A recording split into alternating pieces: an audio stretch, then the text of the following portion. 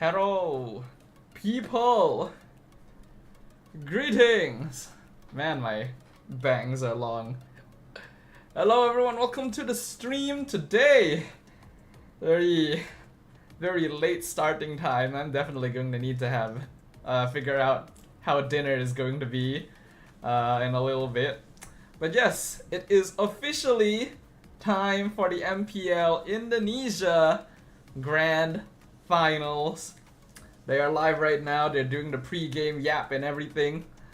I may have started stream a bit early. I just looked at the timer on the stream, and it said that like it might be another 30 minutes until draft starts. Well, we'll figure it out.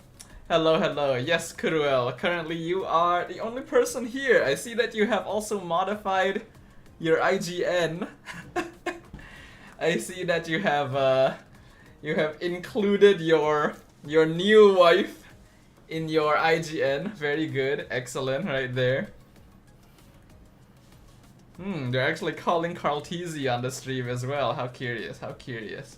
Can I finally say that RQ is badut because no playoffs?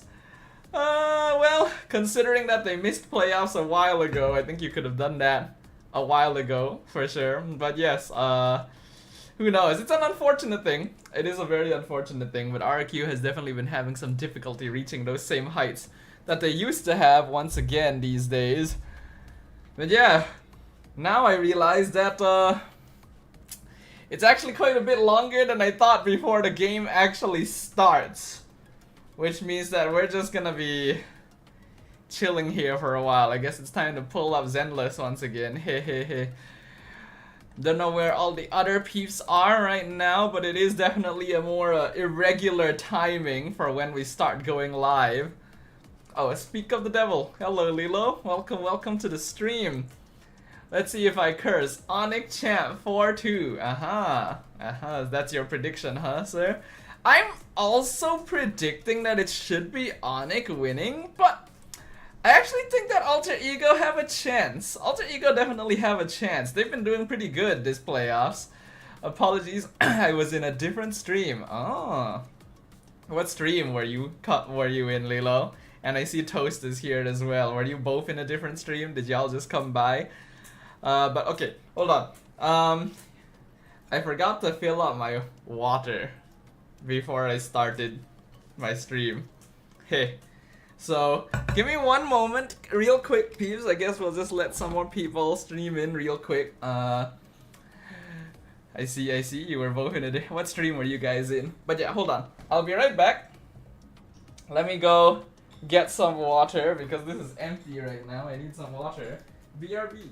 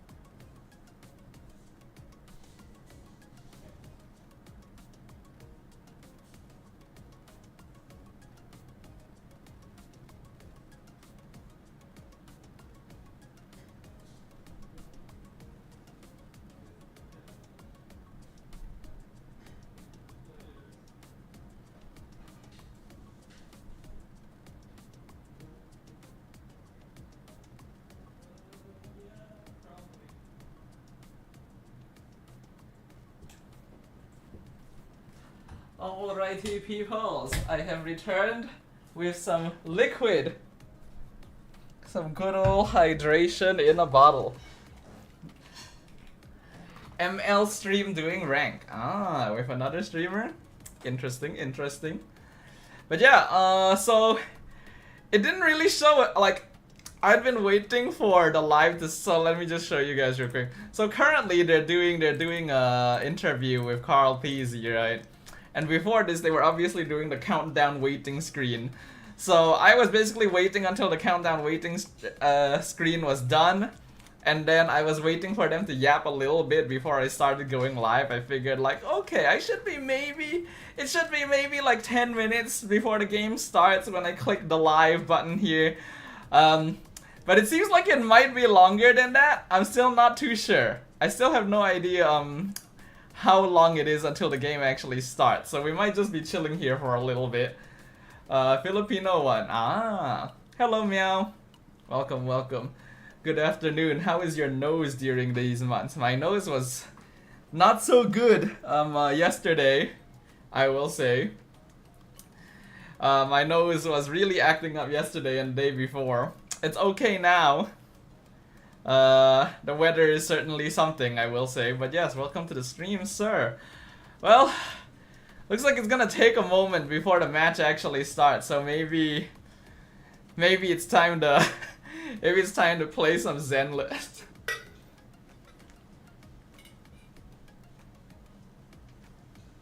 I wouldn't actually know what to play in Zenlist right now though. I've already done all my dailies and stuff.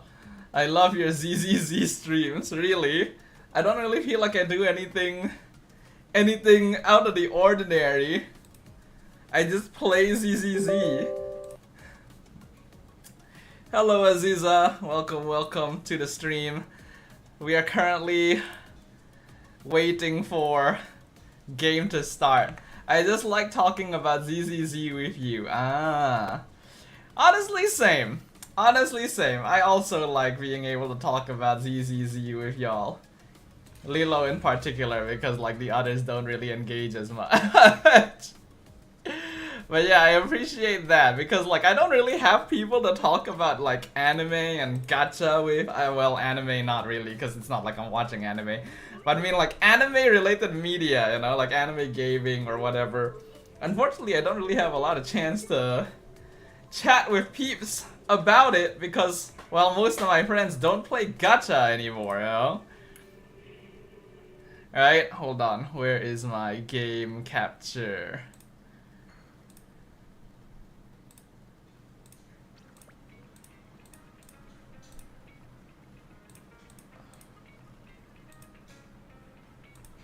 Hold on.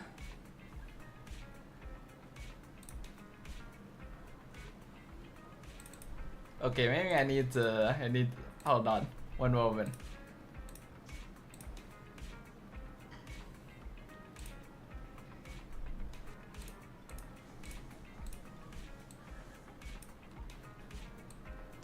Hold on a moment, peeps. I think I deleted my watching game capture a while back and I don't really know why. Okay, there we go. Whoops, that's very big. Last month my nose really messed up. I can't sleep well. Oh. That's unfortunate, sir. That is unfortunate.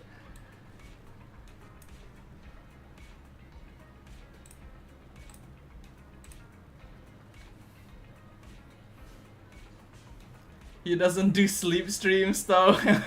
The day I do a sleep stream, I wouldn't even know how to respond. Nah. We not doing that kind of shit. Okay.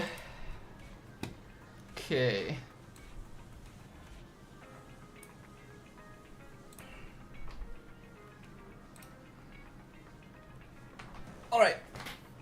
Dodo, I'll say this to you early. I changed my IGN with the free IGN change card, so in Tuesday's stream you won't be confused. I think you will also need to tell me what that name change is, you know?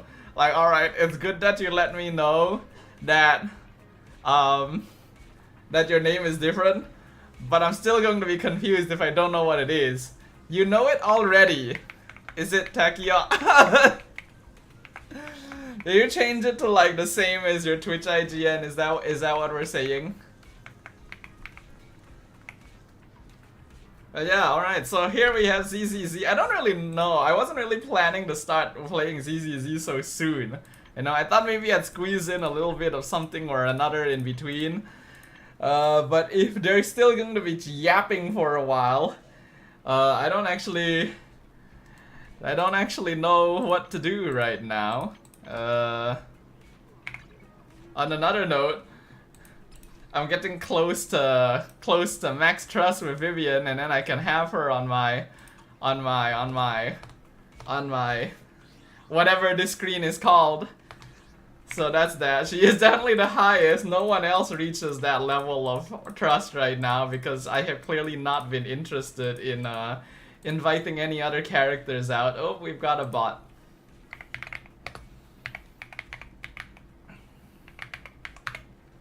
You know, at this point, maybe I should, maybe I do need to start considering modding someone else, you know? Maybe at this point I do need to start, like, I need to start thinking about a second mod. I used to have 2 mods back in the day as well. Might be time to consider that, especially since if I'm ever streaming gacha games, Gin is generally not interested. Yeah, honestly, I feel like if it's anyone, it would probably be Lilo. I see you there, Lilo. I see you winking over there. I do think that out of anyone, if I do, it would probably be you. Cause like, I need someone who's genuinely almost at every stream, right? And well, I think you fit that bill. Hold on. So I'll think about it. I don't expect y'all to do all that much, just, you know, help ban peeps if bots show up in the chat and stuff. If you guys want to do more, then, you know, you can, but I don't expect you to. My previous mods just decided to do that, like, because they wanted to, which was nice. That definitely made a difference, I will say.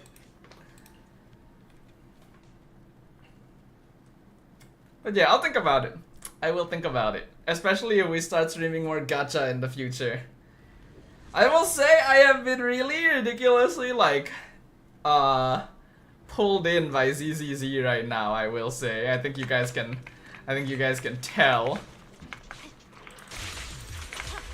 We are starting to come up upon the 2-week marker. Cause I looked back at like my YouTube, right? I looked at my YouTube lives, my previous YouTube lives, and I noticed that my ZZZ stream was 2 weeks ago. That's what it said on YouTube. I didn't check the precise date, but apparently it was 2 weeks ago. So we have officially reached the 2-week honeymoon phase on whether or not a game is, you know, actually keeping me interested. Now I will say, generally when it comes to gacha games, right? Generally when it comes to gacha games, I have a slightly longer honeymoon phase. I think my personal honeymoon phase is typically like a month. For most people, the honeymoon phase and the way I refer to it is usually like 2 weeks. But for me, it's typically somewhere around a month. Because I remember when I played like Star Rail and Wuwa for the first times, I typically played those for about a month before I started getting disinterested. So I will say that ZZZ has definitely passed the initial stage of interest with the 2-week window. But will it pass the true test of the 1-month window, you know?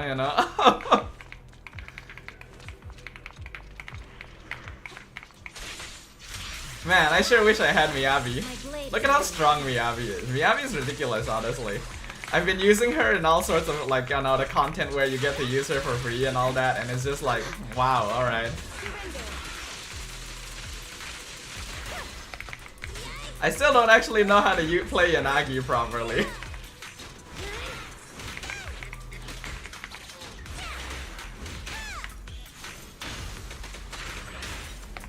But how about everyone? How has everyone been since the last stream? When was the last stream? Last stream was on Thursday. So I didn't end up doing any other watch parties like beyond Grand Finals. I did tell you guys like, hey, if I decide to watch party any other game before the grand final, so I'll let you guys know. But like I mentioned to you guys, my nose was really sussy yesterday and the day before, so I didn't really have the mood to. Not to mention that I've been doing some stuff with my fam as well, so I just generally have not been free. So I just decided, okay, we're just going to stream the grand final today. Ooh, excuse me. Been okay. That's good, Lilo. Very nice, very nice. But yeah, I've definitely been very pulled in by ZZZ right now, thanks to the waifu-ness of it. I will say that the character work feels very... I really like the way they do characters in Zenless compared to the other games, I will say. Cause like... I'd say Genshin does a pretty okay job of like... enamoring us to the characters that we meet. And Star Rail has some very interesting characters. Obviously I didn't continue playing Star Rail for very long because of the gameplay, not really the characters. But I'd say that out of all of them, just based off of my own personal memory, ZZZ has done it the best. And I do admit that a good chunk of it is probably because of how clearly Gunner coded the game can be. And by that I mean like, characters do generally end up liking us as the MC very quickly, right? Very easily. And there's clearly a lot of like cutscenes and interactions that that like make it so that the characters are also very shippable and very wait, what's the word? Very parasocially coded, you know? So unfortunately, I am weak to that. I will have to say, I'm definitely weak to that. Especially nowadays, because my friends are a lot busier and I'm just kind of chilling at home. The parasociality of CCZ is getting to me, I will definitely say. But I appreciate that the game actually does a good job of that. Last night was in your VC for 5 hours plus. Yeah, I saw that you guys were just like hanging out in the VC for most of the day. What were you guys actually doing? Just like playing MLBB? Is that what you guys were doing? Hello, Judah. Brawl Stars? What? Wait. What do you mean Brawl Stars? Were all of you playing Brawl Stars or just Lilo? Since when do you play Brawl Stars?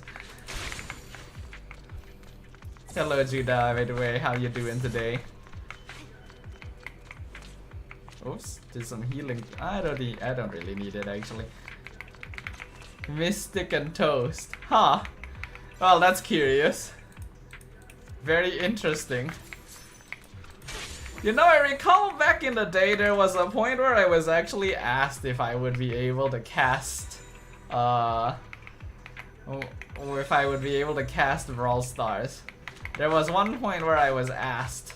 I can't actually remember what I responded. I probably said something like I've not done it before, I'd be open to learning, and then I don't think they ever got back to me.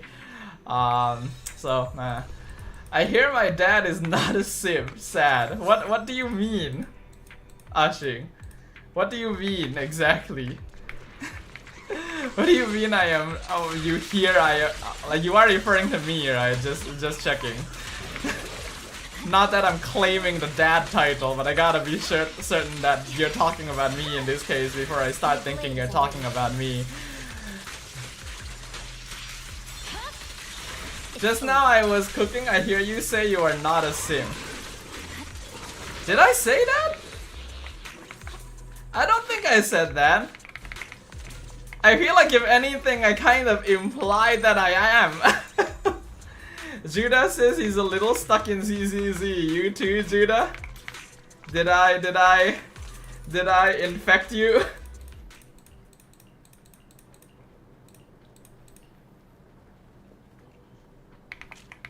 Not doing a simp stream or something, what? When did I say something like that? I don't think I said something like that. Not...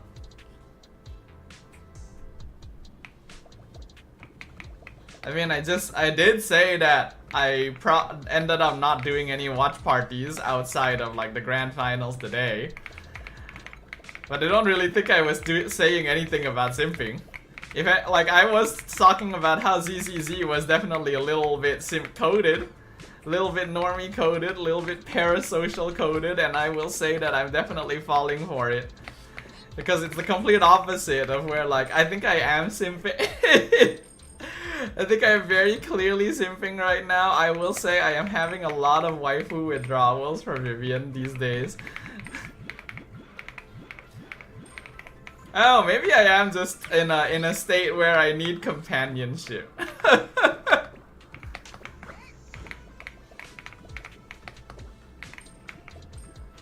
The parasociality oh shit! I need more resources stuck in level 30. I mean, you'll get there. Did you, oh, what the fuck am I doing? Did you start playing after me, Judah? I presume you did, if you're at level 30.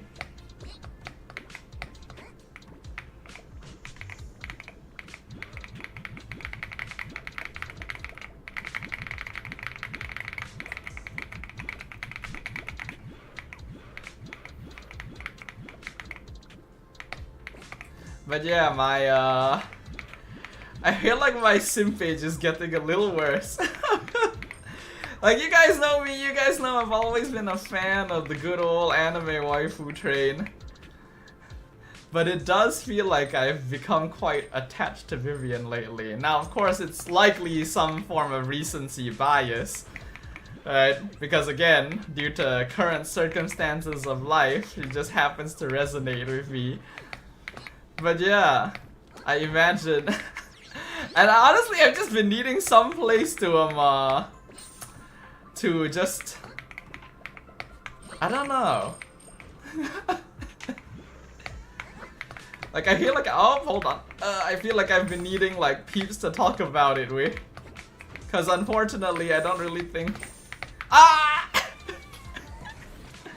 You guys are witnessing my platforming skills in grand design. Hello Kai, welcome to the stream. How you doing?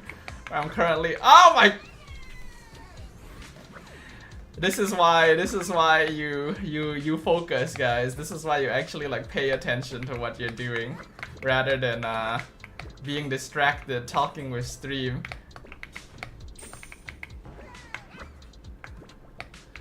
This kind of looks like Fall Guys. It's just like a Bang Boo mode. I start at launch but stop because of Wuthering Waves. Oh yeah, they did kind of come out around the same time, didn't they? Oh wait, I think the opening ceremony is starting. Hold on, we should probably watch that actually.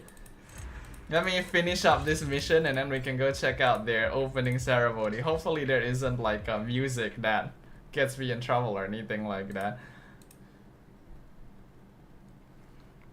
And then I'll go ahead and mute the game as well.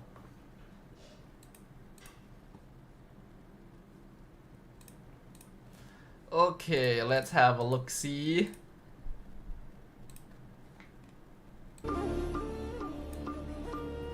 Let's check out what the MPL ID opening ceremony looks like. I wonder what MPL MY opening ceremony is going to look like. Mendominasi semua pertempuran. Bergelimang pujian dari kawan dan lawan. Kita tak pernah gentar siapapun yang menghadang. Oh, this is cool actually. I like the animation. Jadi pemenang. Kita yakin. Dude, the fudging arena is huge actually, really looking at it.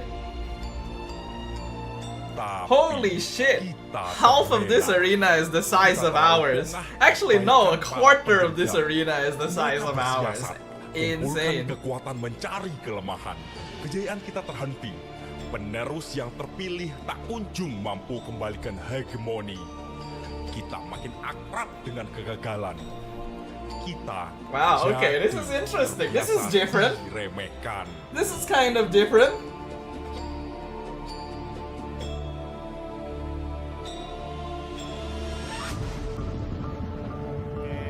Dari reruntuhan kegagalan, kekalahan menumpuk kekecewaan. Yo, is this a live performance? Hilang kepercayaan yang tersisa. This is a live performance, right? Yo, how are they doing the camera like this? Rahwana mendongak angkuh, saksikan upaya kita.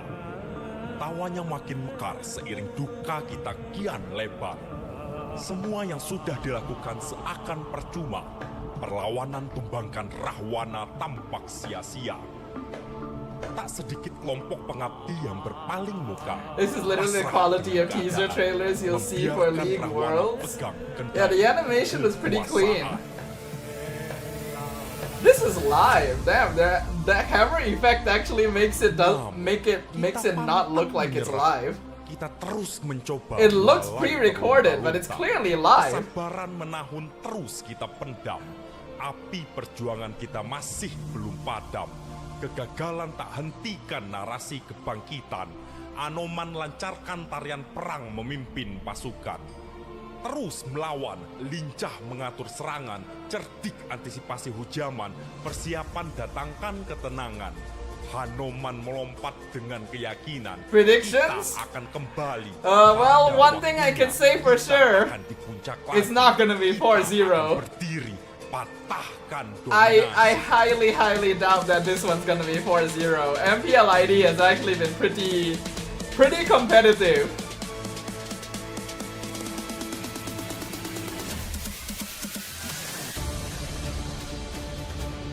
Sekali lagi. I hope MPL MY better than last season finals. I don't know, man. I don't really know if it's going to be much better. I feel like we have a pretty strong chance of going 4-0 again. Sayangnya, satu hantaman buat Hanoman hilang keseimbangan. Apakah memang sudah suratan? Kekalahan kita adalah takdir tak terhindarkan.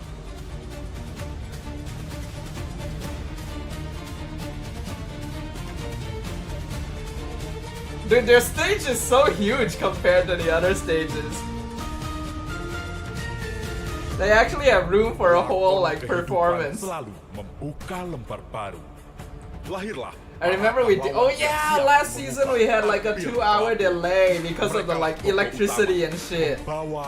Right, yeah, I forgot about it because I wasn't casting. Yeah, because I was watching in the audience, so I didn't feel it as much. Now that you bring it up, yeah, that did happen.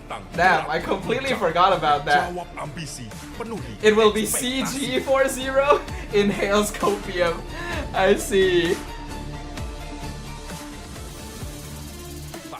Yeah, I'm sure a lot of people did complain.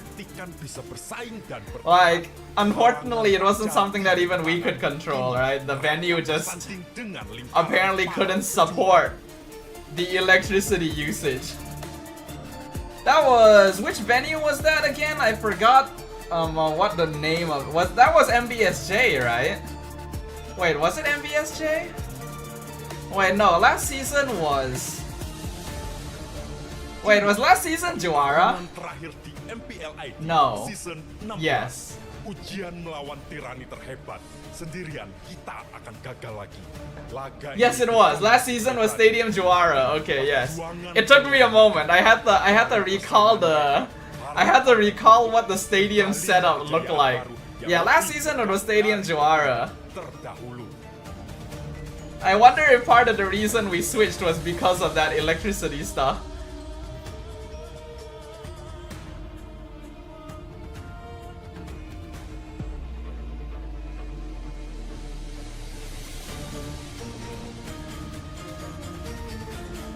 Dengan bersatu, tembok kegagalan runtuh. Dengan semangat, putus asa luruh. Karena harapan kita bangkit, optimisme yang hilang telah kita rakit. Pertarungan ini akan jadi awal pencarian jati diri sang juara. Honestly, it's actually a pretty cool opening performance. Inilah lahirnya. It links like the story of Indonesia's M series journey with like cultural aspects. And then the animation's not bad. The costumes are good. Oh, that transition though. Wait, was that pre-recorded? Yo, okay, this is kind of cool. Yo, I like that.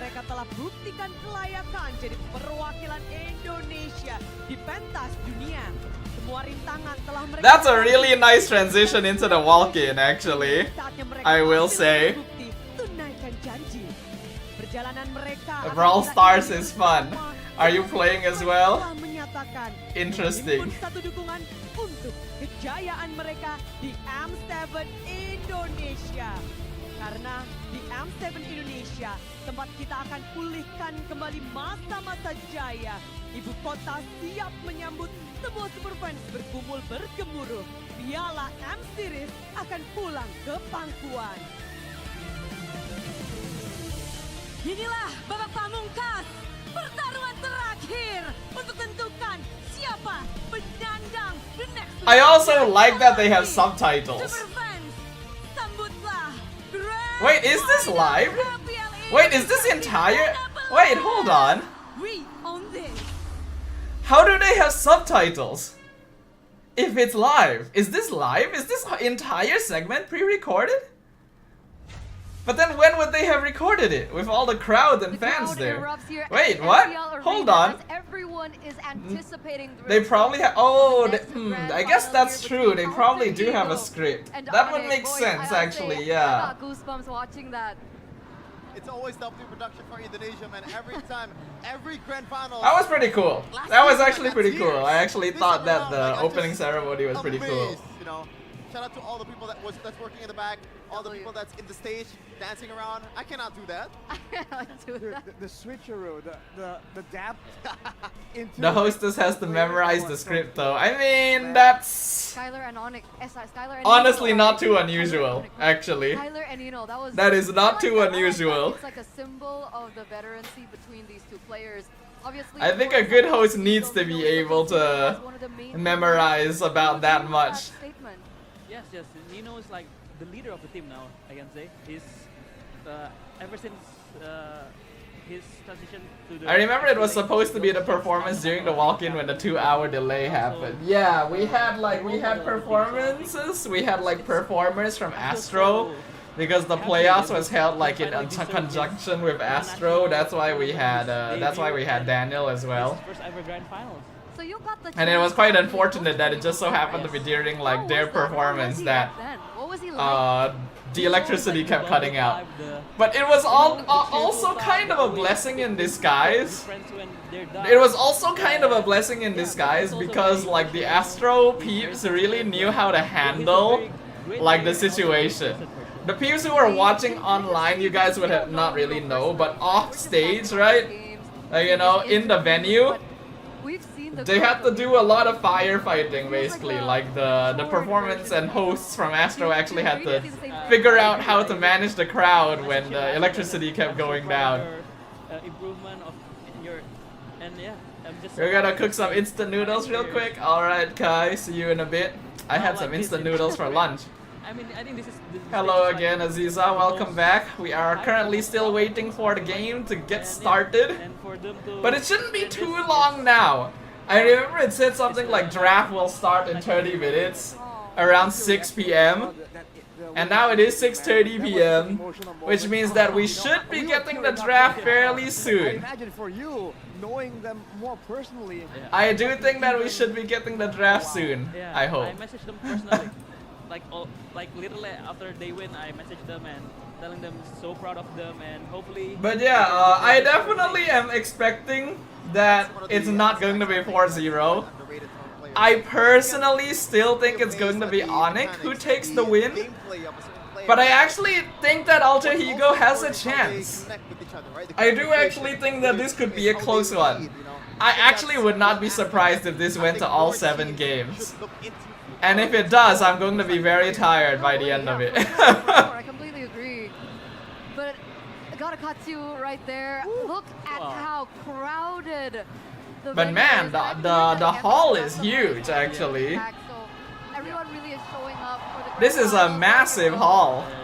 That is the roar. I wonder where this hall is. Of the fans from the Sonics, the Alter Champs, and I'm pretty sure from the other teams as well, whether it be the Cavalry, from the Navi Nation as well.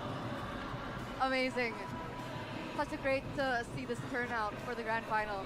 I mean, dude, if you want to see real energy, you want to look at the festival and see that the wave of human But Daniel beings didn't perform well as always comes MC. He every even had to single playoff. apologize. That is why Personally, this is I actually do such think a that wave people of blew human the. beings. Take a look at I do think that people blew that out of proportion a little bit, right? Like, yes, there were some aspects where he didn't like perfectly sync with Rose, but I don't think it was exclusively his fault either, right? Not to mention he didn't really have much of a chance to adapt. I think it would have been more ideal if he was given a little bit more time to like try out the stage if they really wanted to use him. And also that like MPL and esports is generally going to have a slightly different hosting style to Astro, which he obviously comes from and would be more used to doing.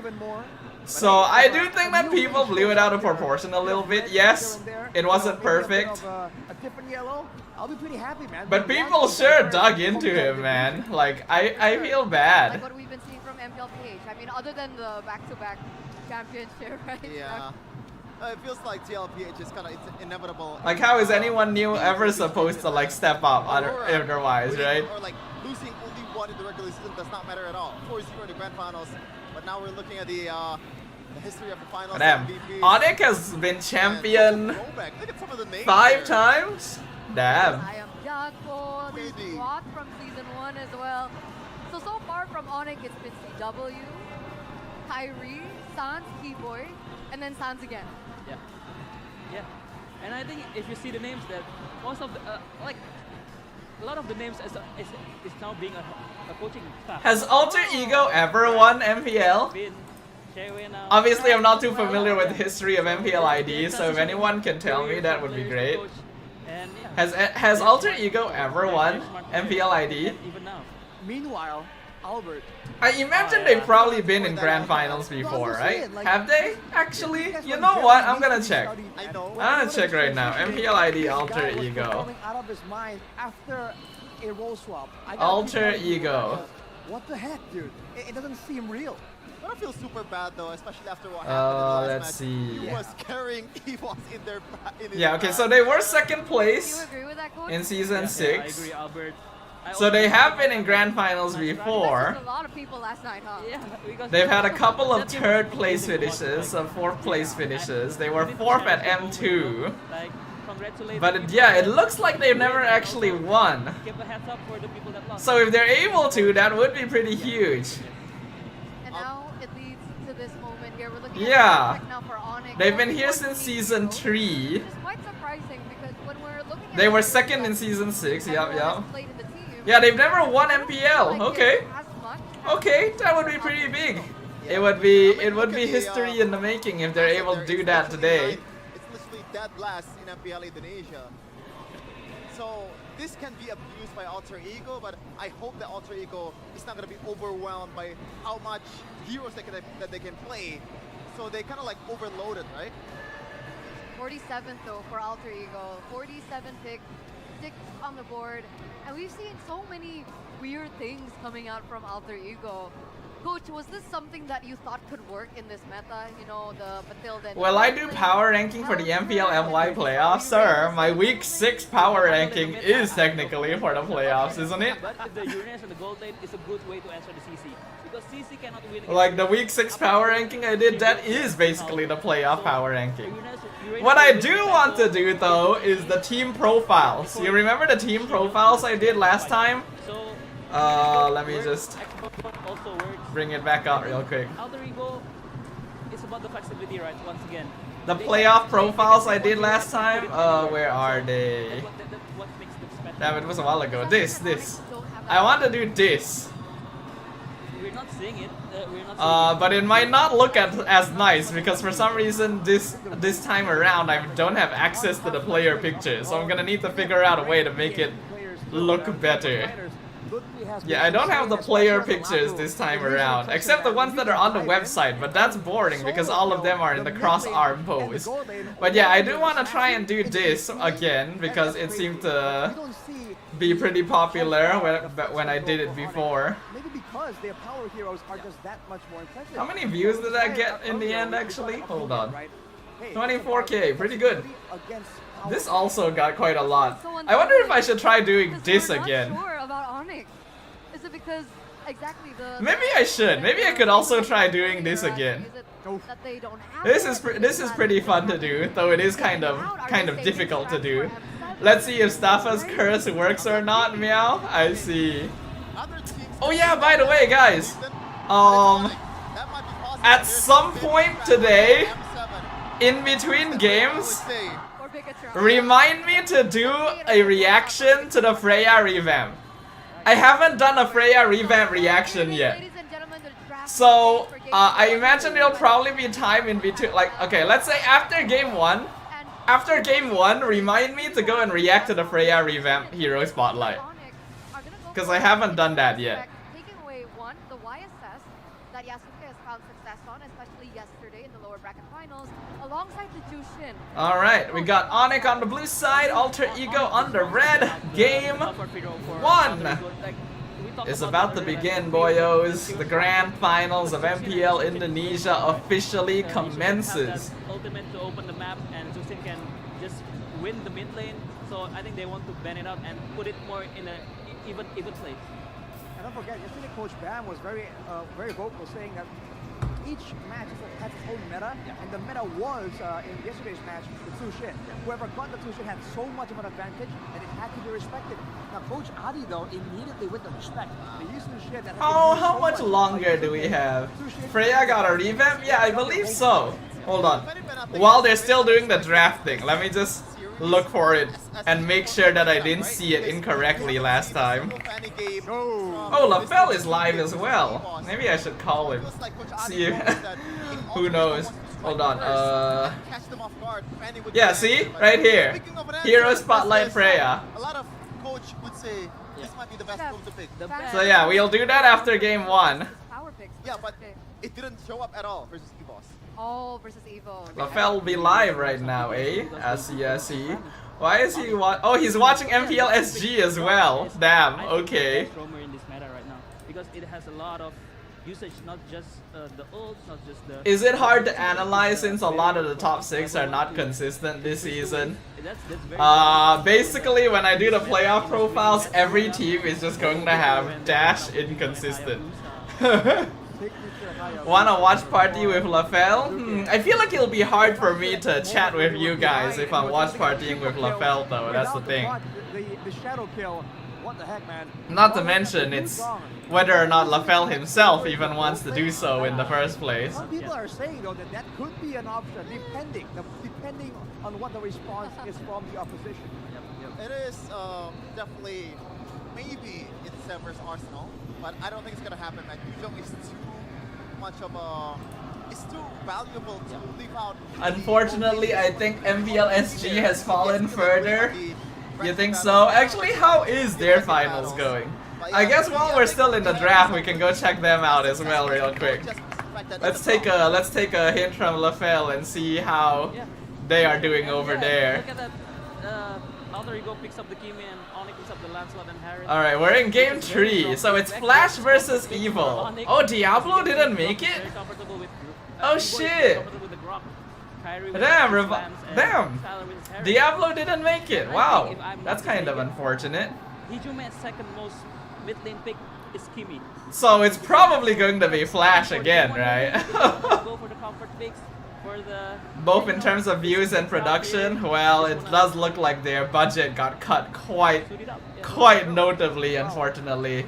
Diablo's team is not not Stellaris, it was Stallion, right? I believe, yeah. Once they miss their skill shots or they use their skills. Is it going to be Grok? I'm going to assume you're saying Revitalize there, yeah. Is it going to be Grok Revitalize again?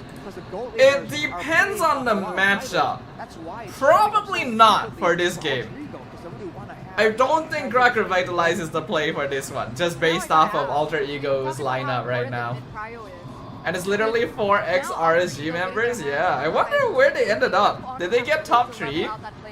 The thing is, if they lost to Evil though, trio mid, the roamer plays a huge role to control to zone, to be the first CC that's gonna come in and stun some of the opponents and win out on the damage trade. So that's why they banned Katokacha. It might be They were top another ban 4. towards roamer as well. They For lost ONIC. FM. Something that What might is be fine FMM? I don't in even know what this team that scenario. is. Them. Probably would be a Hylos. But I think it's dangerous. Right? So Chat's a little.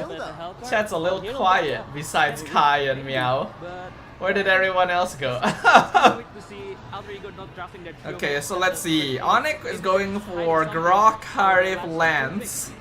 Alter Ego has Yuzong, Haya, Kimi. I like how Yuzong is just such a popular pick as well in MPL ID. FMM is an old MPL SG player. Apologies. Y'all don't have to apologize, just to let you know. I'm just wondering. You know what? You're right. You're right. I'm in Brawl Stars. I see. Okay, no worries, sir. Oh. Ireland is a bad matchup against the Apology. Why are you guys apologizing? You guys do watching Lilo play Brawl Stars. Okay, I see. All right. Well, no, you don't exactly have many Indo viewers. True. That's a good point. Actually, wait, do we have any? We have Akko, right? Akko hasn't been around much, but Akko drops in from time to time. Besides that, oh, Aziza as well. Yeah, Aziza is also here. It's only those two, I think. And then PH we have, if it's PH we have Lilo, Kuruel, Ray. So the point is, if Ranger and Heart is still available, it's gonna be. Well, it's actually not that big of a difference. But the PH viewers are definitely the more active ones. Only Ranger and Heart. If they both win, I think we're starting to shifting to the fighter gold lane. And, Oh, Uranus Farsa. Farsha-san? Actually, hold on. I haven't really watched a lot of this matchup, so I'm kind of curious. How, is Uranus a good pick into Yuzong?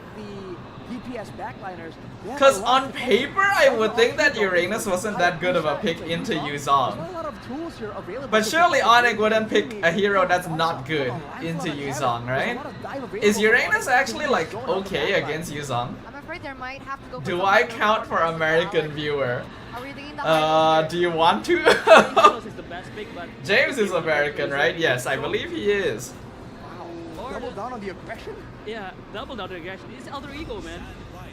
Ooh. Ooh. I like the Khalid actually.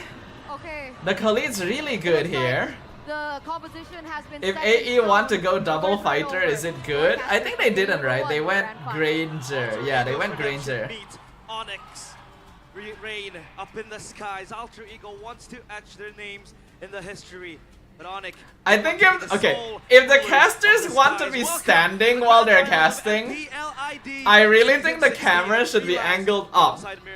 That camera should be angled from above slightly, you know? Because they're a bit too tall for that I desk. want to say I expect a 4-3 here, but I think that'll Sometimes we don't know what talk with you. You can talk about anything, sir. I may not know it, but you can feel free to talk about anything. Obviously here I'm talking about like the game. Can truly, after We have 1.5 American viewer, I guess. etch their names into the history books. One last ride for family. Yet for this Okay, so personally I'm going to say I like Alter Ego's draft better. Of our grand finals. Currently, I do like Alter Ego's draft better. And I will say, the last 2 times I said that, my curse didn't work, you know? The team that I said I liked the draft better actually did end up winning.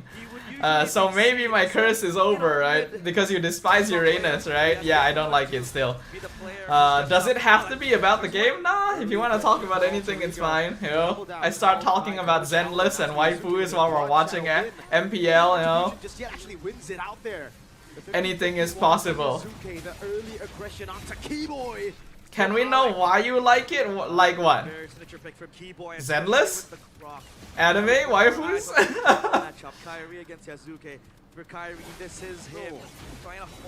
You got half a Japanese viewer with not. Oh, well, that's a bit of a mistake there from Alec. the guy you want with the Aside chair. from Uranus, I think Onyx draft is Very better. comfort. Onyx has a solid draft. I think that Alter Ego has ways of disrupting it. But just in terms of scaling, Granger Kimmy is really difficult to deal with. Very, very strong prio, and But it does come down to how well Khalid and Yuzong can remain relevant. Because if Khalid and Yuzong cannot hold the front line long enough, then Kimmy, Granger can't really do all that much either. Oh, the AE. Oh, nice. Good pick off. The AE draft, why do I like it better? Firstly, I still think that Uranus is horribly uninteractive when it comes to team fighting. The scaling is really good. Granger Kimmy basically wins you games as long as you're not too far behind. Khalid is also a very solid pickup to deal with both Lancelot and Farsa. It allows Alter Ego to basically be a very fast-moving squad. The only thing they have to worry about is Grok. They do pick off the Haya here though. Wow, they're diving! Holy shit, Nino, you're dead. I don't think that's worth it. It's 2 for 1. That's not worth it. The turtle. Only now does Izuke spawns back in the game. I do think that Alter Ego dived a bit too deep to try and pick off Uranus.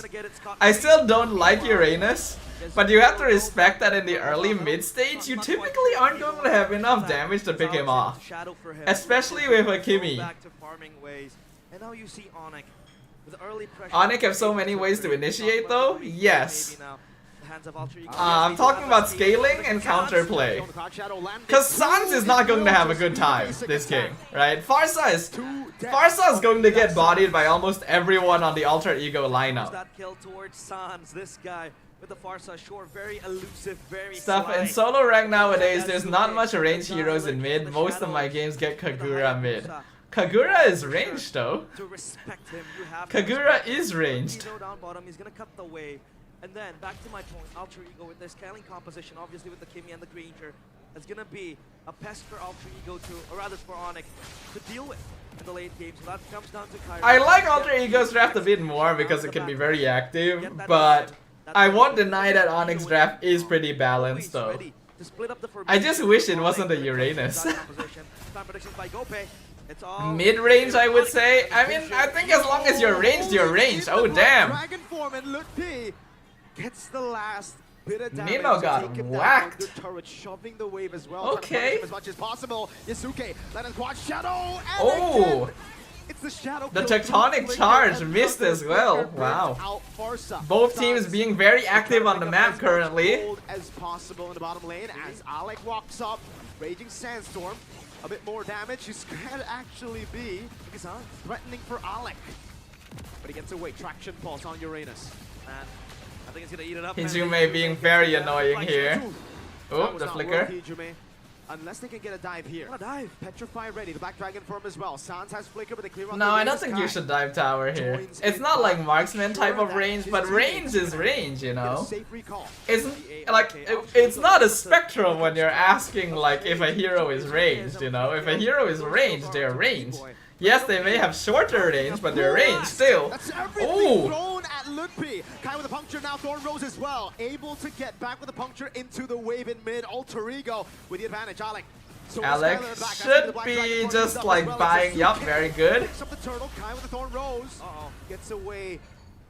Raging Sandstorm flicker to get out. That's a wall. Alec will fall. Yeah, Alec is definitely dead, but he is basically willing to die there to get the objective. When he went that deep, it was already a very likely chance that he would die. He was just trying to see if he could get out. Honest prediction by Go Face 61%, favoring ONIC. And now Traction Pulse. Ooh, Ooh. puncture. But he stays Ooh, combat ooh. execution. Yasuke! Oh! With the help of Hijume. Now Damn. he's on a killing spree, but ONIC, they retaliate. 4-1 Haya. Not a good start for ONIC. It's a value kill. But That everyone is knows that as a statement. Hayabusa, this is exactly the sort of position you want to be in. Tech charge ready. Gold crab taken by Skylar, I believe there.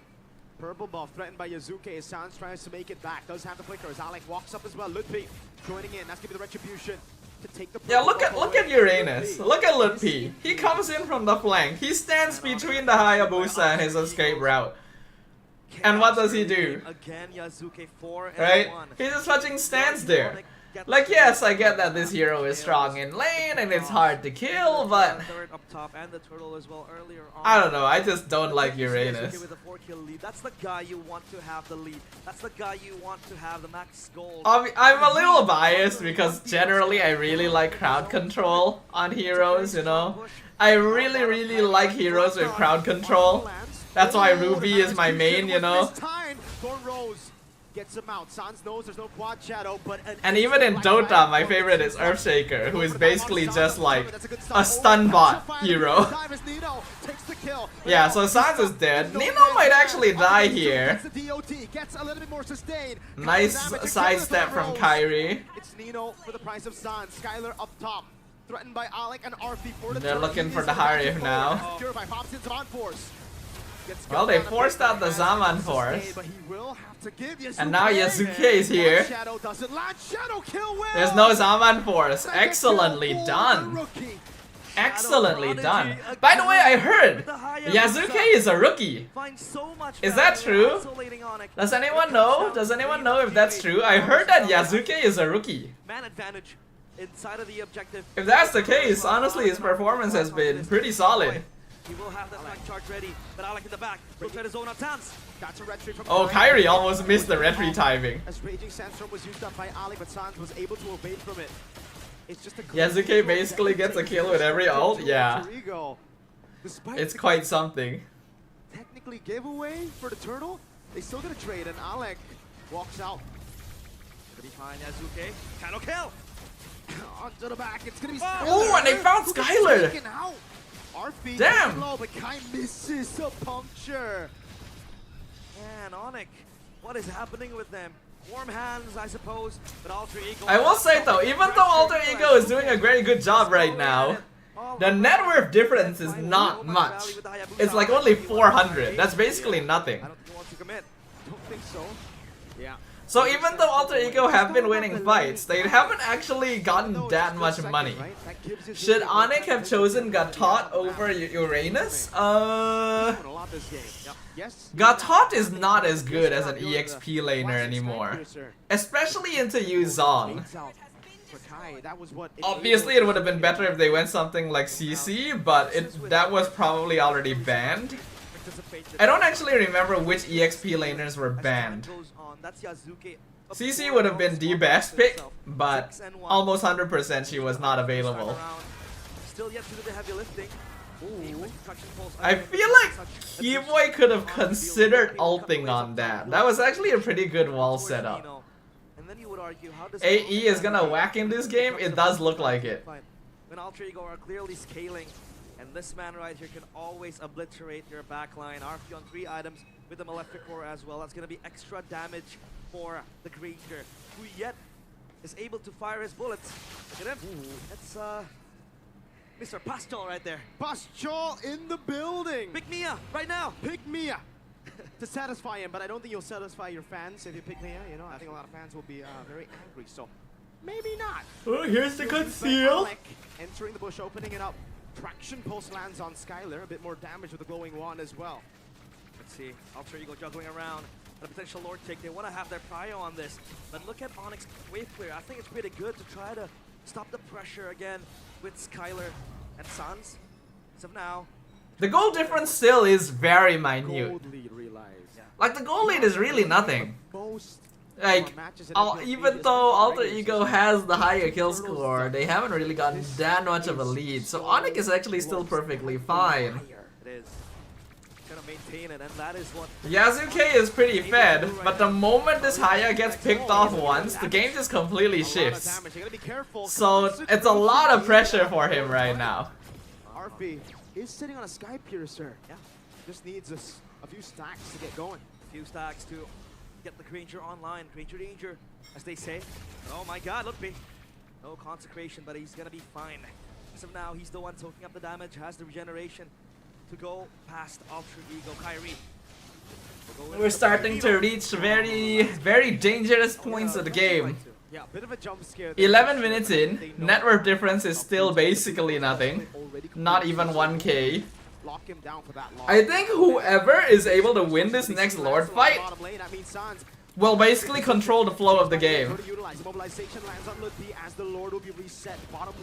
AE tried to rush it because they saw Kyrie on the other side, but ONIC did a good job of holding. That happened. That is one of those situations where Uranus does actually help quite a lot. Oh! Oh, the Ogi Shadow Kill got eaten by the Lord. That is not ideal. Oh, they're targeting him! Holy shit! The full dive on the Hayabusa, which obviously makes sense. That's obviously the target you want to go for as ONIC. And now it's a complete brawl. RP is being completely zoned by Lutpi. Ooh, 3-man Petrify! But Hijume is still going ham here. For his life, will he survive? Skylar goes back in. It's Nino with a triple. Yo, Nino! Is having a field day and he wants a maniac. Lutpi, too sustainable, too tanky. 3 for 3. Wow, poor Yazuke. And this is what I was talking about, right? The moment this Hayabusa gets picked off once, the flow of the game completely changes, actually. Still in the purple buff. He won't be able to get it as Yazuke will be the one to secure that. Meanwhile, ONIC, they go for the 3 for 3 trade, but RP is still alive and well. And as of now, it's Nino carrying the entire team fight with the 3-man Petrify. The beast shows up in time. And Alec, he has prior for the vision spot, especially with the Khalid. But ONIC, they want to try to bait Alter Ego into the fight. They want to try to get Now the net worth difference is even smaller. It actually is nothing now. It's a very valuable tool for Alter Ego. And Yazuke's momentum has been stopped a little bit. Mind you, Kyrie is already level 15. Kyrie has been specifically farming the map the entire time. Miracle Boy here as well. He knows he wants to scale, he knows his team needs his damage, and now he has it. Hey, CW, who's now a part of the coaching staff, no longer playing professionally. Also here watching his team try to execute his drafts. Immortality pickup for Alec. A slow push down below as well. Now Lutpi taking a half HP. Does Alter Ego have enough anti-heal? Lutpi is eating a lot of damage, and that's actually not ideal. That is mounting highly on ONIC Alter Ego. Because the more damage Lutpi absorbs, so they're just gonna try to poke around the more dangerous the fight becomes. And then they can go to the jugular. Yeah, they've lost a lot of net worth. Juda's correct. In fact, the net worth has shifted over to ONIC now. Alter Ego has been forced to play very safe because unfortunately their heroes like Khalid have started falling off. He had Immortality just bought it. I don't think it's worth to have it pop instantly. Which means that ONIC has been able to farm more safely. And it is The net worth is still even. Like, damn. such a slow game as we got into the double-digit timer. Twilight armor picked up. Yeah. And I really like to see it, man. Carl, in the interview just earlier, said that Indonesian players lack discipline, and I'm glad to see the discipline now showing both teams. They're playing through the macro control, through the advantages. Alec, conceal. Gonna go for the Raging Sandstorm. Doesn't land on Oh, anyone. the Raging Sandstorm didn't do anything. But there's no punish just now. No lockdown to lock Alec. They need to wait for the resources to be used over to Yazuke, who's in the bush right now, has a position, goes over to Quad Shadow, just a bit of poke over to Kai. And their airstrike will take Yazuke to half HP. And we're back to the Dawns. Insane. ONIC has a bit more momentum control now. Damage And it's actually because of this Uranus. Mid-game to late-game spike as well. Lutpi is buying them so much space that ONIC is basically allowed to save their cooldowns and initiate only when they want to. Which means that Alter Ego needs to split themselves up a little bit and farm the map. Oh, Keyboy! Two-man Kai with a jump in, but he misses the puncture. Alec holding it in, traction post landing. Keyboy still there. Nino doing a lot of damage as Lutpi walks up. Big moments. Damn. I can't believe nothing happened. From Alter Ego. They That's stay insane. composed. Feels like a bit disconnection. And yes, it is. We get information. That's Joe Taslim. At the siege, though, completed. Shadow Kale. With the quad shadow over the Suns, he gets away right as Mr. Joe shows up. They go for the fight, but their airstrike as well. RP picking up the first guy, Piercer stacking the game, as Skylar is able to go for the Saman. Oh, Alter Ego are in control. They found Skylar. The triple. Alter Ego take control, traction pulse, and even Suns not given space to recall. The re-engage from Alter Ego is That was well done. Dino goes in for the backline, but RP is free to shoot his bullet. The timing on that was good. That was actually very well played. Good call coming in there from Alter Ego. Once the ONIC shadow kill dropped Sans down, they knew that he had to reposition himself to ult.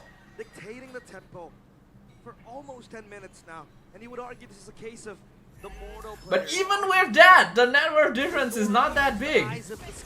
How is that possible? Normally a fight like that would swing gold a lot more notably. Like, I can't believe that the gold difference is still so small. Rather full items. Yes, the rose gold for extra protection. Other than that, Twilight armor stacked by Keyboy too. Eptacies for Because they didn't take any towers? I guess that's true. Yeah, they're going to start getting more money now with the Lord pushing in and taking structures. That's true, that's true.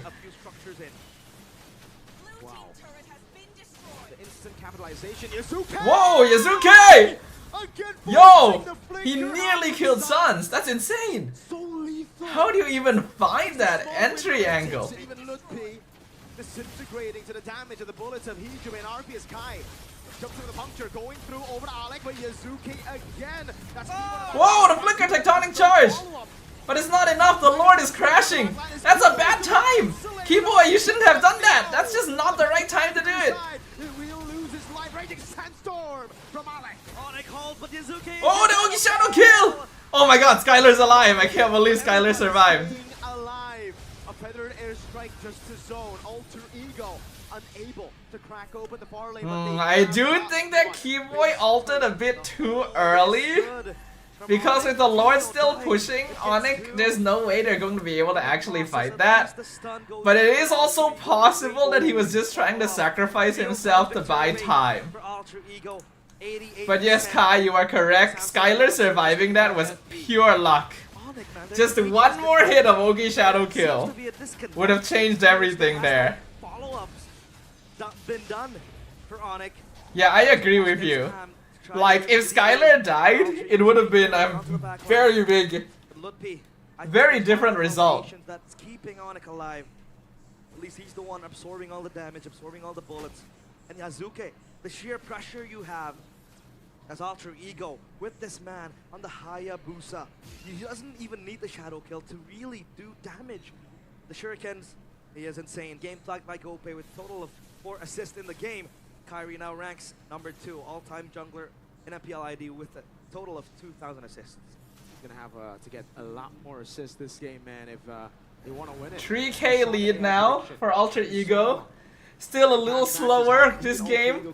We're nearly hitting the 20-minute mark. Now mind you, I do think that Alter Ego has a much better late game scaling composition. But it's not that too bad to the degree that ONIC can't fight at all. The net worth difference at this stage of the game is still very small, actually. So if Alter Ego makes a mistake, this game can still turn around. Yeah, not a very big advantage for this Lord. The Lord's dropping real low. Kyrie is here. He has to use his ult. Yazuke takes it. Kyrie immortality gone. He's probably going to be dead. They're trying to buy time for him. RP! RP is right up in his face. Holy shit. Meanwhile, Alec is still alive. In the back. That's it, boyos. That's GG. That is 100% GG. Out the winner crown, buys the immortality, is Yazuke, who slays the prince. Wow! Alter Ego with the first blood. Alter Ego invoke. And it looks like my caster prediction is starting to become a little more accurate, y'all. Maybe my I like this draft better curse isn't a thing after all. Discipline shown by the masters of the chaos. So much contradiction. But they get it done. So calculated. Bruh, AE in finals? What about Todak? That's true, right? Todak has been grabbing players from AE. Going toe to toe against ONIC is one thing. Going toe to toe, outsmarting them outplaying them. Kazuka If AE wins, let's go Vamos, right? Now that's a different story. Alter Ego. We'd be seeing some really interesting things. Discussion, you can see the difference in mentality, the difference. Hopefully our MPL is just as interesting, right? I don't want it to just be the same slugfest all over again, where SRG just dumpsters everyone. Hopefully some teams are able to put up more of a fight, especially since we have enough time to watch all the other MPLs and learn from them too, right? Like, we are the MPL that actually has the direct benefit of being able to watch, learn, and apply things that we see in the other MPLs, all of them. Because we're going to be the last. The villain shall appear in the international stage once again. I do think that Vamos is pretty stable, all things considered. But so much is going to change. It's basically an entire month gap between the end of the regular season and the start of the playoffs. It's almost an entire month. I get the feeling when we actually jump into the playoffs, all of our MPL MY teams are going to look very different. I realized Keyboy missed the flicker ult in the... Wait, did he? I was... What? Hold on, let me have a look at it real quick. Where is Keyboy? Keyboy's over there. Oh, he did! Oh no, he flickered too late. His ult connected with the wall before he flickered. Ah, that's so sad. I wonder did Todak actually foresee this in Alter Ego when recruiting their players. I am going to go out on a limb and say probably not. But alright, anyways, now that game 1 is over, y'all, like I mentioned earlier, let's take this break as a chance. Oh, actually, hold on. Let me have a quick look at what's happening in MPLSG. Who won game 3? Evil. Wow, Evil in the lead. Okay. But yeah, alright. So, now that we have some time, peeps, let us go ahead and go and watch the Freya Revamp Hero Spotlight.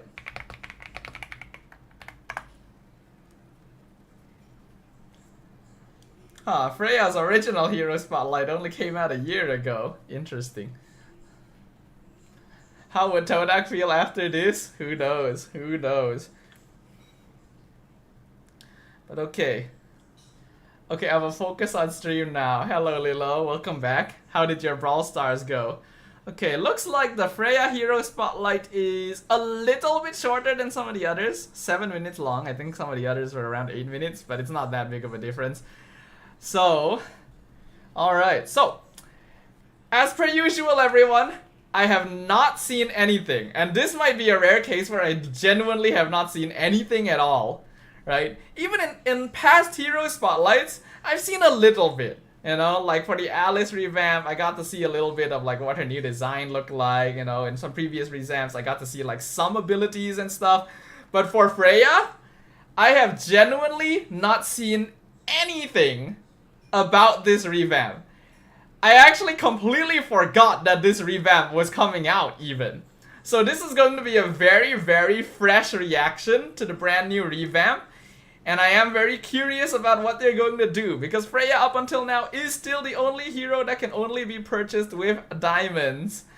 And we are gonna go ahead and take the opportunity while we are waiting for the next game of MPL ID Finals to start to check out the Hero Spotlight for the Freya revamp.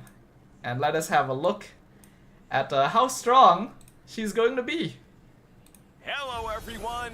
Today, we're showcasing our next hero revamp, Freya, the Valkyrie. Damn, the model looks insane though. Revamp Holy Freya shit. retains her sacred orb mechanic, while her ultimate now sends her diving Hold on. at a target Is my video quality up? It looks a bit low. Let me make sure.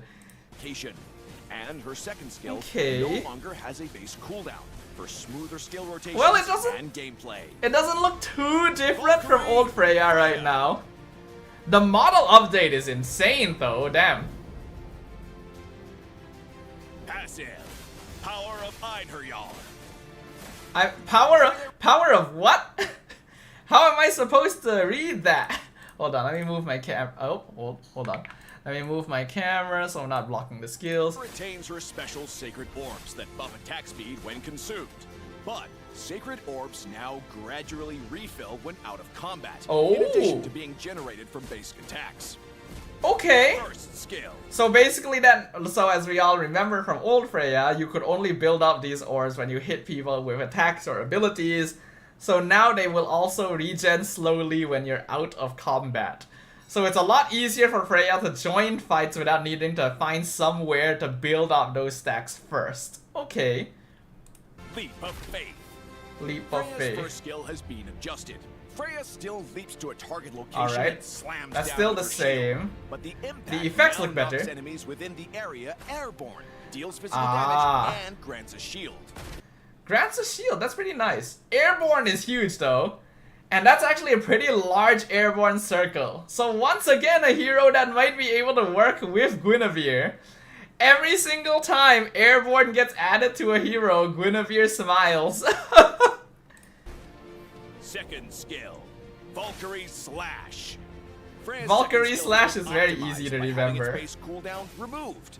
With each cast, No cooldown. consume sacred orbs to lunge forward with a powerful slash. Basically dealing no physical cooldown, damage. wow. Ultimate. They're not gonna show the... Oh, wow, that's interesting. Hold on. They're not gonna show every, like, hit of the skill too? I'm gonna presume that means it's the same, right? I'm hoping that it's the same. We'll have to see it a little later on in the video, but I presume it's still the same, like, attack chain where you skill 2, like, 3 times, and then the 4th time is knock up. This looks like quite something. Okay. Descent. Valkyrie The Descent. revamped ultimate now has a movement component.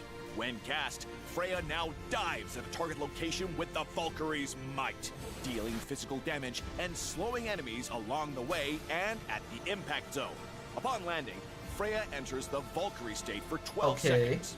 In this state, her basic attacks ramp up damage with each hit and heal her and deal splash damage. Splash damage! Okay, wait, so that's huge. So one of the main things that Freya always had trouble with before this, right, is that she's very sticky, but now that there's a lot of mobility in the game in general, having an like you have to pop your ultimate and then you have to hope that you're still able to stay on top of your opponent to actually auto attack feels very bad, right? Like, I remember back then I would still have to go like flicker on Freya just to like get into position once I pressed my ult just to be able to like actually keep whacking people over and over again. So being able to fly in to where you want to be with the ultimate is already a huge change, not to mention that it's actually like a pretty notable range as well. Like the range is actually quite respectable. It's not super long like some of the other abilities we've seen. When cast, Freya now dives at and we can see that it's able to get her across the river, which is, you know, actually that's actually a lot of distance. That's actually a lot more distance than I recalled it. So that will easily allow her to join fights quite quickly. So that's actually very big. That's actually a huge aspect. Being able to slow people in the area also helps. Not very important, but it helps quite a bit in order to let her stay. Splash damage is very nice. I'm pretty sure she had splash damage before, but to have it officially acknowledged probably means that they've added a little bit more attention to that. So that's actually very big. Allows her to deal with AoE. She's not quite a single target as she used to be. And then when you combine that together like with her skill 1, which can knock airborne, it means that Freya genuinely can team fight quite well. It means that now she can actually combo with heroes like Tigreal and Atlas, instead of going for just 1v1 dueling. What's the cooldown on her ult? Valkyrie's might, dealing physical 44 seconds, so that's actually quite long. You can probably reduce that a little bit, but it's still going to be consistently around 40 seconds. Which means that Freya is not going to be able to join fights as frequently as you would like still, unfortunately, because she does rely on her ult quite a bit to actually do things. So that's a bit rough. I will say the cooldown is a bit rough. I feel like that might actually affect her playability quite a bit, because there's a lot of heroes that do have similar ults but with lower cooldowns. So I feel like it shouldn't be as long as it is, but who knows, maybe the numbers make up for it.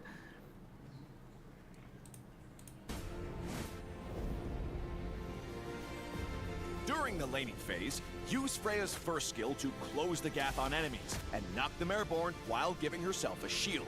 Use her second skill once, followed by 2 enhanced basic attacks to make use of the attack speed bonus and generate more sacred orbs from her passive. Does she? Wait, hold on. She doesn't have the knock-up on... Okay, so... Alright, so the knock-up that she had at the end of her skill 2 seems to have been moved to her skill 1.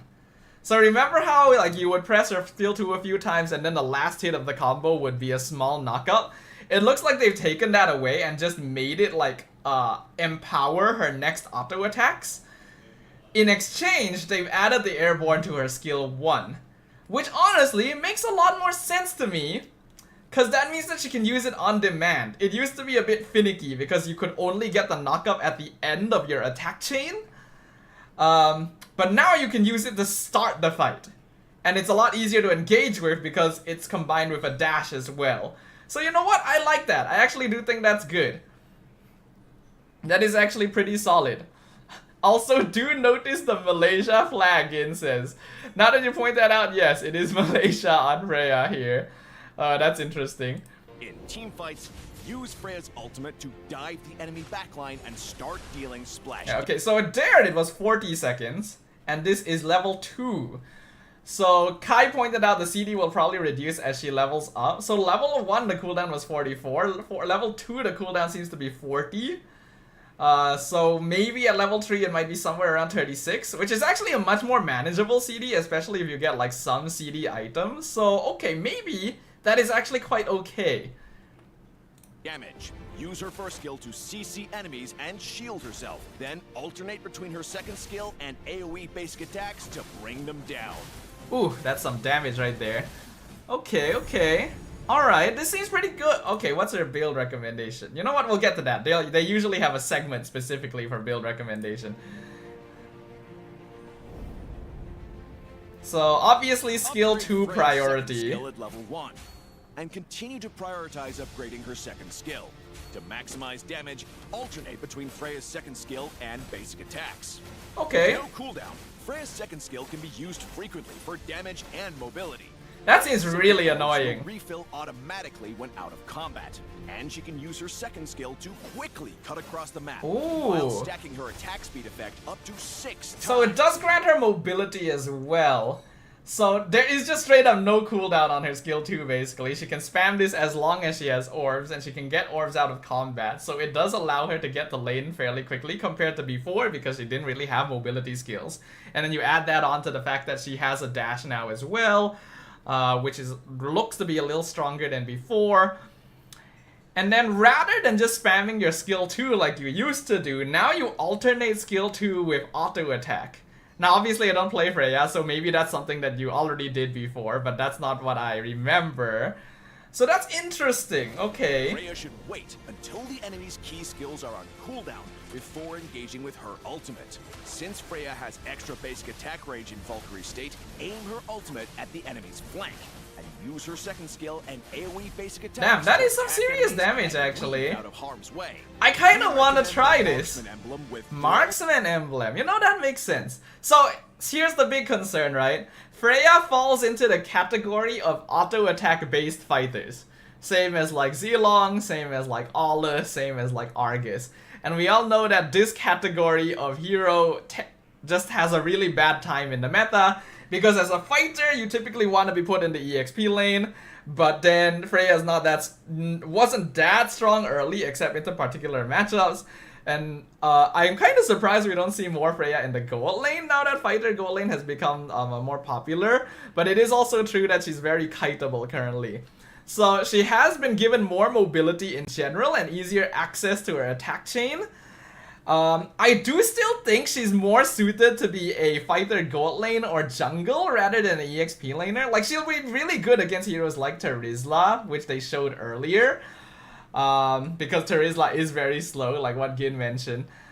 But in other cases, I do think that she is meant to be like a fighter gold lane or fighter jungle kind of situation. In fact, I think she's most suited for fighter gold lane, because while she does farm jungle fast, I don't think she's very good at ganking, right?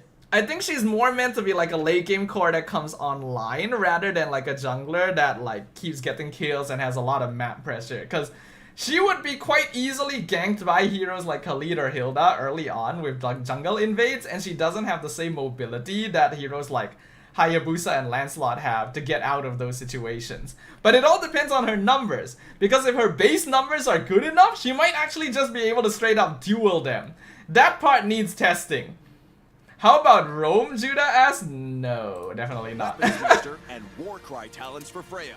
I don't think so anyway. And adaptive attack from Marksman emblem are perfect. Cause like yeah, her skill 1 would be good as a roamer, but the rest of her kit not really. Cause she is meant to auto attack. Team fights. Weave basic attacks between Freya's skills to consistently trigger Warcry, providing a nice. So yeah, you definitely want attack speed. Now that, especially now that her skill 2 has no cooldown. Weapon Master makes sense. Warcry makes a lot of sense. I'm pretty sure Warcry is just D emblem to use. Alright, let's talk about her build a little bit. Semi-tank build for Freya. Semi-tank. Of her passive's attack speed effect, more survivability, and an easier time dishing out damage. Golden Staff is Freya's core equipment. Its unique passive allows Freya to build sacred orbs more quickly and trigger multiple that answers my question. During her ultimate, pushing her damage and survivability to the next level. Pick up Oracle. Oh, what? Hold on. Ultimate, pushing her Let me listen to that. Quickly and trigger multiple instances of healing during her ultimate. Ooh, okay, so that confirms something. So firstly, I was already going to ask, will Golden Staff allow her to basically double her Sacred Orb build up? Which the narrator confirmed. But they also confirmed another fact. It doubles her healing during her ultimate, because apparently that is considered as an auto attack effect. That is an enhanced auto attack effect. So it is affected by the Golden Staff. So because of that, yes, 100% you need Golden Staff. It lets you build orbs faster, it lets you heal more. Then you pair that up with the Oracle, and then you want Corrosion Scythe to stay sticky on your opponent, Brute Force Breastplate since you are more of a bruiser style, and then Malefic Roar. Yeah, this actually does make a lot of sense. I wondered if she would be good with a crit build, because Freya used to be able to go crit build as well. In fact, I think most of the time people went Freya crit build because her auto attack was already quite fast. But now it does look like you generally want to maximize her auto attack instead. You could probably still go crit, but that would only really be effective against like squishier targets, and then you won't get the additional benefit of like extra healing from the Golden Staff. So this might be just the build to go for, actually. Can you play her like Hilda? How so? Like with Heptases and then full tank? Probably not. I don't think so. To reduce the time Freya is controlled during team fights. Crit could be good for burst if your opposing team is just generally very squishy. We recommend the Vengeance battle spell for Vengeance makes sense. Survive enemy focus fire during team since you are just going to be in the thick of things. It's either Vengeance or Flicker. We also recommend Flicker to combo with her first skill to CC enemies from greater distances. Also Retri if you put her in the jungle. Inspire is if you're really greedy. If you're really greedy and the opposing team just has no crowd control at all, then you can go Inspire.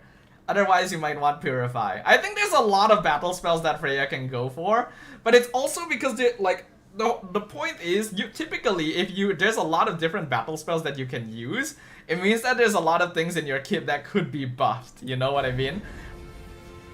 Oh wait, let's see. So you counter backline marksman, obviously, that makes a lot of sense, like less mobile backline marksman. You will be destroyed by Mincitar and Phobius because you just dash so much. And then, I guess, yeah, Obsidia can counter you if she ends up hitting you with her ultimate, but if you are able to stick on top of her first and she misses it, then I think she just ends up dying anyway. Best with Gatot and Belleric. I'm pretty sure they're just trying not to put Tigreal and Atlas in every single hero. Oh yeah, Kai also mentioned Petrify might work. Petrify could work, but I don't think it'll maximize things very good. Yes, you can keep people in place for a short while, but I think you'd rather have other things. Freya not only has exceptional mobility, New Balman she design also shown. excels Wait, in was it? engagements, making her highly effective against fragile, low HP marksmen such as Leslie and I guess she's Ixia. better as a Her fighter gold excellent laner. Yeah, I think so damage as and well. mobility also allows her to counter tanks with low damage, like Uranus. Oh, and actually, would she be a good lane matchup into Freya's skills Uranus? have movement components, making her vulnerable to Phoveus' unique counter. Using her skills near Phoveus will allow him to quickly gain energy for his enhanced basic attacks. Freya is vulnerable to CC and movement disabling effects, so Yeah, her skill 2 is just her entire kit is disabled. Every single one of her abilities is a dash of some sort now. Yeah, she can't even ult anymore because her ult has a dash. In the past, at least you could ult and maybe try whacking, but now you can't even do that because your ult has a dash. So this is actually even more of a buff to the Mincitar matchup. disabling effects, so Mincitar and Obsidia's ultimates can lock her down completely. In order for Freya to maximize her damage, she prefers heroes with CC, like Beleric and Gotogacha, to lock down the enemy for her. Yeah, it's just basically any big CC setup hero is going to work well with Freya. Freya excels in sustained combat but can get shut down by CC, so it's important to know when Like to most engage. fighters, yeah. Use Freya's second skill to clear lanes quickly while using her enhanced basic attack. It does look like her wave clear is really Freya's fast. skill is great I can see for her as being a really fast CC farming hero. will help with securing solo kills. In mid to late game teamfights, Freya can save her ultimate to clean up weakened enemies. Since Freya is not particularly durable, wait until enemy skills are on cooldown before engaging with her ultimate to maximize damage with But she minimal does still resistance. play as more of a cleanup hero. The thing is like almost any auto attack based fighter is going to play like a cleanup hero, right? Because if you get crowd control, then you're basically effed. The same goes for almost any fighter that wants to stay and auto attack. So I don't know if Freya's going to be meta. Like, this definitely makes her a lot better to play. And I can see her being used in certain niche matchups when you just so happen to need, like, a good fighter gold lane that can scale well.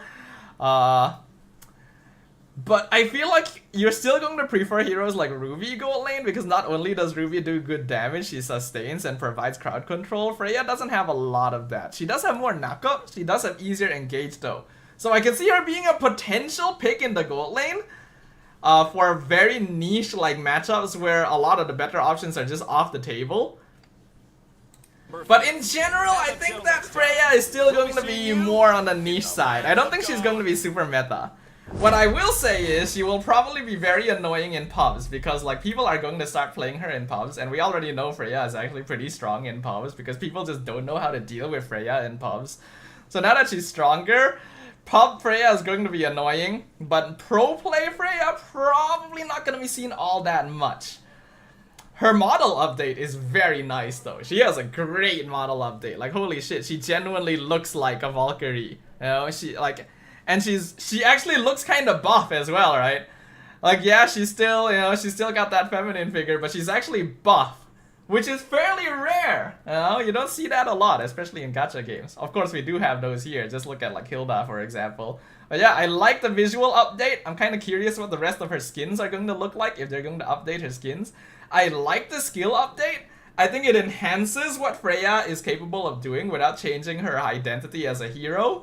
But the problem is her identity as a hero keeps her out of pro play because auto attack based fighters are just shafted a lot of the time. But yeah, I like it. I think it's pretty good. I think it's actually a pretty balanced update. It makes the hero stronger without making her like fully OP. So I like this. This is good. Good job, Munton. Good stuff. Alright. We should be back in the draft, right? Yeah, very nice. Okay, let's jump back into the draft for game number 2.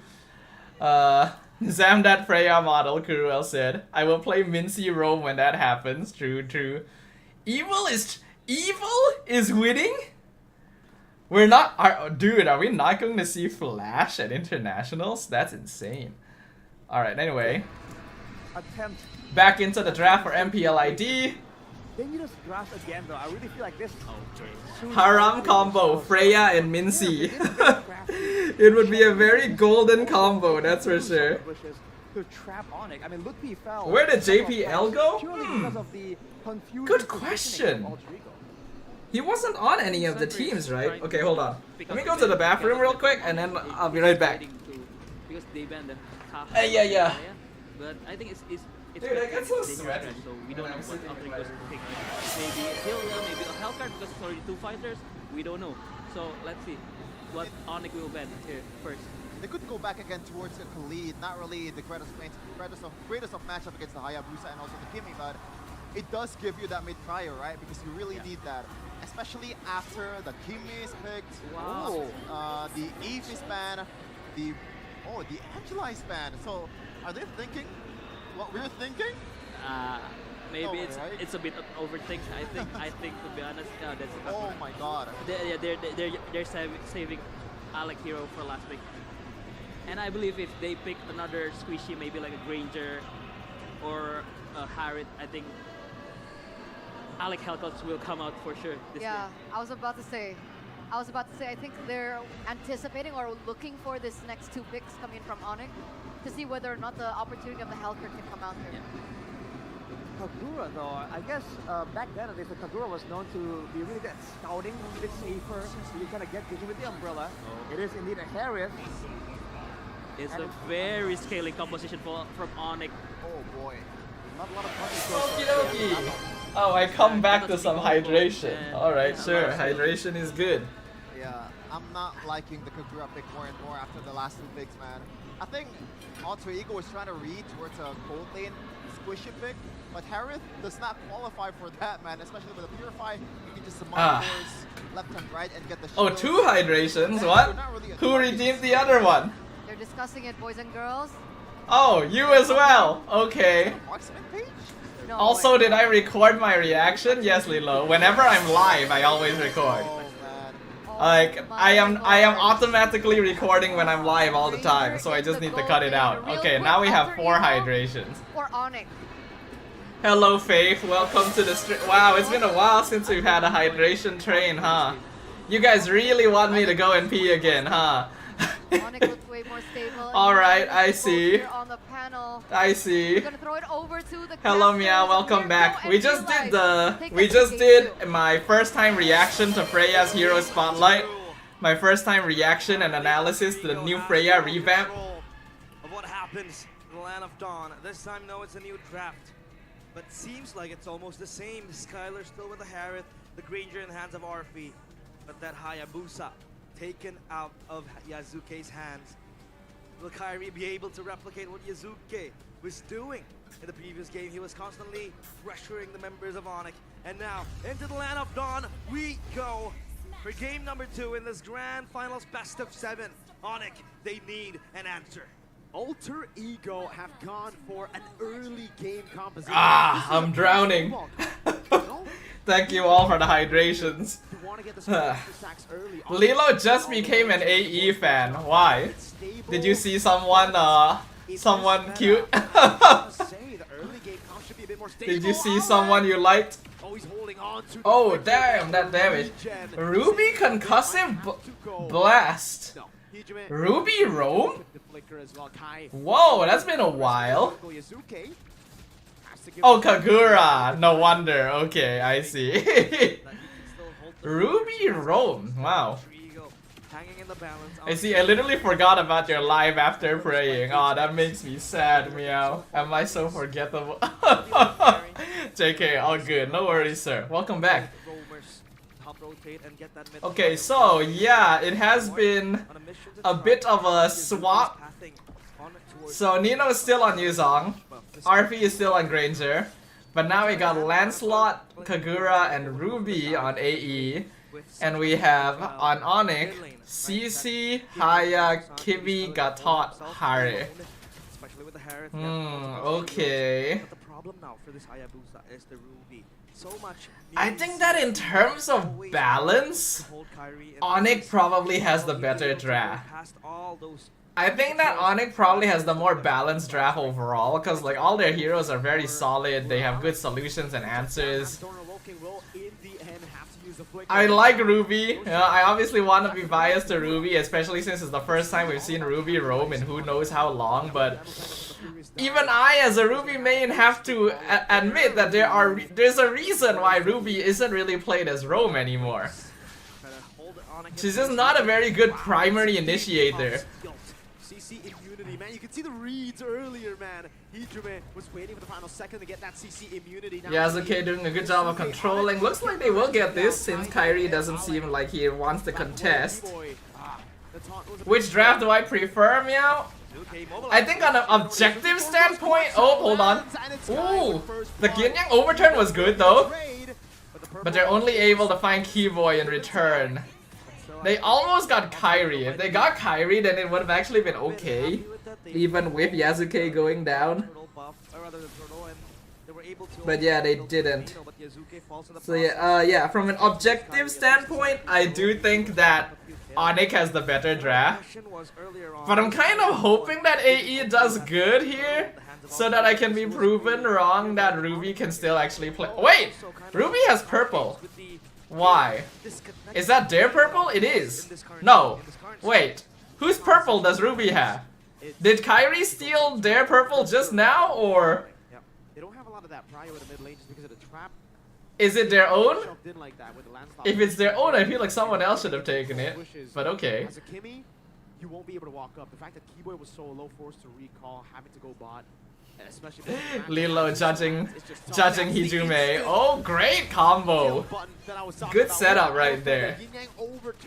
After they killed Yasuke and you got thought they didn't reset the buff. Ah.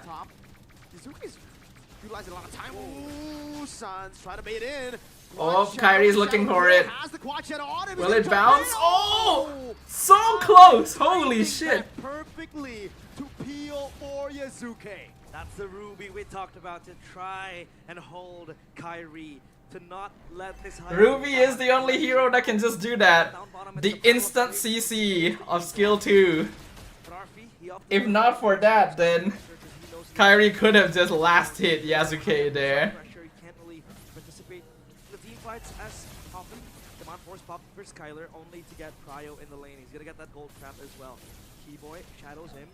The turtle will pop. It will spawn. It's up to the take. Oh, Hijime in trouble. No wait, no, that's Ludpi. Hijime is the one attacking. Ludpi got grabbed.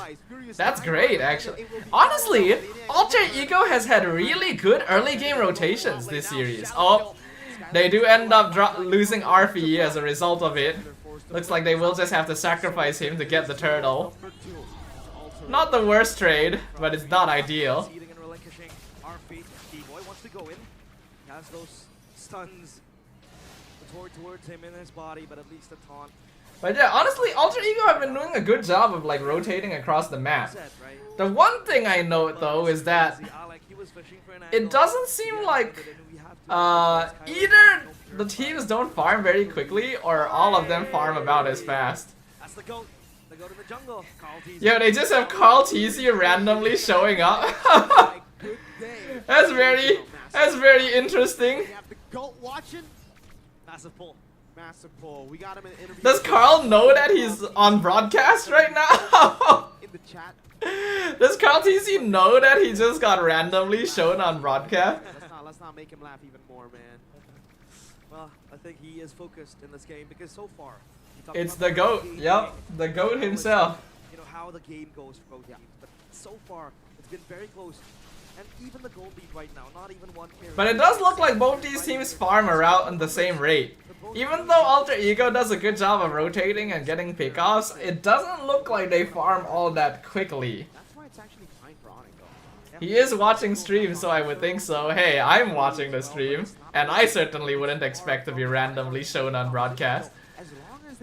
Stuff, which draft is good when late game? I'd actually say that both of these drafts are pretty okay in the late game. By all means, around this timing should be 2K at least. I think though ONIC is slightly better. ONIC probably is a slightly better late game draft, but both teams actually have pretty good late game. So you have to be on point. Another kill given over and the instant conversion of AE trades farm for faster rotations. It's possible. Honestly, Alec has been doing a good job. Alec has actually been doing a pretty good job. For a second there, wants to go Oh, in. Hijume almost burst Kyrie, but the job is still done.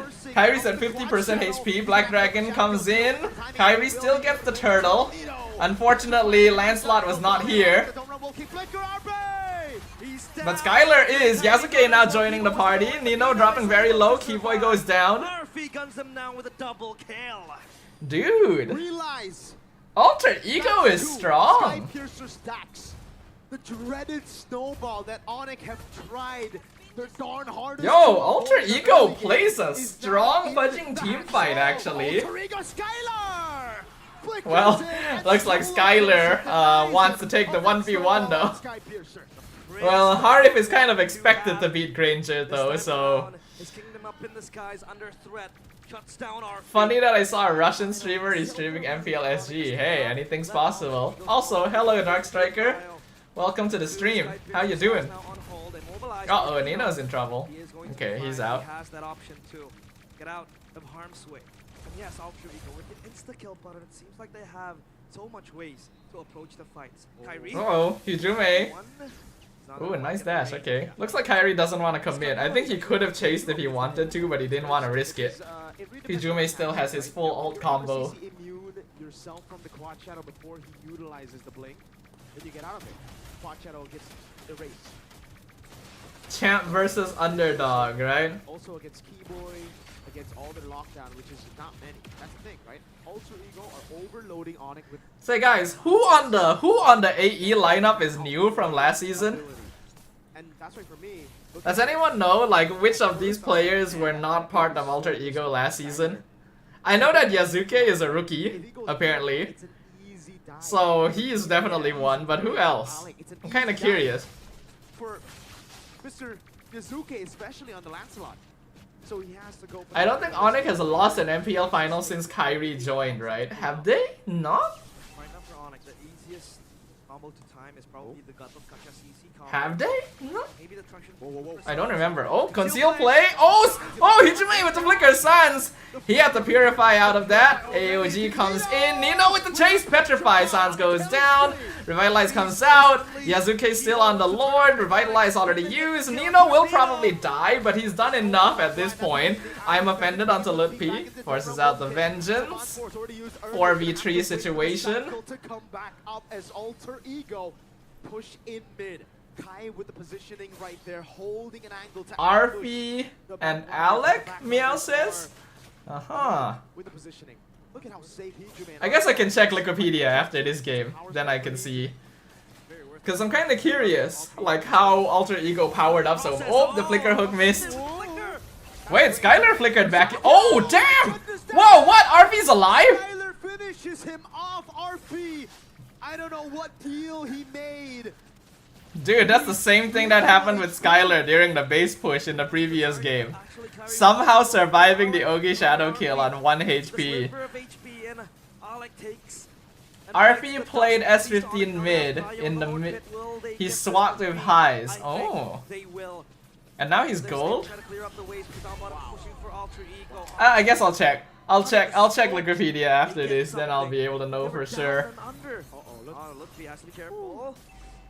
Triple push might be open. Yasuke is close by too. And that wave is gonna crash. Oh, no, okay. No. They're waiting for someone. Oh, Lutfi walked in! The furious dive. Holy moly, the collapse! Skypiercer. Dude walked into a fudging minefield. Lutfi's life. It took a bit of time there. It wasn't. Damn, was it really worth it though? They lost the mid tier 1 in order to get that ambush. It's a tier 2. ONIC pushing in the bottom lane. Arfi did play S15 mid in the middle. Oh, I see. Okay, Alec played in season 14. What I mean is he joined in the middle as gold lane. Oh, okay. Ah, okay. Is Zephyr new? Is the coach new? The coach that was previously a Dota Pro you guys mentioned. So then how do they open up the bushes safely? Is he new? Please open up and try to detect and scout where ONIC are. Cause if he is new, I get the feeling a lot of this success can actually be attributed to him. No? Huh. Curious. I wonder what alter ego was smoking this season. See him, I think. Or maybe it's just the right meta for them. On Skylar, that's damage from Skylar just with the synchro vision, I believe.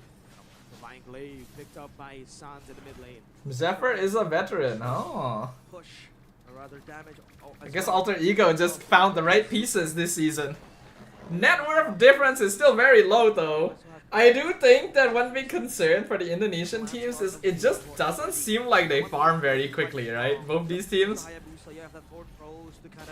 There is a reason that Indonesia is the brawl server. They have a tendency to stick together quite a lot and rotate to take fights and ganks. But because of that, they farm really slow compared to like PH. And that is where they need to congregate together to activate that combo. 34 stacks in the Sky Piercer, 480 on the passive. I just remember Ivan is in AE. Is he? Is he on the bench? Especially how he was solo. Zephyr was with Nafari before. Oh. ONIC, they need a moment to breathe. They need a moment to open up again. Back-to-back games, Mirko. The gold lead. PH does have a lot of farms. I see. It only is like this when teams are. Honestly, Rome Ruby so far doing pretty good actually. Maybe I should consider going Rome Ruby again if I feel like it would work. Yasuke with the puncture, Phantom Execution, baiting on the Purify already as the AOG doesn't land. That's gonna be Alec with the Donut Wolf King over the Keyboy as Yasuke gets taken very low. Let's see, stunned up by the umbrella of Hijime. And there are still no kills on the board, just threats here and there. Yeah, network difference is still very even. So ONIC is still definitely capable of fighting. And like I mentioned before, I do think that ONIC has a slightly better late game draft. Nah, I just played Jungle Ruby. I've played Jungle Ruby before though. I actually do think Jungle Ruby is pretty solid. Maybe I should do that more. People would not be prepared for that. Divine Glaive 2 for Hijime, it's Divine Glaive galore. I'm offended. They pull in Keyboy, Revitalize comes out. I do feel like AE is a little grouped up. Oh, Skylar got taken out, but Kyrie goes in with the shadow kill. That's a lot of damage. The Shadow Prodigy is down. Nino has to survive. Oh my god, Nino's alive. What the fudge? Oh, wait, no, Kyrie! Gets him a triple kill. A triple kill for ONIC as Kyrie, the god in the I don't think that was a very good fight for AE to take. I do think they committed too many resources to burst Gatot of all people. And this might be the opening, the crevice. And it just takes way too long to burst the Gatot. And then we in Malaysia is so unpredictable kind of fight style, yeah. Unfortunately, we are still on the inconsistent server. No, actually, we're just the SRG server. That insta-kill to Yasuke somehow seals the deal on towards Alter Ego, and even if they didn't really get the triple kill, at least ONIC would get Prio on the Lord. Man, so close. So close indeed. Alter Ego playing through again the CC control, but ONIC. Well, ONIC has control now, They're playing it so which is definitely not ideal for AE. Their late game is not bad. It's still a very okay game since they have Lance and Granger, but ONIC definitely has better late game tools. Okay, Shadow Kill has been used. That's not his name, by the way. That's just Dino. AOG in the back line, finding RP has him in the crowd, pops in time, came out! Oh, the taunt! Holy shit! What an engage from Keyboy! Oh, I think this might be it. The Lord, I don't know if they have enough damage to clear it. The Lord, Nino's gonna be taken low. Yasuke still able to back away right now as they go over to clear on the Lord. Another mini wave showing up. Yasuke, can he do the impossible? He's holding it in. They're trying to hold. One hit. Oh, the minions just outside the range. But they're all dead. They tried. They tried. They honestly held a lot longer than I thought they would. But yup. We are definitely not getting a clean sweep today, boyos. The massive moment in his own pocket as ONIC take game 2. That was a huge engage from Keyboy though. The AOG into the backline into the like 3-man taunt, I think it was. Damn. Hey Dodo, hello again. How can I help you? How you doing, sir? We got a series on our hands, man. We do. The top 3 teams were also The build was so weird to me. Which build? Kagura? Alter Ego, What did they the build? atomic block for the Sky Kings. We thought in the upper bracket finals, oh man. We thought before the season, oh man, ONIC are gonna dominate. I think that AE needs to learn how to like push their advantage better. Because they're really good at getting early kills and ganks, but I feel like they're not very good at like maximizing it. One of the scary things about PH teams is that like their rotations are strong and they can get pickoffs and stuff, but they know exactly like what they need to do next to start like snowballing that gold lead. It has been very close. I'm not really seeing that from Alter Ego. It feels like when they have the lead, they can only keep playing together and trying to win fights, rather than actually like playing the map or farming fast or like outscaling through map pressure. I'm not really seeing a lot of those mechanics. Sdafhaacast might be not working. Which team did I say was better this game? I did say that ONIC probably had the better draft, right? Yeah, so far ID has actually been proving me right.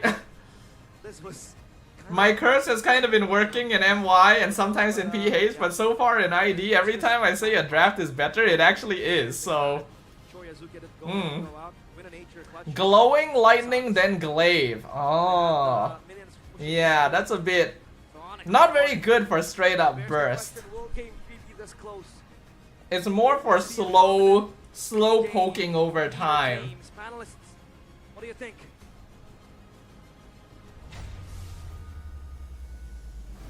And here we are after game number 2. A Alright. successful equalizer. Give me a moment, peeps. I'm going to real quick go check on like what the dinner plan is. I think my fam has already cooked. Throw it over to you first, Coach Aldo. What So, happened to Alter I Ego? believe there should be food outside and then I can grab it some in here for mukbang maybe. We'll see. Hold on. Give me a moment. And then I'll go to the bathroom first too. I don't see the Hold on. consistency of what they want to do from the draft. But from ONIC, it's an honest scaling opposition. You have the Harriet, you have the Kimi, you have the CC. It's pure scaling. And maybe from ONIC's point of view, because the game 1, the tempo is so slow, that's why they want to scale out the game. But from what I expect from Alter Ego is that they want to push the tempo. They want to dominate ONIC from the early game. So I don't understand the Granger last pick. I understand, but I don't think it's quite effective, yeah, I can say. So the clear-cut mission of Alter Ego in game number 2, it wasn't quite clear, the win cons, as we'll unpack later on, because we do have to give it up for our player of the game, presented by official tournament smartphone Samsung Galaxy S25 FE, and it goes to Kyrie on the Hayabusa. Classic Kyrie performance, big game player as always, 4-2-2. Not really the greatest, not really the most dominant KDA out there, but you can see it in the game if you watch it closely. He's the last man standing. He's the one that's executing the Alright, backline. peeps, there And is also food finished outside. by- I'm going by, to grab some in ONIC. here. Give me a Even though they were moment, down yeah? by quite a lot in the early game, this guy just takes the charge, just make it work for ONIC.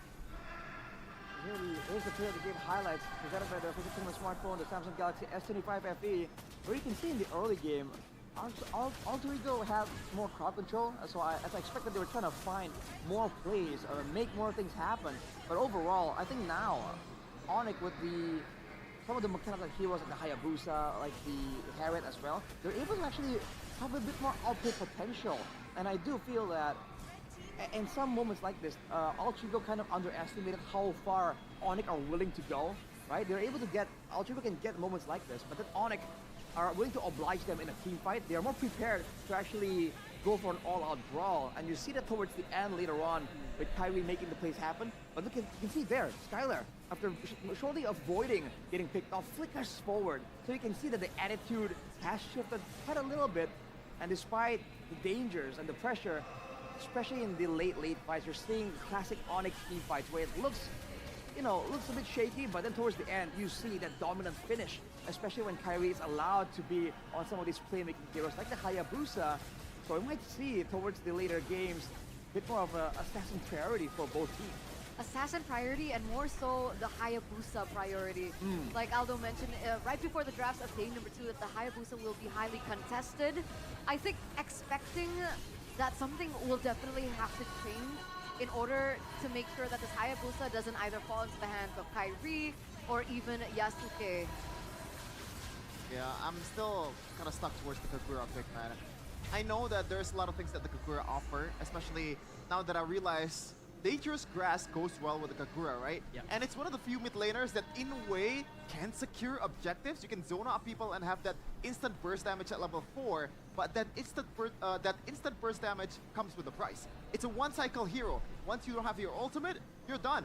And this is a meta where constant DPS needs to be available for in the mid laner. It feels like Alter Ego is playing a super ambitious draft, and they were able to execute it quite well in the early game.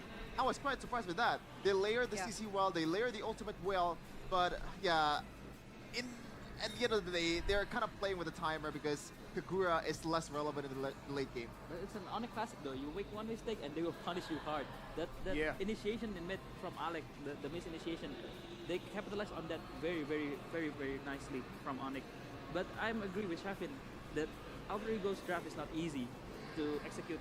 But the way Hijume plays, the Kagura is amazing. If you guys realize that, he usually trade his ult for Onyx resources before objectives so that Alter Ego can secure their objective. So yeah, it's a good one, but it's classic Onyx. One mistake, they will capitalize. Alrighty, That people. might be the idea there. Because I have Dangerous quite the Grass, feast he's here. using Kagura, and he knows how to play the hero quite well.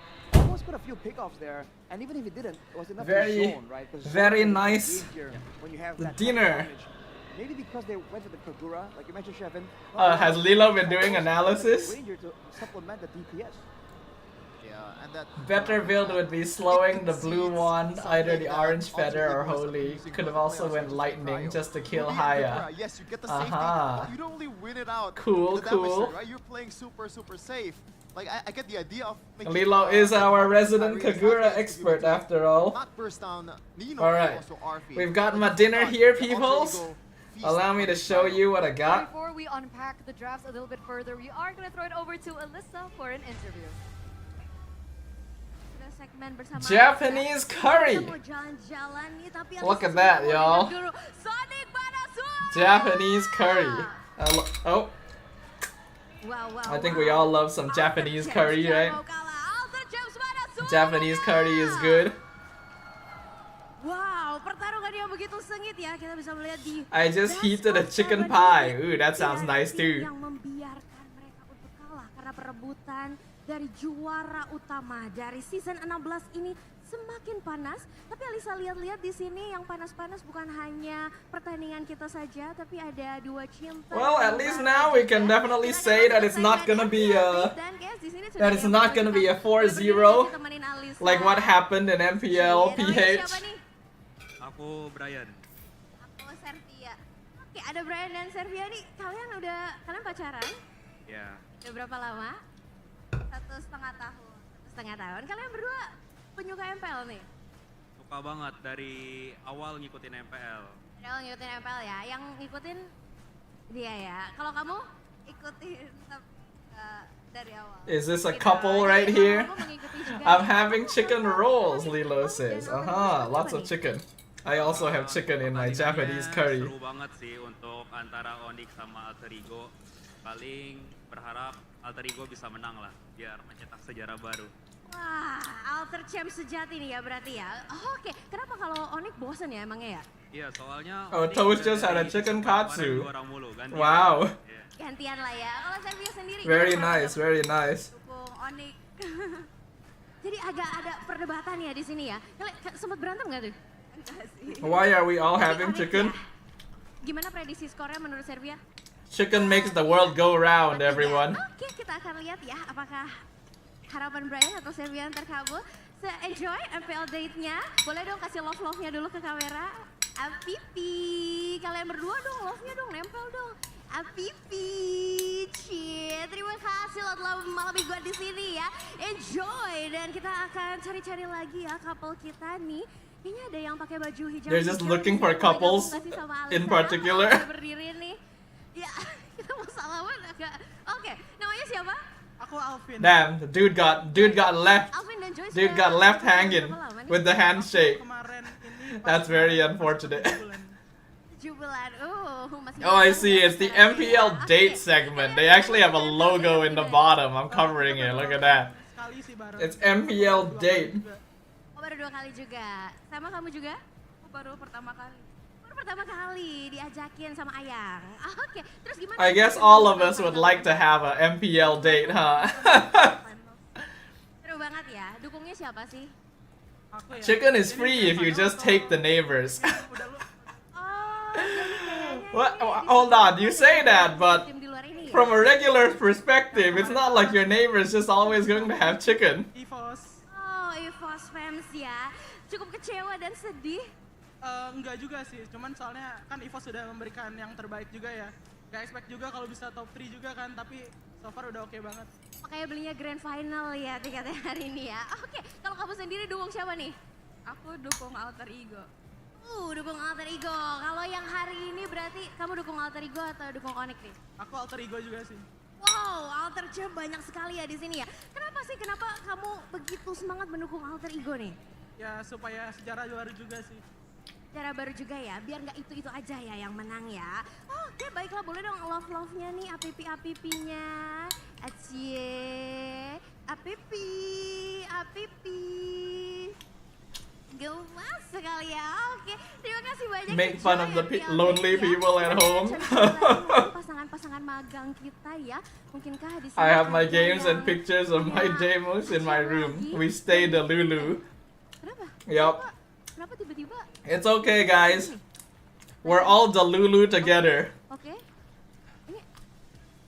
Loh, And that's what matters. kok yang nyala cuman di spotlight ke sini? Coba aku boleh kenalan sedikit nggak sih? Boleh berdiri nih. Namanya siapa, Kakak? Namanya siapa? Octavia nih. Kamu kesini sendirian aja? Sama temen kamu. Oke, temennya kemana nih? Kok di sini sendirian aja? Toilet dulu. Oh, lagi ke toilet dulu ya. Gimana nih kamu melihat ONIC dan juga Alter Ego hari ini? Sebetulnya aku So apparently the person that this girl came with is in the toilet right now. Ada siapa ini? Teman siapa ini? Wait, hold on. Sebelah Hold on, wait, was this planned? Boleh kita lihat siapakah ini? Hold on. Are they doing this? Oh shit. Wow. Dengan siapa? Halo, kenalin aku Bayu, teman-teman MPL. Did they set this up for the man? Holy shit. Sebelumnya teman-teman MPL, aku mohon dukungannya dan doanya. Hari ini aku mau kasih sesuatu yang spesial ke orang yang sangat spesial juga, karena mudah-mudahan ini adalah satu kali seumur hidup yang aku lakuin dan aku pengen banget berkesan buat orang yang aku sayangin banget. Wow. Is man proposing? Is that what's happening? What's happening right now? Ada yang mau disampaikan Kak Bayu? Oke, mungkin aku mau sampaikan, ini partnerku namanya Octaviana. Dia orang yang luar biasa. Mungkin tadi udah cerita sedikit, sebenarnya dia nggak ngerti. She does look very uncomfortable. This was very clearly a surprise, that's for sure. Aku jadi belajar satu hal. Sebenarnya kalau cari partner tuh nggak harus yang sama, tapi orang yang mau mengerti dan memahami hobi dari partnernya. Jadi kita bisa tetap selaras. Dan itu kenapa bikin aku jadi I wonder how you would begin to ask MPL to let you do something like this, right? cocok buat hidup aku. Dan mungkin So they turned off the lights on purpose. They put the spotlight on her on purpose. I thought that the electricity went out. Wow, they actually set it up. So, Amazing. aku mau tanya satu hal buat kamu, tapi pegang dulu ini ya. Is he proposing? It looks like he might be. Oh, he is. He's doing it. Oh my god. Arena, bersiaplah. Octaviana, will you marry me? Wow. Yes, I will. Wow, congratulations. Wow. That's actually quite something. Wow. Kak Bayu dan Octaviana, boleh dong kita kasih tepuk tangan di MPL Arena. Walau hari ini begitu spesial ya. Teman hidup Now the rest of us are even more delulu. Kamu Imagine how we feel at home watching this shit, you know? Imagine having to deal with couples when you're playing MLBB and now you have to deal with couples on MPL. Came for ML, didn't expect this. I know, right? Like, how would you even begin to set this up? Like, you would have to reach out to MPL and be like, hey, can I propose during the grand finals? Yeah, how would you even do that? Terus aku kayak, kenapa? Apakah jadinya kita akan putus? Iya, bingung banget. Ya, tapi ini gak expect sama sekali. Gak expect sama sekali, luar biasa. Boleh dong kita kasih tepuk tangan ya untuk pasangan kita hari ini. Well, congratulations to them. That's quite something. Untuk melamar pasangan kekasih orang spesial kamu ini. Oke, jadi pertama mungkin tadi yang seperti yang aku bilang. And now their proposal is like recorded forever, you know? You don't have to hire like a cameraman or ask a friend to hide somewhere and sneakily record your proposal. Because it's just live on the Fudging MLBB Esports channel. The Fudging MLBB Indonesia YouTube channel. Karena kebetulan aku di dunia kreatif. Jadi dari warna, dari gameplay, dari strategi itu hal-hal yang menginspirasi aku untuk Dodo mukbang? Dude, I've already been eating the whole time. Juga kebetulan punya teman-teman yang luar biasa. Mau terima kasih juga buat Bang Oji, Profesor KB, dan semua teman-teman yang ngebantuin buat terjadinya hal ini. Thank you banget udah nyambungin ke teman-teman panitia MPL. Dan yang mostly paling terima kasih ke panitia MPL dan teman-teman semua. Berkat dari dukungan dan doa kalian, alhamdulillah bisa diterima oleh Octavian. Alhamdulillah, dan kita doakan semoga lancar ya nanti sampai ke pelaminan. Sekali lagi boleh kita kasih tepuk tangan untuk Kak Bayu dan Kak Octaviana. Inilah awal grand final dari MPL Day dan boleh dikasih lihat ke kamera. Boleh kita coba love meternya sekalian, boleh dong bikin love-love-nya. Apipi, apipi. Walau hari ini begitu spesial dan kita akan lihat ya. Imagine if Jadi mungkin sudah menikah atau ada lagi. Imagine if like any of the players up there on stage are single, and while they're like huddling and trying to figure out what they need to do for the next game, they just see a couple of fans getting married in the audience. Wow, congratulations! What's wrong, Shevin? I was worried sick, man. Oh my god. I was too, man. Oh boy, it all worked out though. It all worked out. I see. Because at first when they asked her or who she was here with, she said, "I'm here with a friend." We got kind of nervous. And also not really the best facial expression. Yeah. To communicate joy. But Coach Joe said maybe that she just has like a flat face. Flat face, yeah. A flat face. Expressive. Not as expressive. Oh. But because she's in front of everyone, right? Yeah. A massive crowd. Her shoes are so pretty. Eterna?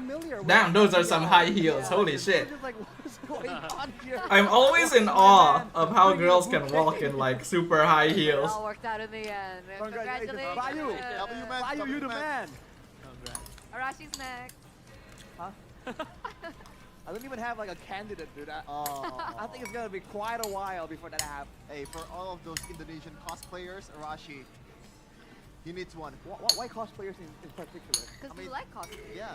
Well, yeah, I don't mind it, but you're making it sound like I can only date cosplayers. It's easy, Lilo says. Like the last girlfriend I had. see, okay. Oh yeah, but the one before that was not a cosplayer. So it's 50-50. Maybe. Maybe it forced her to cosplay. What? Never mind. Well, it's 50-50. 50-50. Like the situation right now. Ah. Right? Okay, gotta. Put your weight on your front, not your actual heels. One Oh. one still between Alter Ego and ONIC. That kind of makes sense. Finals. What was the last thing? Alright, hold on. Before the next game starts, Ah, yeah, the Kagura. I'm gonna go back out for seconds. Hit or This miss? is good food. I mean, Good food, yo. So miss for you. Hit or miss, Kagura pick. I think it ended up being a miss because of what ONIC were doing. So it wasn't actually exactly an idea that could not work, but ONIC just had a workaround. ONIC had a solution to it, and that's the nature of the game, right? Sometimes you bring up a curveball, and your opponent's like, hey, I saw that coming a mile away. That's where I was kind of confused, but I guess ONIC was spot on it or something. But usually, again, we talked about Alter Ego and the usual pattern, the way they draft, right? At least they always have the jungler and the mid lane in the first phase. But then they waited until the second phase to pick the Kagura, and then it allowed ONIC to ban a lot of these heroes. And speaking of banning, I don't know how to segue from banning and Galaxy Zone, but... Well, you're going to be banned from the Galaxy Zone if you don't have a device, bro. There you if go. you're going to get front row seats, you better bring the best device in the business. Bring the washing machines, right? Samsung. Or the TVs. All the TVs. I have a Samsung TV at home. Of course you just bring it. Of course you do. Why did you say it like that? No, because like what else would you pick? Samsung? Dude, have you seen Samsung TVs? I thought it was like a chef in angle. No, I'm bringing my air conditioner. Samsungs have aircon? Yes. Oh. But they have almost everything. It's bigger than you might expect. I just knew that. But yes. Anyway, speaking of big, the big battle of generations between the best of the beast.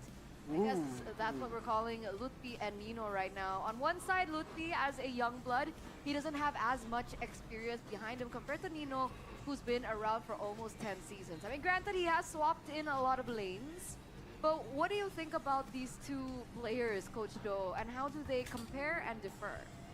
I think... Has the draft started yet? Damn, they should talk a lot between games, y'all. Like, goddamn. They had the whole audience segment already, and they're still going. I think that's the meta of XP right now, right? And I think both of them, Lutfi and Nino, are the best to do it in Indonesia. Heals are there to stabilize, not to carry. Ah, kinda like when you play CAG. Lol. Able to get some of his known heroes. Twist Dodo is hold on, your text is blocked. Dodo is going to get a high heal. Lol.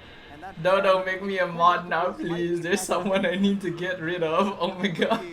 Hey, if you're gonna abuse, you're not allowed to abuse mod privileges, by the way. Currently, the playoffs.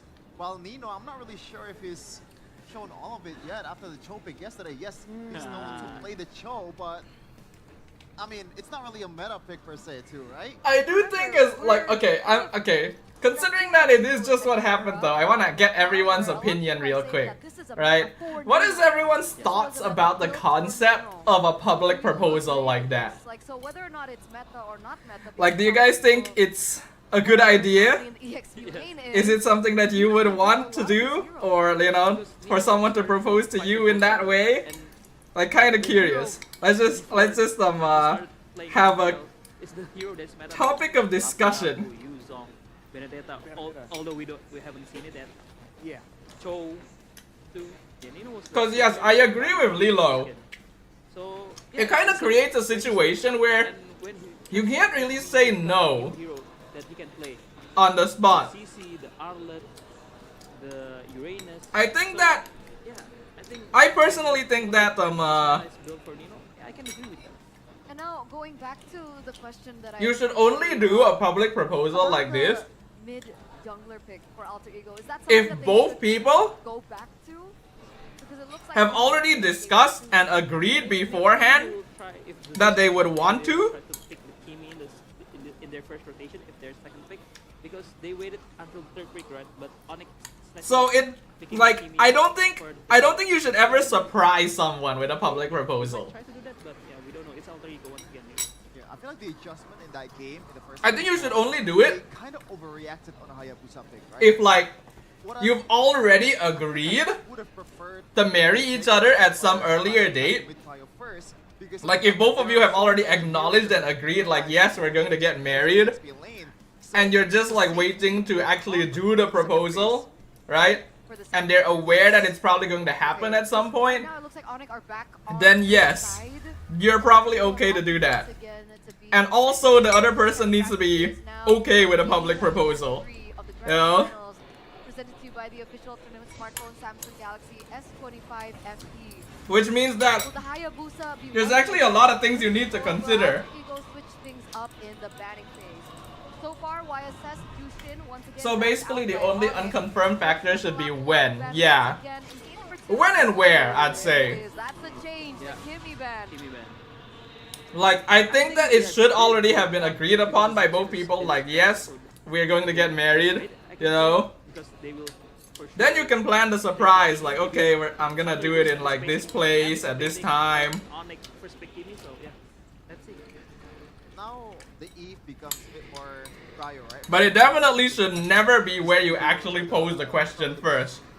Like top 3 mid laner currently that we have in this patch, especially in this playoff meta. So I'm wondering if ONIC will still bite on Hayabusa despite that. So I'm hoping that's what happened with that couple just now. Right? In the gold lane, Ranger Harith or fighters.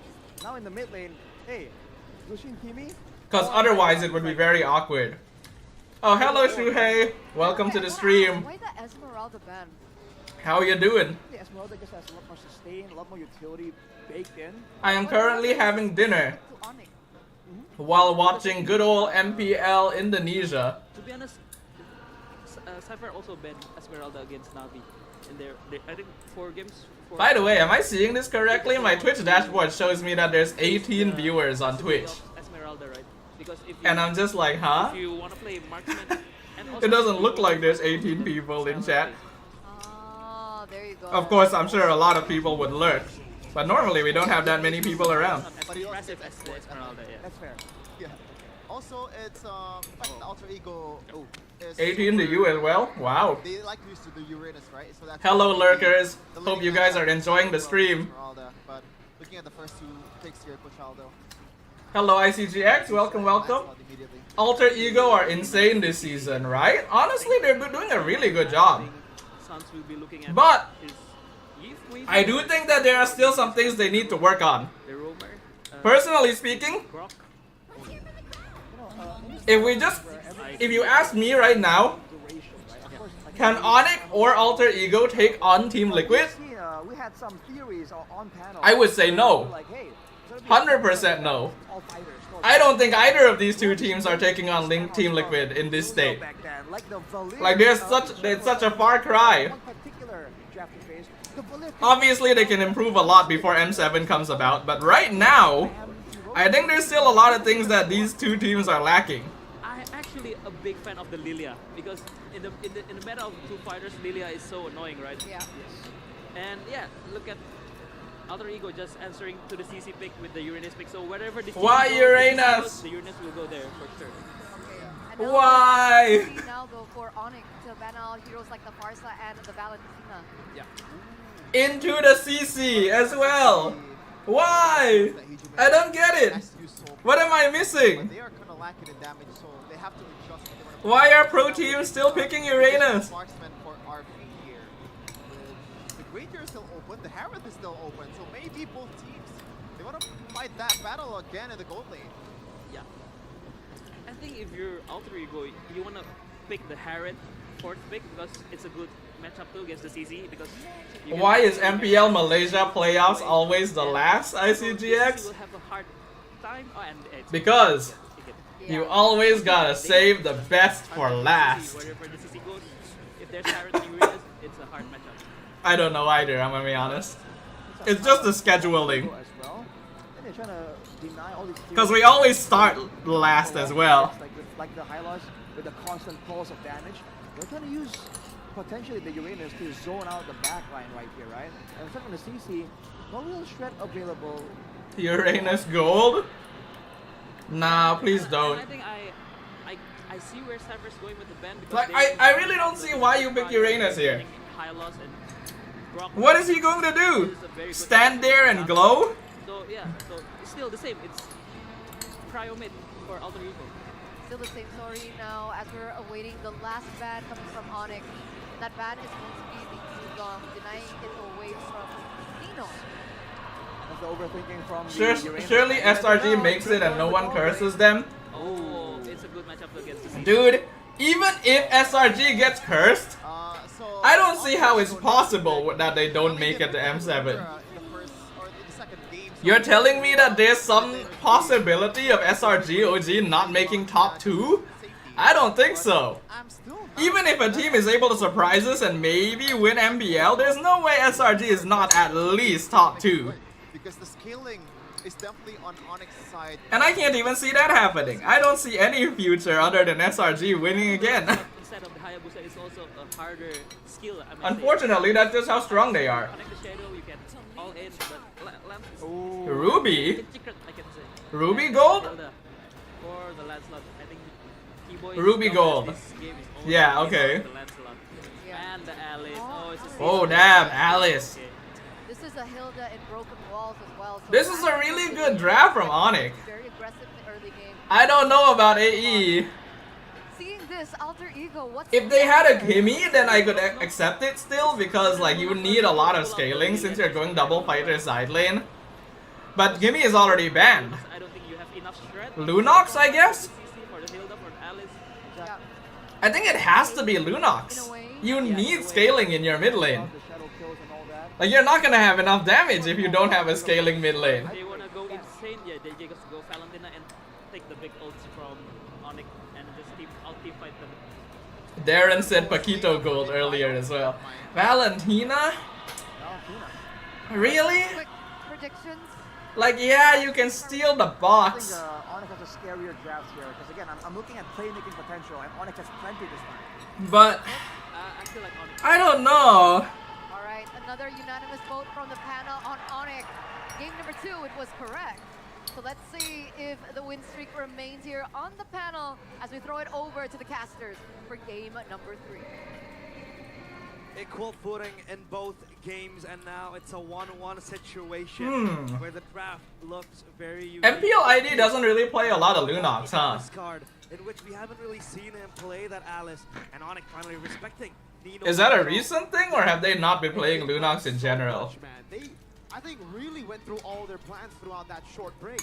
Plan A, all the way Plan Z, covered. Let's see if it can be executed in. I agree with the casters. I think ONIC just has the better draft. Whatever. It's about the in-game execution. And into the game we go. Game 3 of ONIC against Alter Ego in this best of 7 grand final. It is double fighter versus double fighter, so there are still things that you can do, of course, but meanwhile, Arfi will be given the task of playing that Ruby in the gold lane. I don't know about this draft. We'll try to push away Hijime, and this Hilda obviously will try to contain Yazuke, the Lancelot, and I think Eternal also mentioned it, the rotation might be quite quicker. Look at the damage. Yep, the Quancha gonna be ready as well. Oh, he doesn't land it. Revitalize already made it out from Alec. Yazuke trying to get the range over to lethal, but Ludpi walks up as well. This is an all-out win. Wait, they still want to go for it. Yazuke gets first blood. It's Alec in the end. What? They actually killed him? Still for Kai, and it's Alter Ego who walk out. The fuck? The win. The Alter Ego were able to measure their limits in that fight, in that skirmish. They kept on waiting. They kept on lingering around, and they wanted to go in for more. Thankfully for Alec, he got the final blow on towards Keyboy. Still a slight loss, but again, it's not the worst of everything. As Skylar on bottom, obviously will have prio over RFA. The shred from the CC is insane. And then we talk about the Valentina. The main concern that Aldo had in the draft.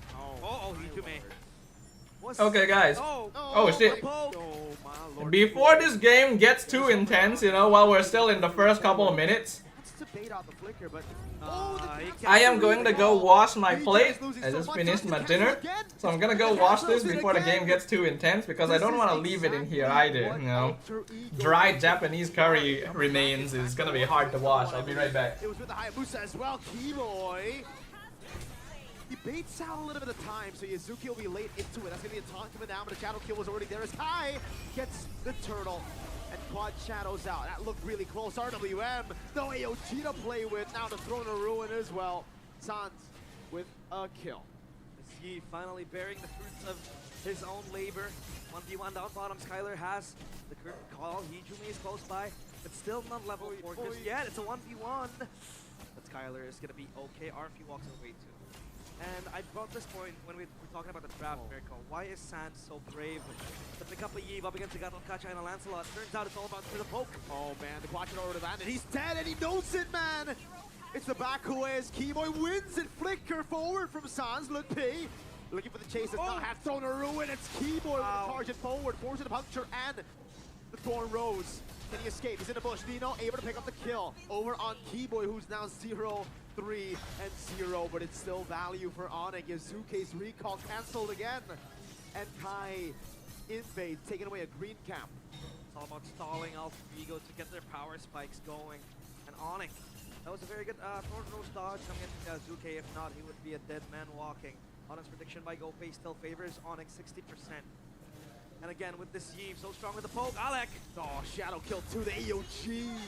Popped in time, but Keyboy and Kai were on double time. Again, so much pressure with the Hayabusa in the hill. That's so much mobility, moving quick and close and fast too. And with this Alice in the fray, Altrigo, they need to be careful of a certain combo that's going to wait for them. RWM into a 3-man Thorn Ruin. It's going to be very scary, especially when you have the CC too. Third call. Look at the damage. Again, the poke is so good. And ONIC, they can also play front to back if they want to. Yep, the Yves and the CC. Push back Altrigo. Make them think about going in and going out. And once you think about it, you want to commit to the dive. If your frontliners are all shred down, you have to be wary. And Altrigo, their problem is that they don't really have that shred, right? Aldo mentioned it, pick up a Lunox, pick up a Lilia if they want to go for the shred. But now it's a Valentina, so it's all about just playing behind the ultimate. Hijume has the RWM. It's a turtle dance in minute 4. Alright, I'm back. Did I miss anything? Looks like the score is 3-3. ONIC with a slight lead. Oh, that's a big Throne of Ruin. Keyboy's in the back line. Yasuki with the puncture out of Skylar. Gets the kill on RP and Lupe is sticking a Hijume under turret. It's the yo-yos of Skylar. Picking up a double kill. Nino shredded by the shadow kill. Holy. God damn. Yeah, this was not a good draft. God damn it. Keyboy, Sans. This was really not a good draft. Running around and a rampage. On our rampage. And the Sky Kings finally smiting from above. Altrigo. Like you don't really have early pressure, and then you don't scale into the late game. Keyboy basically cuts Yazuke out of this fight. Alec wanted to re-engage. It just doesn't seem good. It just doesn't seem like. They have so many gap closes. Like what's the win condition here? And they keep putting. Well, Ruby is in gold, so that's a bit better at least, but still. Always jump into the back, and Kyrie obviously with the quad shadow. But always isolate Altrigo. And I think Hijume picks up the Valentina to have more safety. Yep. Because you have ONIC, play Kagura once please and win.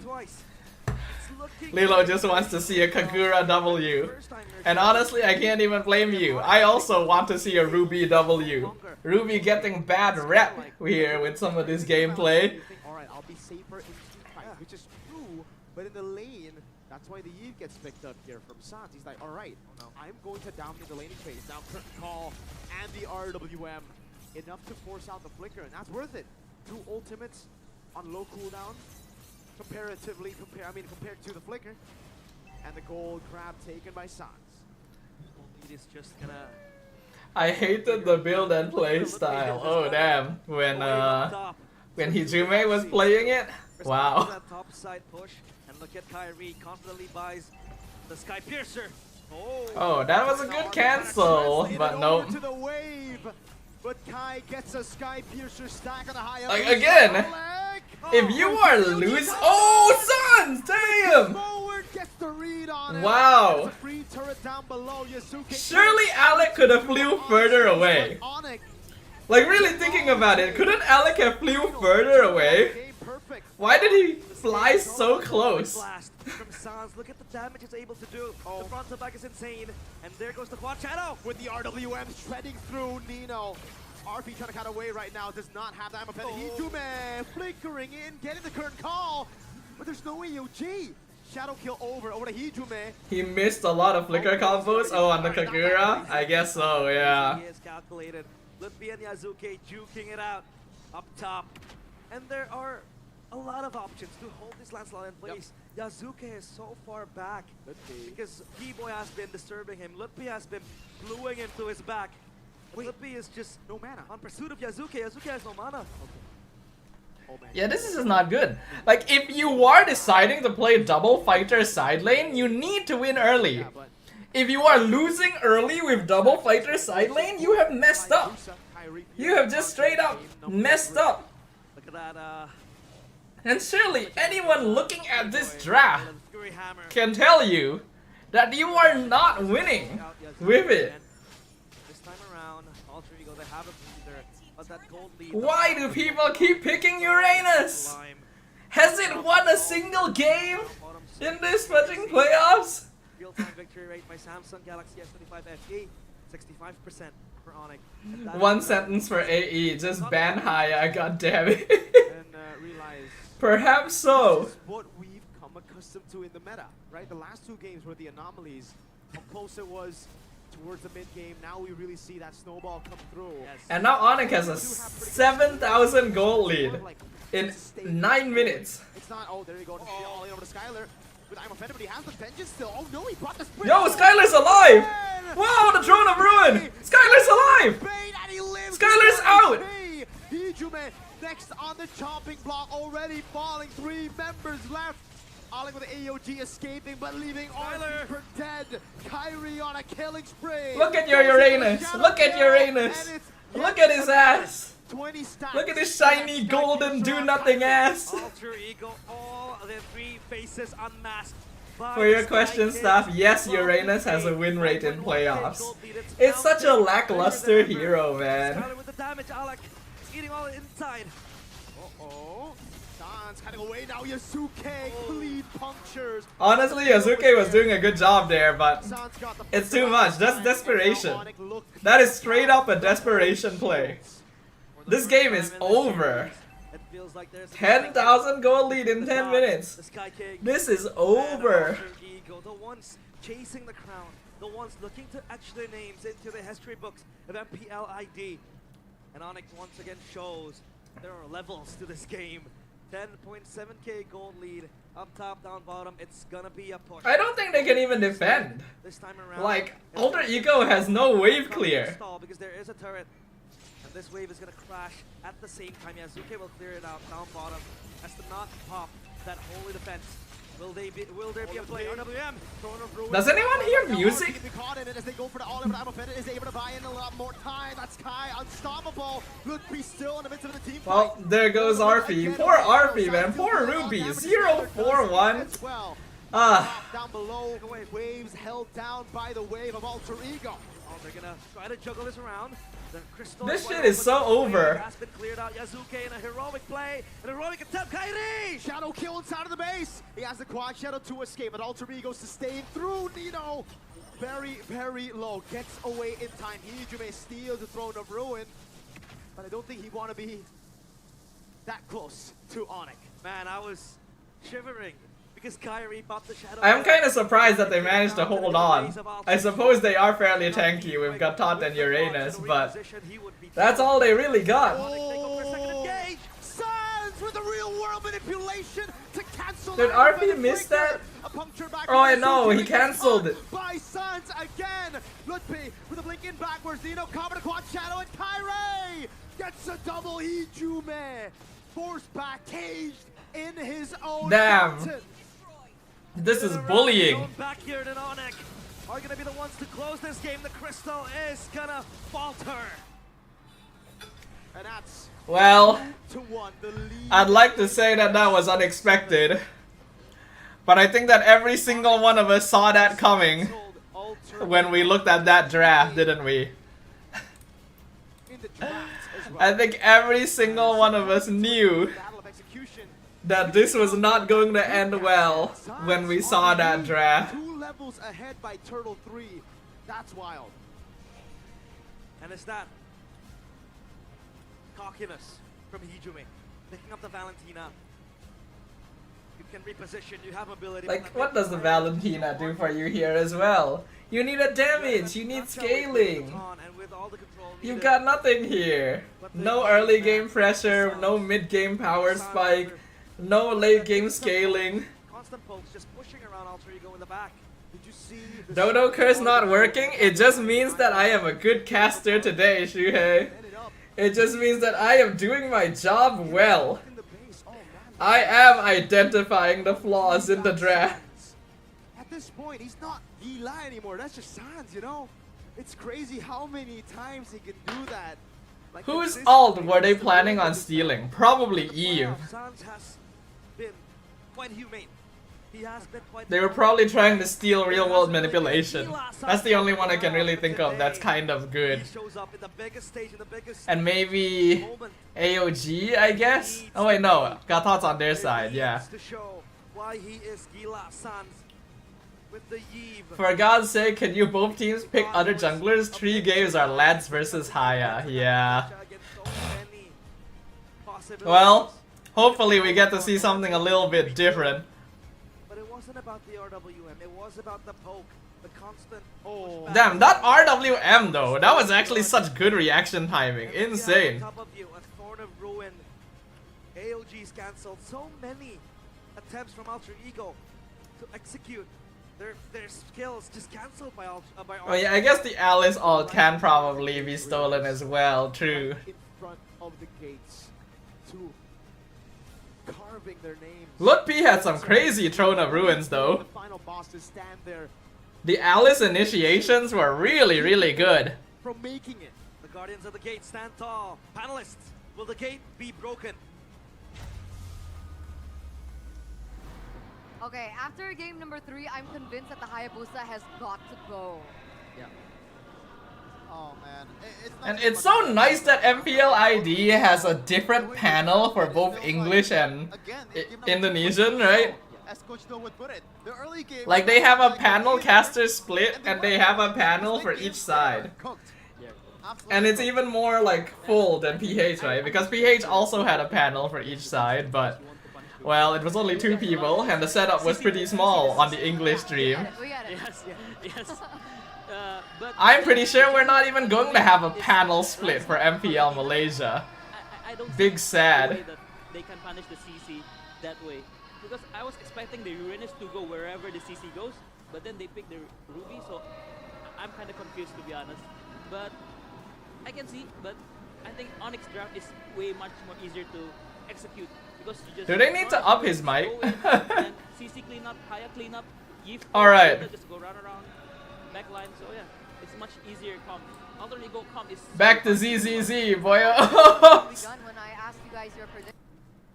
Back to good old Zenless gameplay. Miyabi's just been staring at me in the background this entire time. Man, that was such a weird draft though for the game. Like, for the first 2 games were so close. Right? The first 2 games were close. Like, the drafts made sense, the gameplay was clean. And then... what was that draft? Oh, you're online in ZZZ. Actually, what can you even do in ZZZ? Like, a multiplayer. I like how my only friends are ZZZ are just you and you number 2.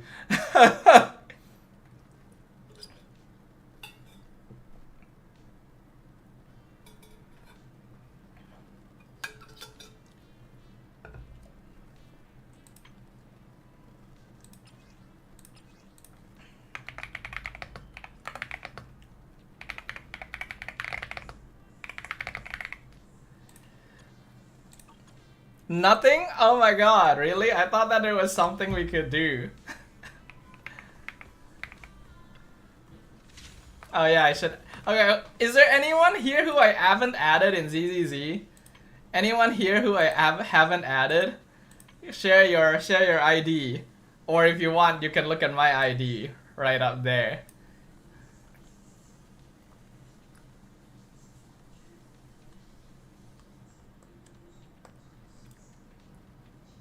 Me, but I don't play ZZZ. Means it's time, sir. You know what that means. That means the time has come.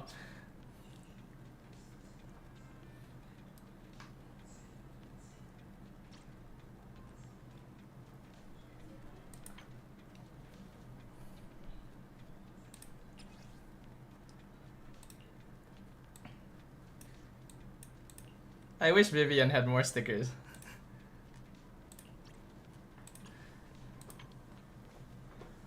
Come. Who have I not added? Either add me or drop your ID in the chat right now. Come.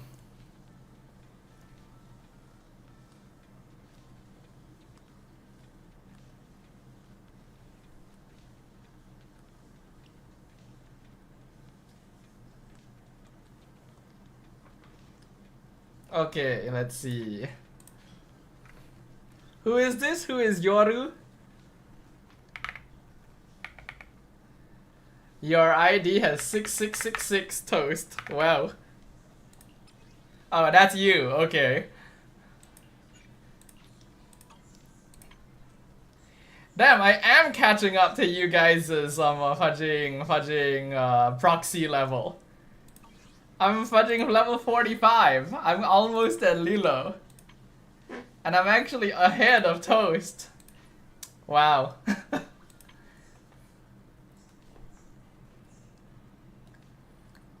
Perhaps I've been playing too much ZZZ, y'all. But what can I say?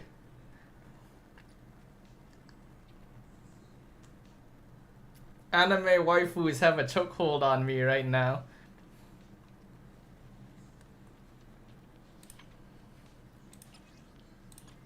Can I check, like...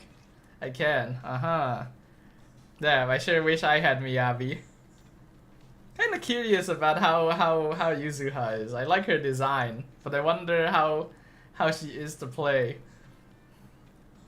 And the Lucia as well. Okay, Judah.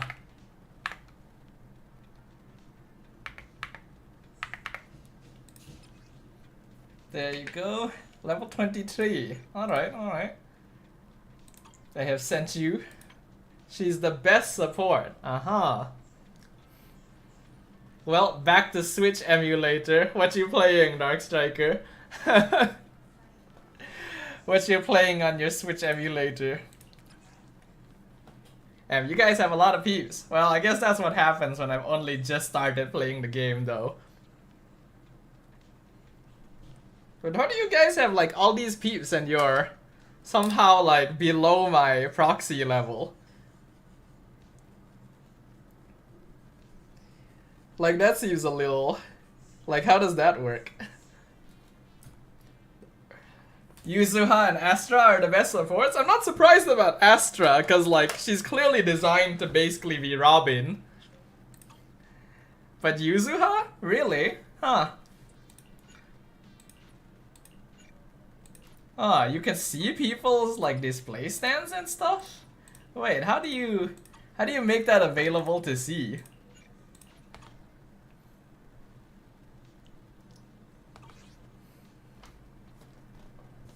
Anomaly based. Oh. Dodo looking at all the peeps trying to find which one looks most like a horse girl, lol. Honestly, you know what? I'm kind of surprised there isn't a horse girl. Because there's clearly a lot of others. We do have a good number of Tyrants. Actually, I wonder how the anatomy of Tyrants work. For those of you who don't know, Tyrants are basically like, you know, the animal people. But like, there's a very wide variety from what I can see. Because like, sometimes they look just like this, you know, or like this, basically full furry. And then sometimes they just have like ears and tail. Are they all still like considered as Tyrants? You know, do they all still fall under the same like category? Because it seems like a pretty notable difference between like a Lycaon or Ellen, right? Yuzuha is best paired with Miyabi, Alice, and Vivian. Oh. Yeah, actually I did see, when I was looking up builds for like, when I was looking up team comp builds and team compositions for Piper, they actually listed her best comp as being Piper, Vivian, and Yuzuha. So I guess that makes sense. Dodo trying to decide where to draw the cute tyrant line before it's full animal. That's not how it's spelled, but I respect the attempt. Yeah, because I don't, you know, you guys know by now I'm not a big fan of furry designs. Like I think there's only one full furry female, which is Pulchra. The others are all guys, and they're like this or Lycaon. Now I don't like this. I'm not a fan of like full furry designs. Animal ears can be cute though. Lycaon is the exception because man, he's cool. She gives 1.2k attack and buffs anomaly damage. Who? Yuzuha? That's kind of a lot, isn't it? Well, let's just continue doing the Miyabi like event quest line here since we're still waiting for the next game to start. Is it good game? Shuhei asks. Yeah, I think so. I think it's a pretty good game. I've been playing it non-stop for 2 weeks. So I think that's a good indication of what I think. Manager, have sirens? PubSec should have all cleared out by Also now. crit damage? That's insane. Is that so? Maybe I just misheard. Guess I'll need to ask Chief for a day off. Yuzuha is probably the closest this game has to a Hu Tao. Or like personality-wise. So I probably would like getting her. Obviously I haven't met her in the story yet, so I don't know how far that actually goes in terms of persona. But based on design and like the little bit I've seen of her, it does seem like she's got the most gremlin energy out of all the girls. I don't know when she'll come out again. I like her cause Umbrella, I see. You do like Umbrella characters, huh? If my phone don't crash, I'm gonna try. The design is cute though. I really like the character designs in this game. If we don't intervene, they might cause. Just leave it to me. You go get some. Really, manager? An unexpected holo disaster. I actually really like the ZZZ character designs. I think they're some of the best actually. I have a soft spot for like urban design, I think. Right? Because if you ask me like in general, if I were to design skins for like anime waifus and stuff, like in general, what would be the like design schema I'd want to go for? It would be like modern clothing. I really like cute anime waifus in modern clothing. I don't know why, I just think like it's really nice to look at. So like considering that ZZZ has this very like urban punk aesthetic, that means like most of the characters are in somewhat modern like casual clothing, which I'm a big fan of. It's practical and also cute.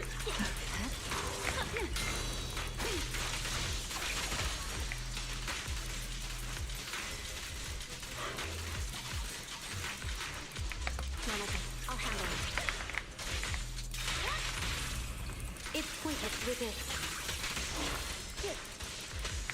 Resistance is futile. Sorry, I'm late, my blade is already sheathed. She's very much like Hu Tao. Man, you're trying to sell me. I don't even know what I'm gonna do, you know. Like, obviously my intent is to roll for Banye next. But then what happens after that, you know? There's so many characters I would like to get.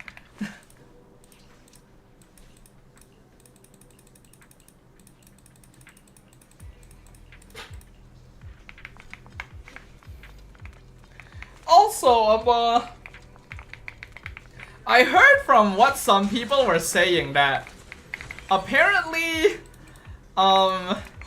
Vanye's like placement in the release schedule might be a bit shafted because apparently like after him is supposed to be the next Void Hunter level character. Like I heard a lot of people say that like the character after Banye is expected to be the next Void Hunter level character. Is that true?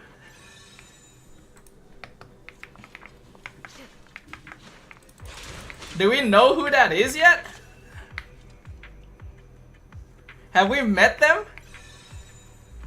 What is going on in MPL ID right now? Why am I seeing top global Mincetar? What? What do you mean? Hold on. What did you see? Oh.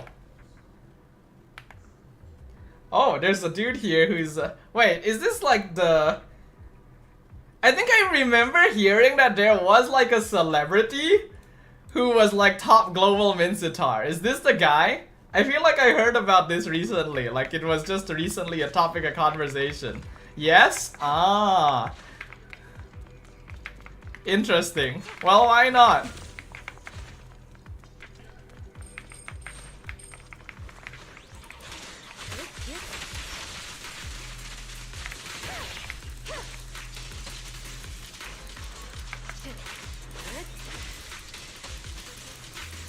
Get whacked, boyo.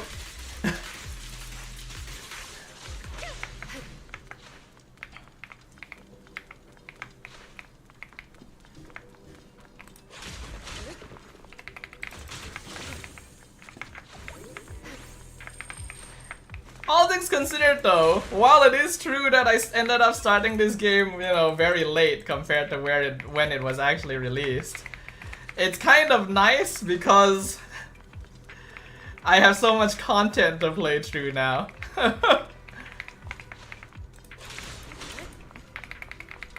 It is a bit unfortunate that I missed out on like past events. Like I heard that apparently the proxy swimsuits were like free during the summer event or something.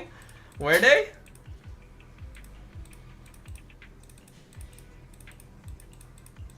We have met the Void Hunter character? Who is it?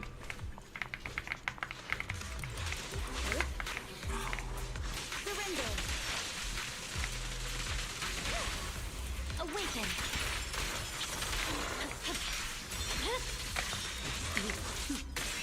Mind and body.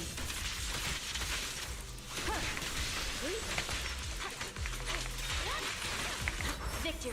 Yeah. Oh wait, her? That girl? I've seen her. The one that like the one that's like that the one I've seen like the cutscene with her where she's going like I have a junior now, that thing, you know? She's Void Hunter level? What? She doesn't look like she would be. Though I suppose I wouldn't have expected Miyabi to be Void Hunter level. But really? She's Void Hunter level? What the fudge? That's kind of insane. Is she part of Yunhui Summit? Cause like Yi Xuan was Void Hunter level, right? If she's also Void Hunter level, is she like... And if she said that she has a junior now, she's the most junior member of Yunhui Summit. How is she one of the strongest if she's the most junior member before us? That's interesting.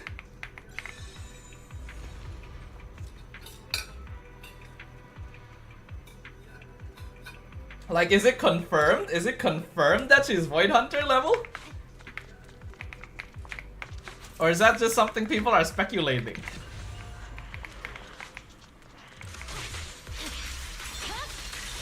It's over. Something to do with sacrifice. Interesting. I guess I'll see.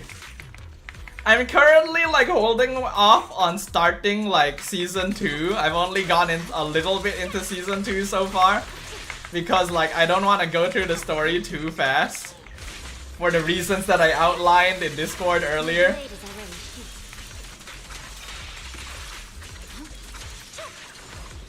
Like, I know that new story will always come out, but I don't want to be left in a situation where I don't have any story left, you know?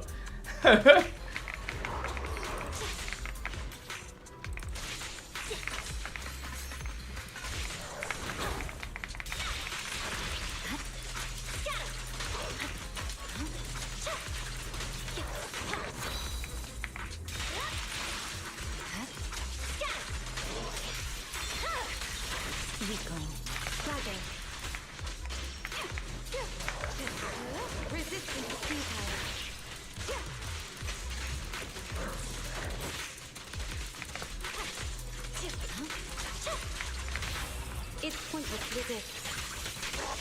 I didn't realize that she was Void Hunter level. Like, I knew that she was a new character coming out because as you could have guessed, I've seen like clips of her and I've seen her design. Huh. Finally done. Thank you. So based on the information I've gathered so far, there's still room once I'm back at HQ. Don't look at me like that. Honestly, Yanagi is a bit crazy with her work ethic. It's kind of insane. The only Void Hunter we have is wait, only Miyabi? I thought Yixuan was Void Hunter. Didn't they say that Yixuan was Void Hunter? Stop being so stubborn. How long has it been since you took a break? I can't. This is more than just completing a mission. It's about meeting the expectations. Expectations? When the city is thrown into chaos by a disaster, and PubSec is Void Hunter level. Civilians, it's up to Section 6 So, to step in and become yeah, so I presume that Void Hunter is like an actual title that you need to earn. But you can be called Void Hunter level to assume like you're around that level of strength. Okay, if that's the case, then yeah, Miyabi is the only official Void Hunter we have. Interesting. And not just me. Chief, Asaba, Sakak, as for me, I'm the one supporting them from behind. Say, by the way, I just kind of thought about this. At the very least, let me help. I just kind of thought about this. How many Hoyo characters have glasses? Working overtime isn't a big deal. Oh, I didn't mean for you to work overtime. I just meant. No, I don't want to work overtime.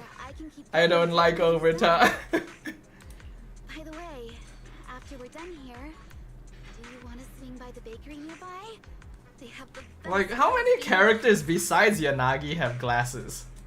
And not just in Zenless, like in Hoyo games in general. Cause I was just kind of like thinking about this, you know, about the fact that Yanagi has glasses, and then I was just kind of like realizing like, wait, does anyone else have glasses? You know?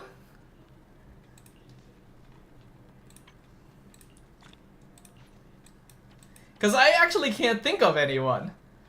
I feel like there should be, but I genuinely can't think of anyone. And it's understandable because generally, you know, while glasses can be a charm point, I think in general, gacha characters don't want to be this. Oh, Baizu! Yes, Baizu has glasses. Is that all? Is there like only one glasses character in every Hoyo game? Is that the situation we're looking at? Sucrose! Okay, thank you. It's generally not the more mainstream characters though, that's for sure.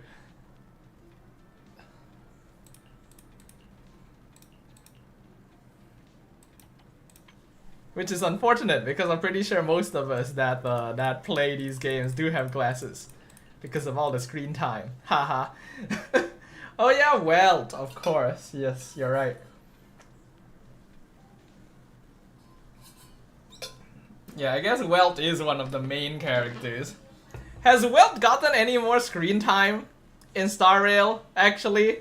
Like, we were all expecting Welt to get a little bit more, like, stuff, since they literally stole him away from the Honkai Impact universe.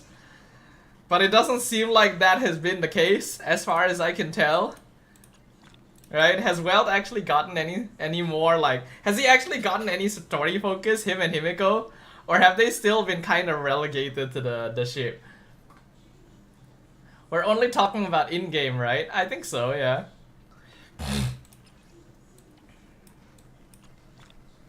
He's going to get a lot more during this patch. Oh, really?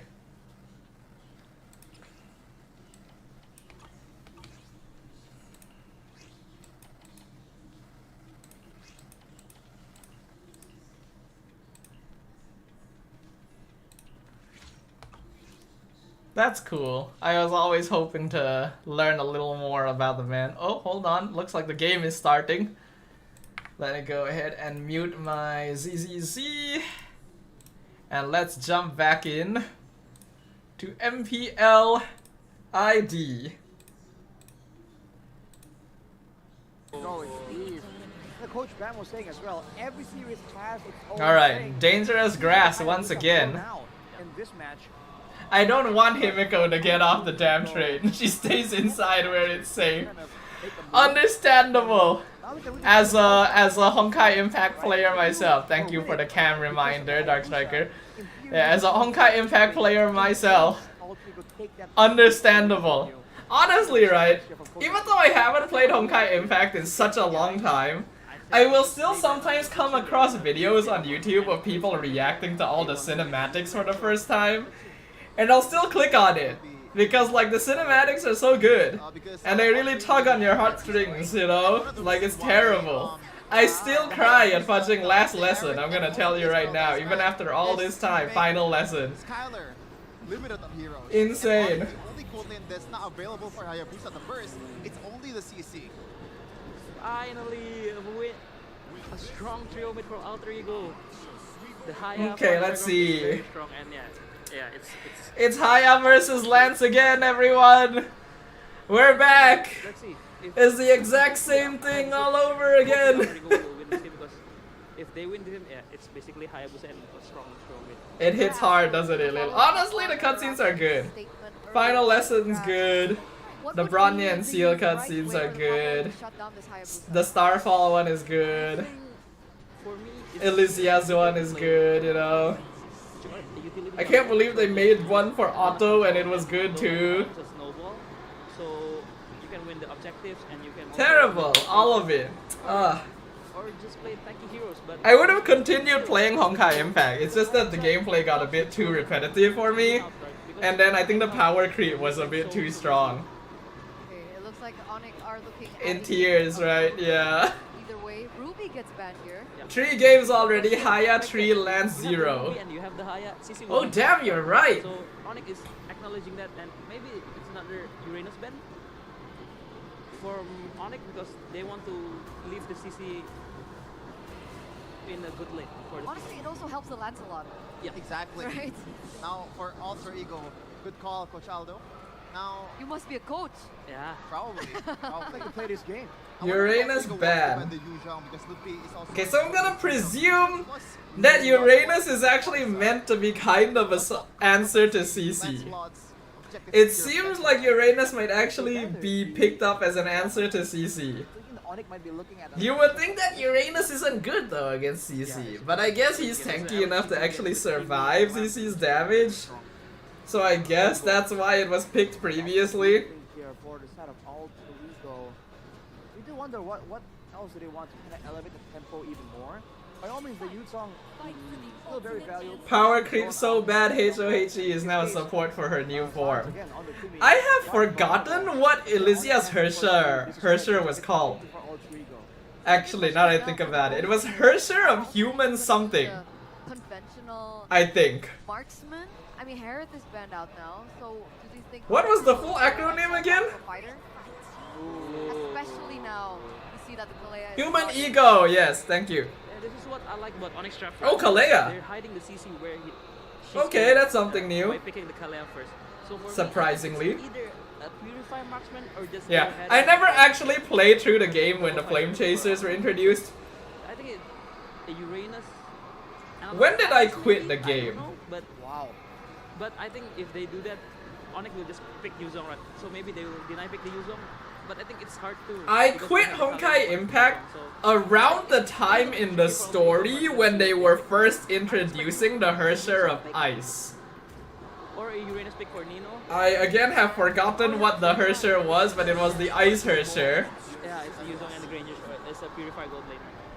Around the time when they were first introducing that, along with the dude, what was his name? Owl, I think? Around there, I stopped playing Honkai Impact. So anything after that, I've never actually played through. So I never played through the Flame Chasers, but I've heard some bits and bobs about the story from, you know, internet surfing. And man, Pink Jesus is so... Elysia deserved better. This is draft is more 50-50 this game, yeah, for sure. Because ONIC needs the execution with Alice and the CC and the Lancelot and the Kalea, but Alter Ego's composition is just a pure front to back with the Farsha and the Granger. Chapter 9? I think so. So for me, I think I will go for Alter Ego. Okay, Arashi? I gotta agree. Alter Ego. I like the potential. They became the Hersher of Alright, you Starfall. heard it from the Oh. panel, boys and What an girls. interesting Who will Hersher be name. heading to match points? Fusing. Championship Fuse. points, rather, after this Who game. fused? Also, we see The Alter dude? Ego come back. We're throwing it over to our casters. One win away from match point, from series point, from a tournament point, and one game away from again protecting their divinity up in the skies. ONIC. Alright, pushing peeps. Alter Ego to their limits. But what are The their guy limits? and the Hersher It's of game Ice. Wow, they number 3. fused? Damn. Well, I definitely didn't play up to that point. At this point, Alter Ego will have to Alright. go through their own So let's look at these drafts once again. So Alter Ego has Yuzong. the conditions. I would like to look at the draft, but looks like we're gonna have to wait a short moment. An overwhelming goal. So we have Yuzong, Haya, Farsa, Grok, Granger. Like the Alter Ego lineup a bit better. And then ONIC has Hard execution, Alice, difficult Lance, execution. Kimmy, Kalea, It's pretty CC. easy for them. This is probably the most balanced. Ooh, excuse me. This is probably the most balanced like draft both ways so far. Pressure. And Coach Do actually mentioned that the pressure from ONIC is so Ooh. strong. Again, look at Whoa! the Purify in the mid lane. You're so Damn. easy. Farsa is so vulnerable these days. Holy shit. Popped in Yazuki, won the lead, then we get picked up. Quad shadow here, San's going with a gun down. Ooh, ONIC is upping the Oh tempo. no. Oh no, Alter Ego with a 0-2 start. That is a very bad start for Alter Ego. Rather for Alter Ego, They were in love and he didn't want her to die, but they died together at least. Yeah, I think I remember that. I remember something about, you know, her being his romantic interest, how long would you wait? but not too much about the specifics. San's the same. Love makes us do the craziest things in these games, don't they? Just look at Otto. Running the Purify with no flicker. It's gonna be very hard to catch the Lancelot. Sure, you have that locked down in the hands of Alec with the tech charge, but who instantly locks the Lancelot? Oh man, this game it was a You know one of the craziest things about Honkai Impact to me? All in again over to Oh my god, poor Hijume. 2-0 start for Kai. One of the craziest things about Honkai Impact for me is that Otto is introduced as a villain so early on and properly built up to be a dude that we hate. Like, I'm pretty sure every Honkai player hates Otto Apocalypse for most of the story. And we think of him as like one of the most evil dudes ever, considering the things that he does. He gets up top and Sansa's level 5. And then they fucking end his arc by actually letting him achieve exactly what he wanted, and us actually respecting him for it. Like, my god. Actually insane. To claim it for himself, but needless to say, this is an amazing, a phenomenal start for ONIC. T-Boy has an Ami Slam, that's a block without tectonic charge, just yet he leveled Holy up shit, this right as he was Kalea there. is And that destroying was kills AE. for Kyrie. Yazuki with the quad shadow on the feathered airstrike just to clear up the wave. Kyrie is 3-0 in 3 minutes. They're losing Cryo in mid. Holy shit. Look at how many resources they're actually trusting to go and get Cryo back, but Hijume has to force the fly around. The shadow kill doing no damage. Dude, look at how quick they're moving on the map, dude. ONIC is going ham. And before this, I was saying that AE had a really good early game rotation. Wow. ONIC has suddenly come back online. Sustaining Alter Ego. 3v2. A feathered airstrike takes Keyboy down. But it's a Holy roll shit. trade Hello, for James. the laner and Welcome to the Kyrie stream, sir. in the mid lane. Having a feast on that turret. They're gonna How get ya away. doing? Huh? Look, he's stunned. He can get out. I thought they were gonna kill Alec for a moment there, but no minion waves. Ludpi My is- god, look at Ludpi. He's just standing there. No, he's not. He's just standing there. Crazy. Calculated as what The man he is. Otto, yeah. Imagine. A roamer traded it for Even if you hate him for all the evil things he has done over millennia, this man did it all for the woman he admired. We don't even know necessarily if it was the woman he loved. By the way, there was no confirmation for romantic interest. He just cared about her like a great deal. They don't care Insane. about objective anymore because they know they have lost Cryo. taking that jungle objective, into taking the turtle, so Kyrie is gonna get that for free. Back to the lane, Lutfi goes again, just pushing back Nino. This Yuzong, RP completely being bullied by Lutfi. And I think the only silver lining now for Alter Ego is waiting for RP to scale. Keyboy might get close, Tectonic Charge. Yeah, but Quad Shadow doesn't land, and Kivo is right there to help him out. They have a Vengeance as well still for Skylar, so there's not much threat really. And scale, see the Granger, yes, you can scale, but how does he think the way the game is going? The CC will have a better time scaling. Yeah. On a Granger, you need a snowball, you need to go for those Sky Piercer stacks. And he still picked up Sky Piercer despite the team going down, immobilization, and the traction blows. My god, look at this pressure! Holy shit! Kill.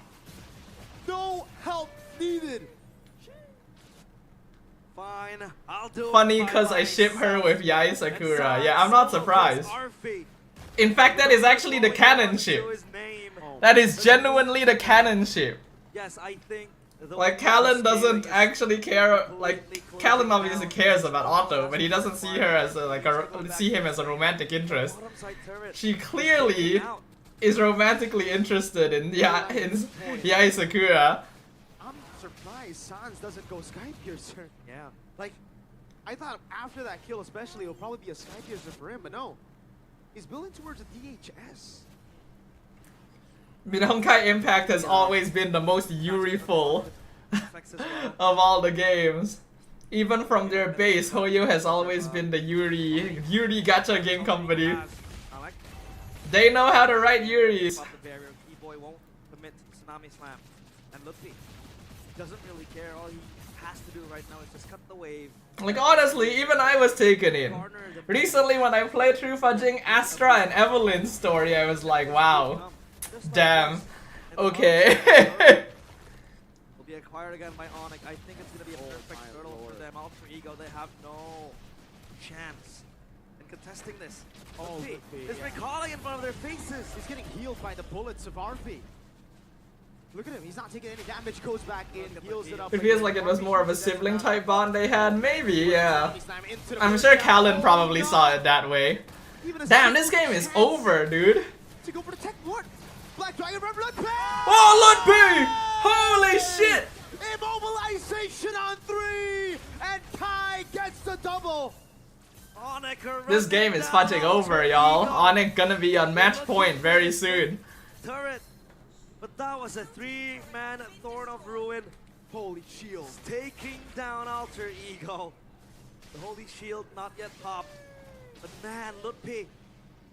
The calm before the storm, quelling the silence and the tension built. This is by far the most dominant game we have in this series. 8-1, 7.5k gold. Honestly, out of everything though, I really like the character interactions in ZZZ. I'm gonna go for the Lord 2 after this. I think it only comes second to Honkai Impact. And Honkai Impact kind of does it differently too, because like Honkai focuses on a very small cast and just keeps coming up with new battle suits for them. But ZZZ has a very large, typical gacha game cast, and somehow they're still able to link the characters. Oh, like the Astra Evelyn duo, the fudging Lyca and Hugo. I knew they were a ship. I had no idea how good of a ship it was until I played through this story. There was a short YouTube. Hold on, I'm watching. I'll get back to your message in a moment. Okay, there was an official YouTube short on the official ZZZ on where Eve learns how to cook for Astra. Yes! Yes, I watched that! I saw that yesterday! I saw the short yesterday. It came up on my YouTube recommendations. And I was watching it and I was like, oh my god, this is so cute. Like, holy. It made me want to cry. What do you do? I think right now I gotta answer your question. Yeah. Well, when I was I already knew Astra Evelyn was like a strong ship, and then I played through the story and I was like, yeah, I can see why they're a strong ship. But dude, that short doubled it for me, dude. Watching how Evelyn changes because of interactions with Astra, oh my god. Terrible. The things this game does to me. I don't even usually care that much about Yuri, by the way. Like, I don't mind it, but I typically don't have very strong feelings about it. I'm a straight guy, I like looking at straight relationships. But holy shit, dude. Those items to back them up. Holy shit, dude, that short made me feel things. Oh.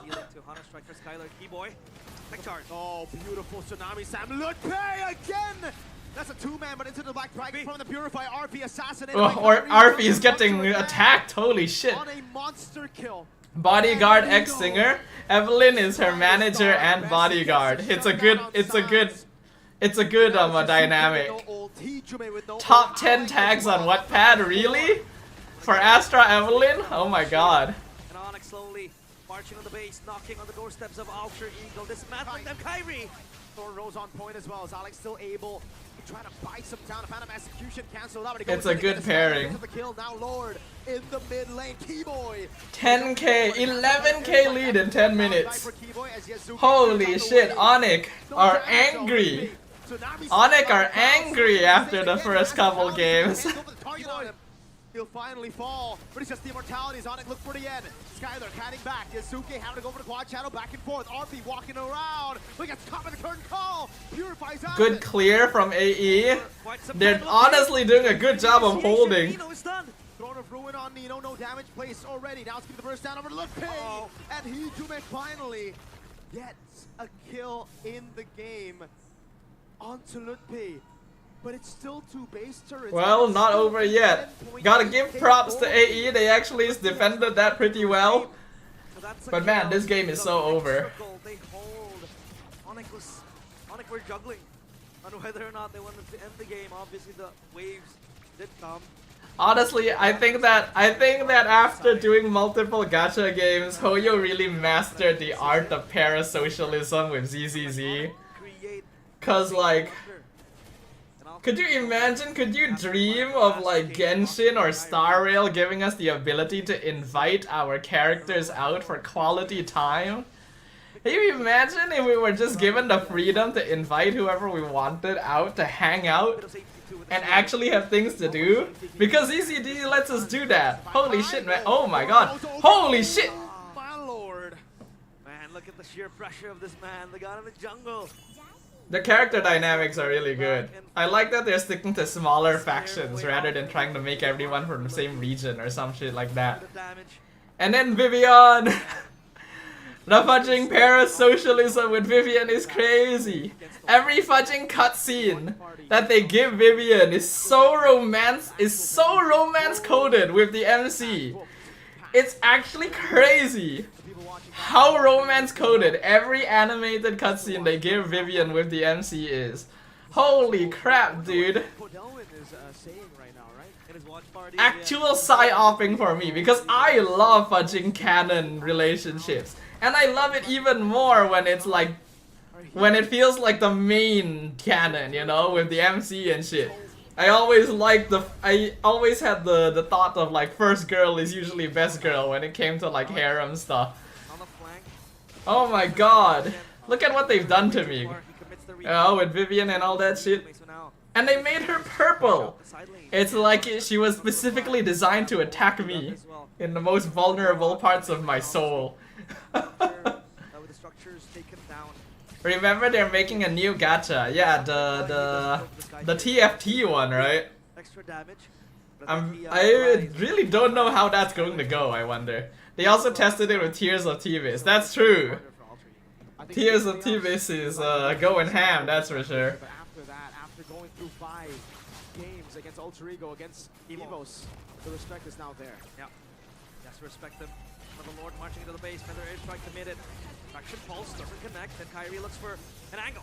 Puncture all around. Sounds with the nature already has blood wings again. As High jumps into the back line, goes in and assassinates! Oh my god. Well, the trend is broken, y'all. We got a Lancelot W on the board. Their goal to finally win a world championship is far ahead, but with momentum. Lancelot W on the board. Love and Deep Space has better gameplay though. Oh yeah, definitely. Love and Deep Space is taking over the fudging world, man, if you ask me. Based on how much I'm hearing about it and how crazy the women go for it. And even the men in some cases. It kind of surprises me that there aren't more of those types of games, you know? Clearly you can see that the ladies want their hot dudes as well. To Alter Ego, showing why they're up in the skies, one game away from everlasting. Later you playing, Gin asked? Probably not. In the gates, surrounded by the Sky Kings, can they make the comeback? Because we've already been live for like 3.5 hours, mind you. We will have at least one more game, which means that we're probably going to be live until like 4 hours plus. I don't think I'm going to be playing afterwards, I will say. Dark Striker is still disappointed. Yeah, I do wish we saw a little more variety. But now we are actually seeing the full power of ONIC. This is like the actual ONIC now. The way they played, the fashion, how they won the games. Not pulling any punches. There's some interface changes in ML? Really? Hold on. Maybe with their backs against the wall, maybe with their feet hanging off of a cliff. In situations like this, something might activate. Something might reignite the flame that is slowly extinguishing. Kyrie with the Lancelot man going for Arfi. The Granger completely irrelevant in this game. Oh, MLBB YouTube. Oh, it's upcoming, is it? Okay, hold on. Well, we're between games, so I guess we can go have a look. Let's see.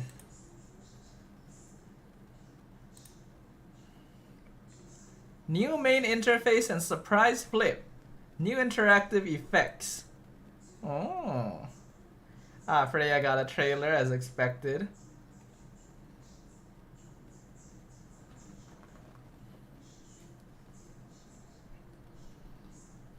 Okay, let's have a look at this real quick. Hello everyone! Today we're thrilled to introduce our all-new game interface.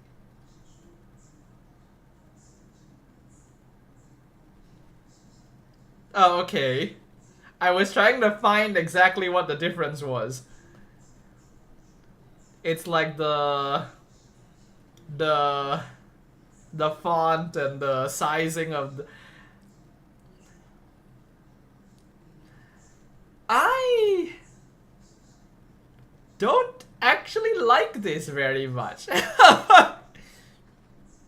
I'm gonna be honest, I kind of like the way it looks now. Alright. So, let's get started. First, we've completely updated the main interface with a new layout and visuals. Second, familiar features like Daily Quest and Battle Chest have been merged into Surprise Flip. Oh. So you can claim rewards in one convenient location. Players can earn daily Surprise Flip points by participating in any 5 versus 5 mode and unlock cards based on the points earned. Cards come in different qualities, and high-quality cards will automatically assemble with adjacent cards first. Rewards are randomized, but the higher the quality, the better the rewards. Oh, Flip all right. cards for a guaranteed big prize. Additionally, we've cleaned up the match results screen. Beyond layout and Okay, this is kind of good. I like this. This is good. This definitely looks pretty. This is nice. And they have a whole like hexagon here as well. Okay, okay, this is good. I like this one. Task progress tracker. Rewards for new players have been completely upgraded too. Oh. Let's start with Whoa. growth. New players. Whoa! Is that Freya for free? Is that a free Freya from leveling up? What? Really? Huh. Heroes as they level up and unlock new battle spells. Next up is the Starlight Rookie Edition. Do we get that? Well, it doesn't matter to me. I already owned her. Do I get a refund? This design draft does not represent the final quality. Toast told me to look at the bottom right. Okay, I see. I guess we'll find out. Here, new players can complete simple tasks for exclusive rewards. There's also a shop for new players with great discounts to help speed up progression. Well, that just about covers everything. More exciting features are coming in the future. Until next time, we'll be seeing you in the Land of Dawn. Interesting. I like the post-match screen update. I'm not too sure how I feel about the main menu UI. I feel like the design of it is not the best. Okay. They added a lot of new player stuff as well. How about old players though? That's the question. New interactive effects. Well, let's have a look at that. Hey, Mobile Legends. Well, it says quality, not anything about rewards, Lilo says. That's also true. Either way could be possible. But I guess, is there anyone here who doesn't own Freya? Just wondering. Is there anyone here in chat who doesn't own Freya yet and can tell us like how it'll work? And whether or not they will have access to Freya once this patch drops. Me, 2 years ago, Kai says. Yes, could you please ask past Kai to tell us how it goes? Fans, get ready for something amazing. Our brand new interactive effect feature. Oh, you have is an alt. officially Okay, you can here. let us know then. The first batch of effects goes live on November 5th. Huh. There's What one is this? for every situation you can imagine. So, let's check them out in-game. Ready to showcase your synergy with teammates? Send a little love ya their way. Here's how. Simply tap their avatar, drag over to your chosen effect, and watch the sparks fly. Okay, that's cute. That is actually cute. I like that, but they're limited. You can see that there was a number, right? You can see there was a number on the fudging emotes, Simply tap their avatar. right? So that means it's limited usage, which I'm really not a fan of limited usage emotes, honestly. I feel like that's a terrible system, and it disincentivizes people from actually using them. Drag over to your chosen effect, and watch the sparks fly. I like the effect. I think it's cute, but yeah, I don't like them being limited. Show some appreciation with a like for teammates who take on crucial roles. Lol, that's funny. And for teammates who are being, well, a little stubborn, try a heavy strike for persuasion. It is silly. I do like the concept, but yeah, I really wish these things weren't Interactive limited. effects coming your way. So, share your brightest ideas in the comments below. They could become the next effect that everyone's talking about.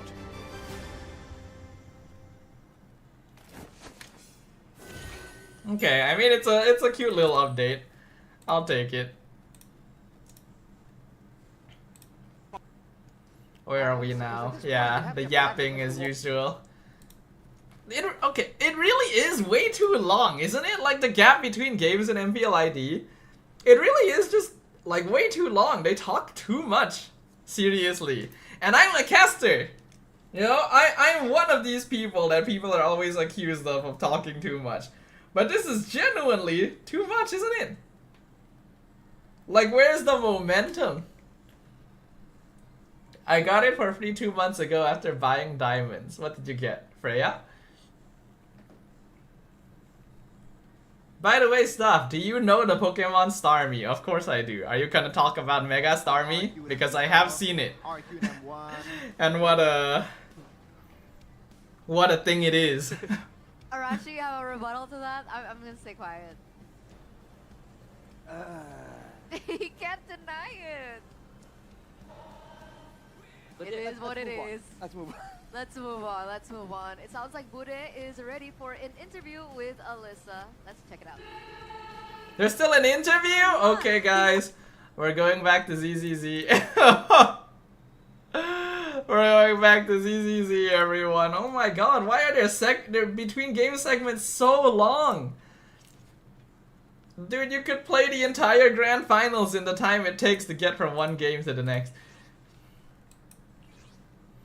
Mega Starmie is pretty cursed, yes. It's a pretty silly concept. And I can kind of see why they did it. Like, I've heard some explanations that people came up with, and it does kind of make sense because, like, Starmie is meant to be kind of an alien Pokemon. And it wants to look more human or some shit like that, so...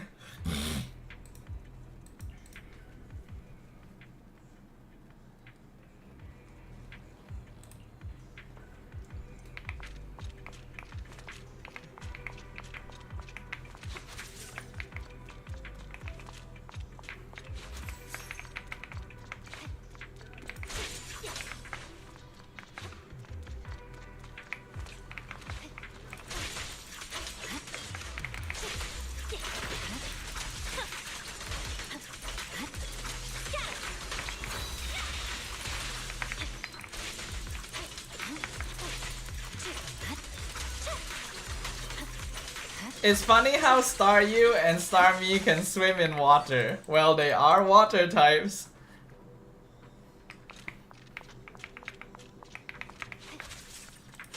Just cause they might be like some kind of weird alien Pokemon doesn't mean they can't swim, you know?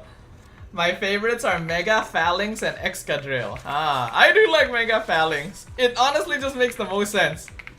I'd be very surprised if they somehow came up with a way to make Mega Phalanx not some kind of like Super Sentai mecha formation situation.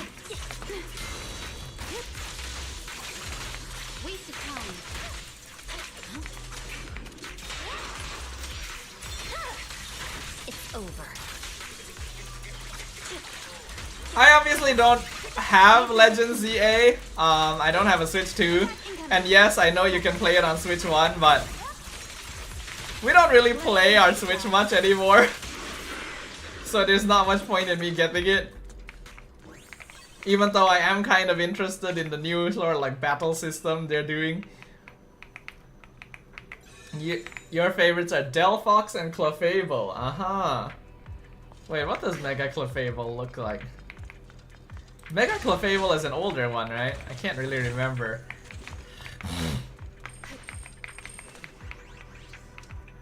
There's rumors there'll be more Megas in DLC. Ah yes, I heard about that as well. And that's also one aspect of why I'm not really interested in getting the game. The fact that they're releasing DLC right off the bat is very disingenuous to me. It's like, DLC is supposed to be additional content added later. Yet here we are, treating it as if it's like just extra paid stuff right off the bat. It's like the game isn't shipping in its full form, if you know what I mean. Like, I'm gonna be honest, and in general I'm not really a fan of the concept of DLCs actually. I don't really like the concept. Like, even when I played Pokemon Sword and Shield and then Pokemon Scarlet and Violet, I never actually bought their DLCs. I only bought the base games and played the base games. Both of those games had DLCs and I just never bought them. Never played them.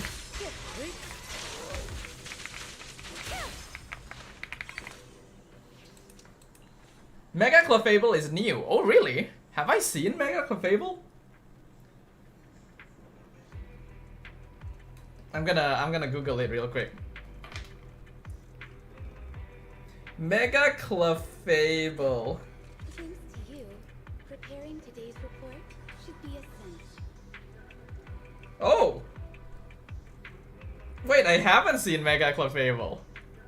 Wait, no, are these the real one or are these like fan creations? Okay, this is the real one.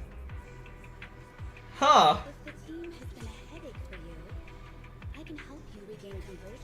It looks like a pastry.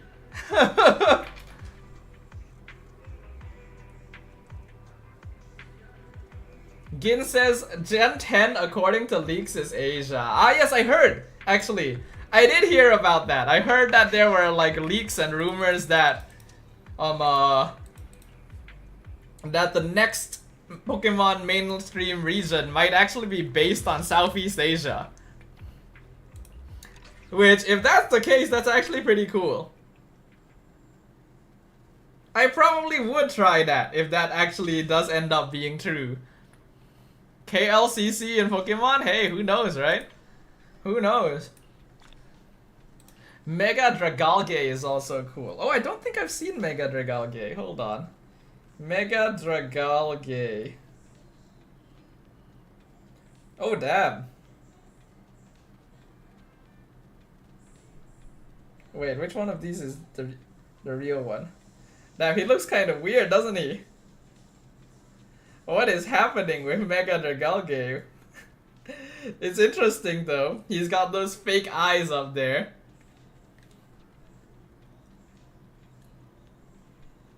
Where is Mega Aegislash? Actually, that's a good point. Aegislash is such a popular mon. You would think that he would have one. Honestly, the worst Mega in my opinion is Mega Skarmory.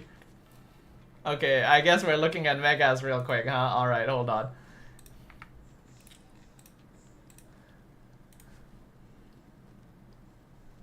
Let me turn back to this. Alright, Mega Skarmory. Is this new? Is this a new Mega? He's just gold and sharp. You know what this reminds me of? When I look at this, I think of that one like really classic dragon card from Yu-Gi-Oh! What was it called? Classic Golden Dragon Yu-Gi-Oh! Card.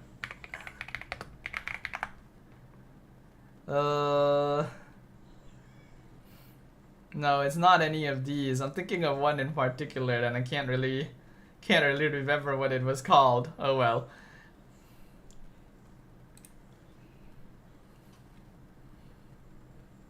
Mega Drampa. I think I've seen Mega Drampa, yeah. He does look pretty nice, if I remember correctly. Yeah, he does look pretty cool. Man's angry. I like the mustache. I just generally like it when things have mustaches. I think it makes them fun. It makes them cute.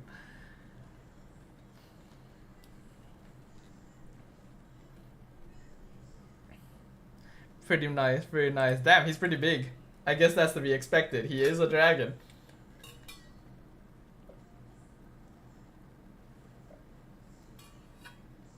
Mega Scrafty is emo. I think I've seen Mega Scrafty actually.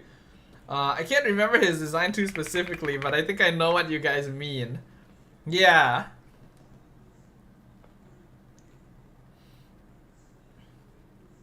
Honestly, I feel like they could have made it look better.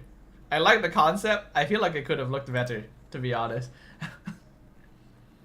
Delphox? Delphox is the one where it's riding on the broom, right? Yeah, honestly it's good. This one is good. This is a good concept. Riding the broom, you got other brooms. I mean, it's a wizard, you know? It looks like a wizard. And that's very correct. Emo King, Ginsen. Nice.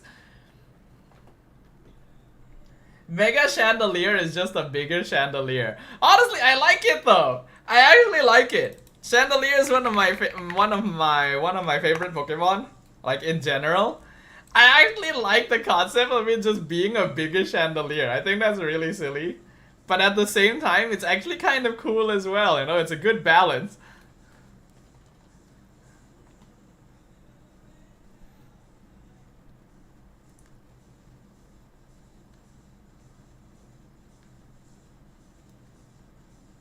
I like chandelier, not a freaking chandelier. I mean, it's clearly based on a chandelier though. Like, we all know it's based on the chandelier. So logically speaking, if you're gonna mega evolve it, it just becomes a bigger chandelier. You know? Mega Zygarde, that's the one that looks like a fudging Gundam, right? Mega Zygarde looks like a fudging Gundam or some shit like that. No, not really a Gundam, a Digimon. Or something. He's got a fudging cannon. It honestly looks kind of weird. Like, I've always thought that most of the Zygarde forms were pretty cool, right? Like, the dog form is nice, the other forms that I can't remember are nice. This one's really cool. This is a bit funny looking. Man's just got a fudging nuke. He's just got a fudging nuke. Cause I got this fudging Mega Evolves and he just carries a fudging nuke.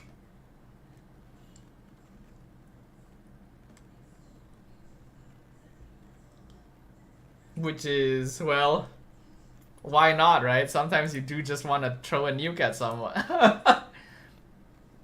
Greninja's upside down. Ah, yes. Honestly, Greninja's good. I like Greninja's design. I like that it's just hanging from a shuriken.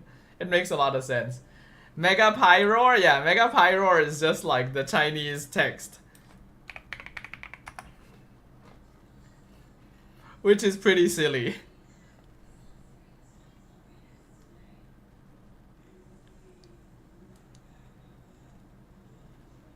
Because if you guys don't know, these are actually Chinese, like, this is kanji, basically. In case you guys are not aware, this is kanji. And I never actually really noticed it before this, but even base Pyroar is a kanji. So, I mean, it makes sense. It actually does. I can never remember how to pronounce this word, actually. Because, like, this is Huo.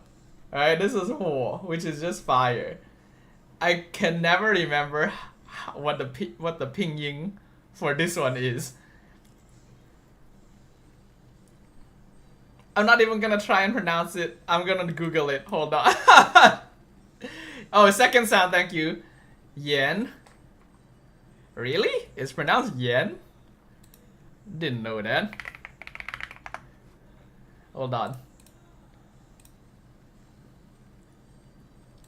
So, like, for those of you who don't know Chinese, this is Huo, which is just fire. And as you can see from the shape, that is base Pyroar.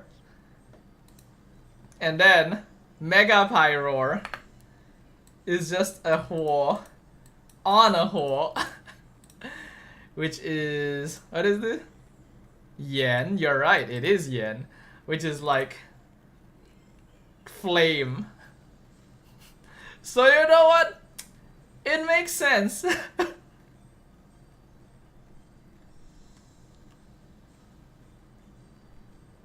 The shiny for this is so clean. For Mega Pyro, really? Let's see. Mega Pyro shiny. Oh, damn. It goes fudging Super Saiyan. Holy shit. Okay. I see. That is pretty good. Inflammation, yes.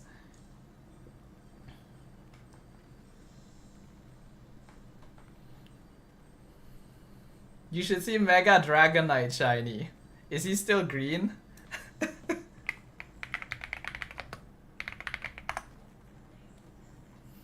Which one is real? Is he blue? Did they finally make him blue?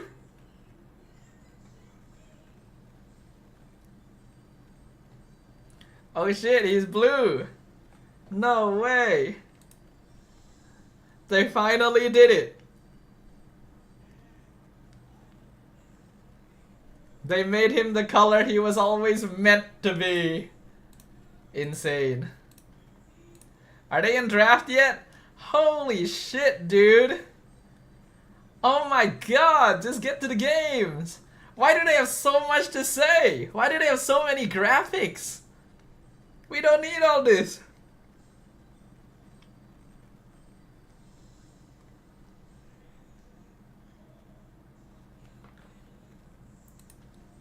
Slowpoke has a new shiny in ZA. New shiny? So what? How does what? So he's just got a different. We've just got a different shiny color? Is that what it is? Mega Floette? What the? Oh. Oh, the flower just gets more intense. Alright. Oh, LaFell said that I just checked the MLBB peeps like WhatsApp group, and LaFell says that he's actually watching Japan. Is the Japan tournament happening right now? Hold on. Where is it? Is there tournament happening right now?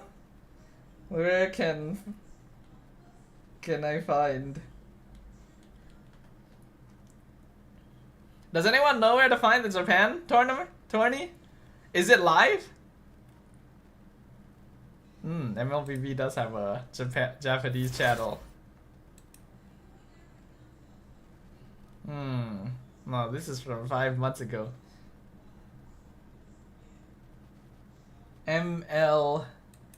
Hold on. MLBB Japan League. Hold on. MLBB Japan League. Just search LaFell. Lol. I don't want to just be watching it from LaFell's stream. Oh, is this it? Is it it?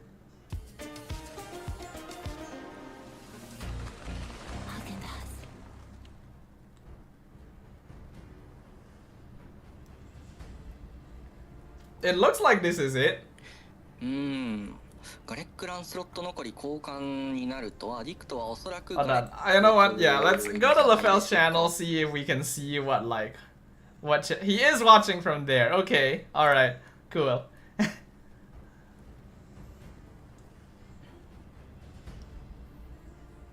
Okay, they're in the draft right now. Let me just have a quick look back at their previous games then. Let's see how they've been doing. Oh, look, it's Zeta Division. I remember Moemine and June 1, I think, and Kani. These are names that I remember. I think they were in Zeta Division before. さあチームバランスとしては先ほども言ったように両サイドファイターでお互いパワーは5分、ジャングルのファニーとミッドのセリナが序盤のパワーが5分、そしてミッドの It's like I'm watching anime, Gin says. I guess it is. Oh yeah, how is SG? Is SG over? Who won? Who won? Evil! Evil won MPL SG! Oh shit! Team Flash is not going to M7! What the fudge? And they beat them 4-1! Oh my god! What happened, Flash? Curtizi, Hades, these are like the same names, damn! Wait, when did Team Stallion lost? Hold on.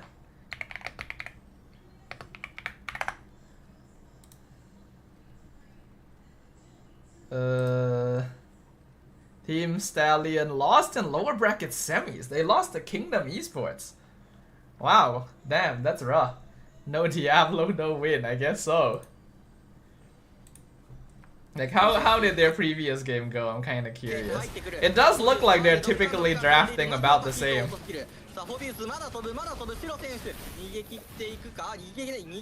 How is things going over here? Okay, we're finally in the draft over here. Yeah, it looks like in general the meta over here is actually about the same as well. ミドルはジミーかイブですか? And it looks like it's a solo cast. 唯一セリナ強いんですよね。セリナ取るかもしれませんねここ。LaFell says it's a solo cast in the WhatsApp group. And it does sound like it. It does sound like there's only one dude. Hello Harsha, welcome to the stream.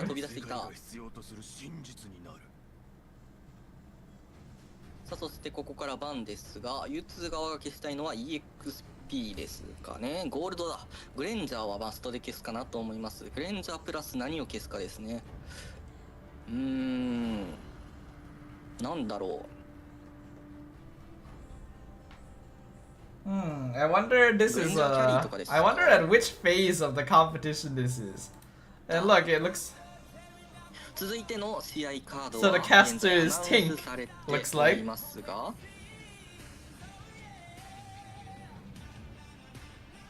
What phase of the tournament is this, I wonder?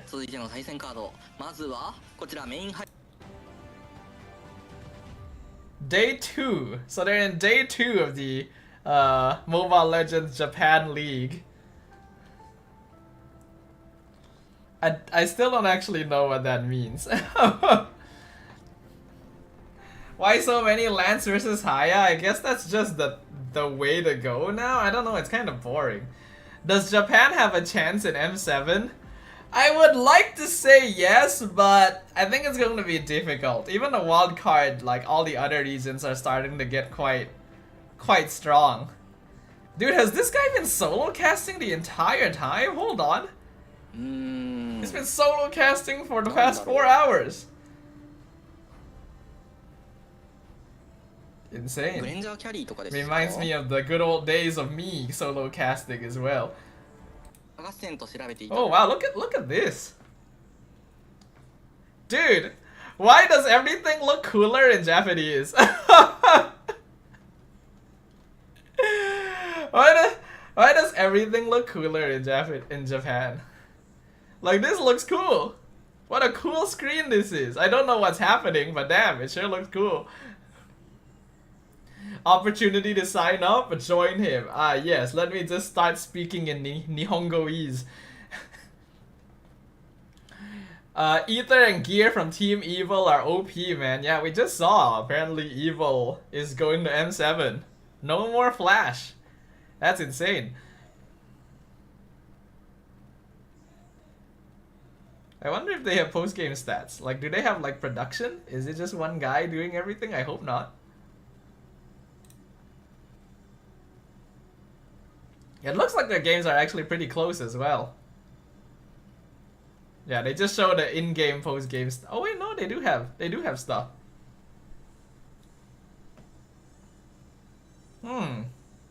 Interesting. That's actually a lot of events for Japan. Yeah, maybe they're trying to extend their reach over there. Either Lance is cool. I want to see an M7. Well, you never know. Okay, looks like the draft here is complete. Take the gamble. They're quadrupling down on the crowd control. Will this be the end, everyone? Alright, boys, championship points. ONIC is one victory away from becoming the champions of MPL Indonesia once again. I want to see a full-on series. I'm gonna root for Alter Ego on this one. Can Alter Ego bring it back? Alter Ego have one last chance to continue this best of 7 series, to claim that trophy that you see up on screen right now. Mirko, realize, let's head over to the next game. Destiny beckons. One last showdown. Finally, new jungle, Dark Sparker says. I didn't get to look at the drafts closely yet. Let's have a look-see. Or will Alter Ego again retaliate through the chaos that they have? Okay, so number 5. it is Lapu, Haya, Kimi. Hold on. Alter Ego, we said just last game, they're gonna have to dig deep to win against ONIC. They can't just rely on the strategies that they have played against. Okay, Guinevere Rome, and then CC Gold, it looks like. That's what we're seeing from Alter Ego. Wait, is CC versus Uranus Gold Lane? Almost picking up the solo. Observe. Why pick Uranus? Fudging hell. And then on the opposite side, we have Ruby EXP. Well, I gotta say, I'm a big fan of Alter Ego. They've played Ruby in 3 different positions now. And then they have Baxia Jungle, Eve, Cho Rome, and Uranus Gold. Rolling it out. Oh no. Damn. They're gonna go for it. Under turret first blood. Over to Suns. I don't. Back-to-back games. Now it's I want to root for the team that is picking Ruby so bad. Sense the Khalid bit coming. But why Uranus? And they were like, okay, we gotta go for what the fudge? Went for the Guinevere, they did. Cho is just cooked, it's Jover, Harsha says. Wow. Look at how they're taking over that green camp from Yazuke's hands. Kyrie is level 4 right now. And Yazuke with the Baxia, sure he has. Yeah, Guinevere is a good answer to Cho, that's the thing. Fade away. Down bottom, Arfi is just heavily bullied by CC. Imagine CC Uranus Gold. Like, I was wondering, okay, is Uranus like a good answer to CC because of the way that the teams were drafting before? I'm not really seeing too much of it right now. also here gunning down. I'm offended, but don't Rumble King into the Purify from Sans as Keyboy goes for space migration, able to land it now, goes to the back line. Shadow kill from Kyrie! Alec trying Damn, to go in Mirko's between play-by-play Keyboy is still so very good. low. He's still able to buy some time. That's Yazuke picking up the kill. Yazuke had to use Retri just to chase him down. They lose Turtle for that. It's not worth it. You have to remember they have 2 CC immune heroes. You wouldn't believe Kingdom Esports went Uranus Hyper against Team Evil. Oh no, Uranus Jungle actually is a thing. Like, other MPLs have already played Uranus Jungle before. Hands of Alter Ego for Hijime, so he has In to fact, I think we did it once in our regular season. Uranus is never good, Lilo says. Yes, agreed. to run a Flicker Marksman. Or to run But a still Flicker better than Marksman, Estes. calling out the Esmeralda. Then they flex the Uranus, who also is very, very strong to kind of survive the initial dive with the Consecration and all the the e-buffs it has. But then putting Nino on the Ruby early on. Against The thing is, like, Alter Ego has to end game early again. They just don't win late. ONIC has way more damage scaling late with Kimi, Hayabusa, and even CC. What does Alter Ego have? Nothing. Baxia and Uranus are just going to sit there and eat damage. Choke and kick someone, but you have no burst. There's no damage from Alter Ego. What is this drafting, dude? Look at this. They can't do anything. What is this lineup?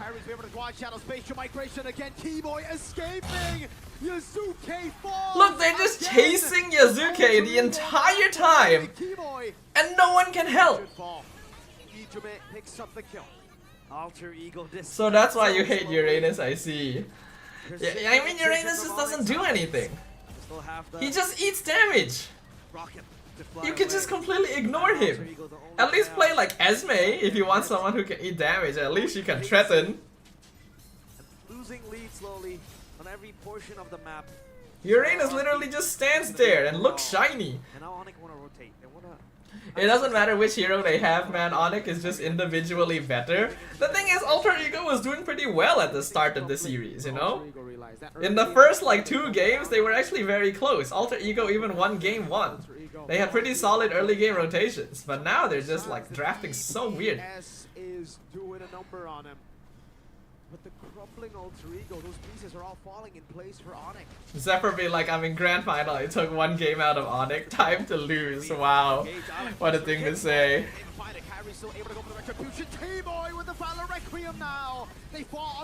Where's your damage, Alter Ego? Look at this. Where's your damage? Are you just gonna be running the entire time? You're supposed to be winning early. It's double fighter side lane. Why did you pick double fighter side lane? With no early lane pressure and 0 burst. With a tank jungle. That's the craziest thing. They went double fighter side lane with tank jungle.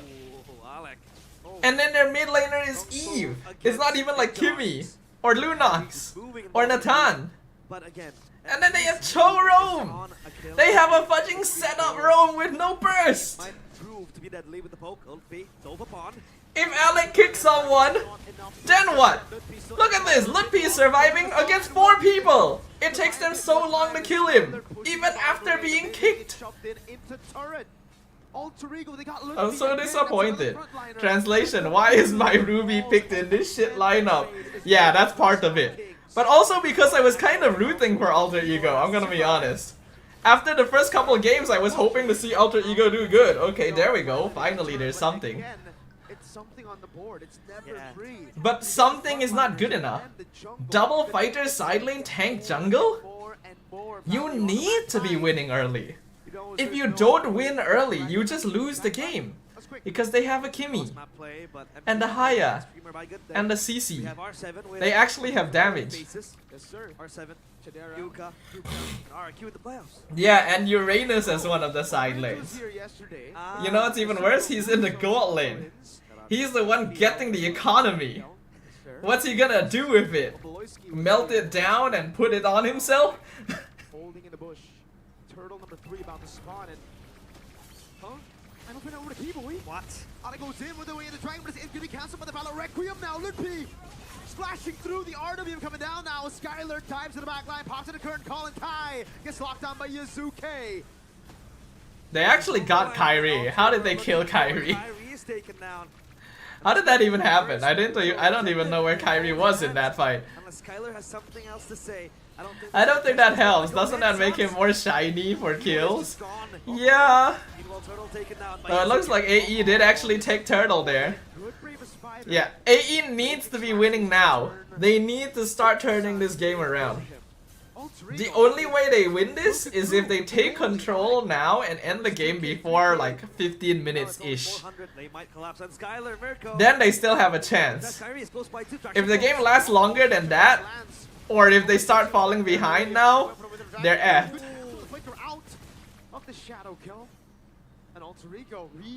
But AE is like TNC from MPL PH. How so, Harsha? Like in what way? Out of curiosity. Variable in the hands of Alter Ego. This Uranus, so far unfazed, not taken down only once by Skylar too. Alter Ego look for a window to come back to the game. Item check by Dunia Games.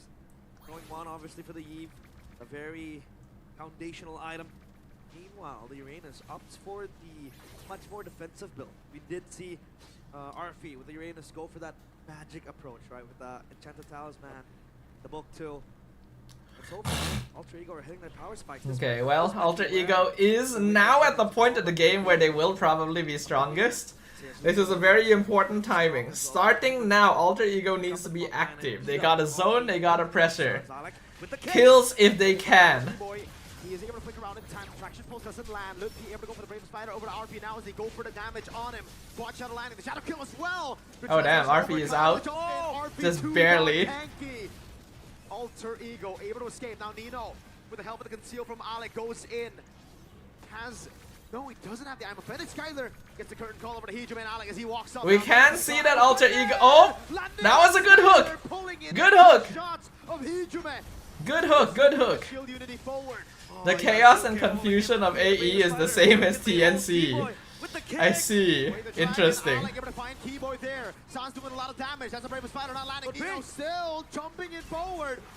Ooh, Nino. Okay. Okay. Nino full charge. Arfi is running it down in the mid lane. Well, at the very least, y'all, they are actually doing the thing I said they needed to do. Am I actually a good caster, guys? Am I actually good at analyzing things, guys? This is exactly what I said Alter Ego needs to be doing. Out of Alter Ego in the last 3 games. They finally regained that confidence, and it's through the chaos. 1.3k lead is not really enough though, that's the thing. They ideally need to be more ahead. But as long as they can end the game in the next like maybe 5-6 minutes, then AE can actually still do it. If this game lasts until 18 minutes, I don't think AE can win. Oh, Izume goes down. That's not ideal. You should be coach at this point, man. Nah, coach is actually very hard. There's a lot more you have to do than just being good at the game. Since when were you not, Lilo says? At certain points. Especially with the drafting curse that I had. You play the front to back, but at least now for ONIC, that Lord just gone, evaporated in an instant. ONIC very much more calculative in their approaches, and my question was, Alter Ego can't afford to make any more mistakes. Who reaches here, right? Like genuinely, I don't think they can afford to lose much more. Doing a good job peeling for his teammates with the mini CCs that the room has. And then you have Yazoo. Kyrie Lancelot equals we can't stop this dude. I mean, Kyrie did play some Lancelot before the last game, and he actually didn't do all that well. Oh, they try to engage on Keyboy. RP comes in, blocks out the back line. Alright, good. Alter Ego are right now in a state where they can basically just run down ONIC with the bulk of their bodies alone. But that will not last forever. AE needs to take down mid lane turret, Harsha says. I agree, but it's a bit hard to do that. The only way they can take out a mid lane turret now is if they just straight up win a team fight. Unfortunately, they're not very good at split pushing, right? AE is just a straight up 5v5 rundown composition. On down by Alter Ego. Wave check.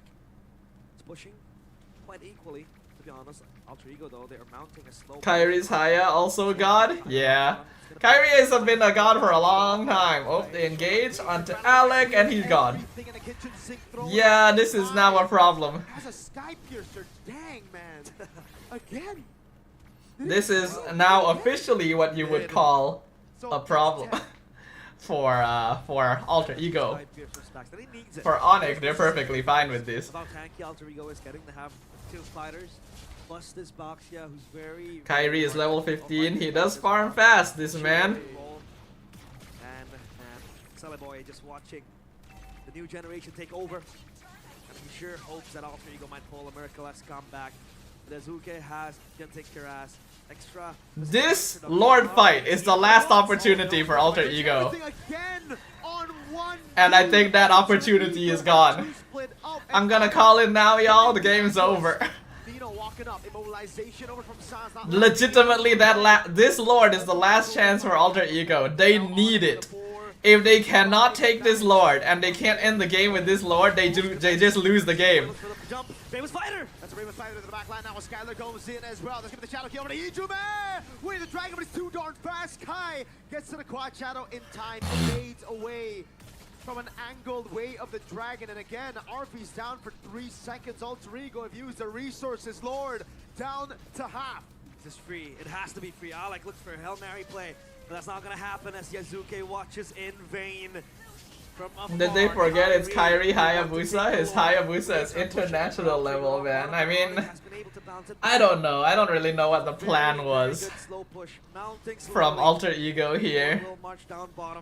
Alter Ego, they have to clump up. They cannot be the one splitting away. Because sure, it is a Uranus, it is tanky, but once ONIC throws everything, every resource they have on towards a single member, that member is definitely gone. Damn. And then Alter Ego loses. I thought that we were going to get a longer, more intense series after looking at the first 2 games, guys. But it looks like, it's starting to look like it might just be the 1 game more than MPL Philippines. By ONIC. But Alter Ego, I feel like they might just lose the structure unless they can wave off this Lord. The window for Alter Ego was earlier. Now let me. Uh-oh. Spider stunning Yazuke. That's gonna be RP jumping in. That's a traction post lock and 2 members down. Oh, Keyboy! Holy shit! Oh, it's so over! It's gonna be the Keyboy with the god play! Alter Ego are completely running away. Massive, I'm offended. Now the base wide open. 2 base turrets fallen already. Now Alter Ego, they can clear. They can prolong this. Alec Kundo already. Skylar still holding. Zephyr bringing Dota game style into MLBB. Is this Dota game style? I don't really think so. In moments of silence, Keyboy cuts the tension with a single play, a single moment, and that was one of them. Falling apart is Alter Ego. Their lead, their swing, monumentally gone. Yep, this game is officially done. We have passed the point of no return for Alter Ego. It is impossible for them to scale up in terms of damage to match ONIC anymore. It would take a miracle blunder from ONIC for Alter Ego to turn this around. And I don't think that's going to happen. I think this might be the end here, ladies and gentlemen. Have the Eve at least to space out, to gap away from ONIC, who wants the gap closed because of the... Trying to do evil grass. Oh, that's interesting. Basically, look now. Grass would be pretty scary. Because even good grass is already kind of terrifying in the right circumstances. What a long journey. With a total of 506 games played in MPL ID, Sans has accumulated 146 hours of playtime throughout his MPL ID career. It would take a team wipe to come back? No. I think it would take at least 2. I think this is a situation where Alter Ego needs at least 2 team wipes to come back. The first team wipe to even up net worth and regain map control. The second to actually push.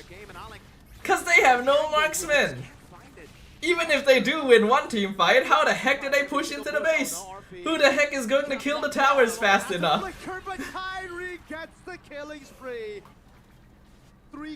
Look at Uranus. Look at how useless this hero is now. Like holy shit, dude.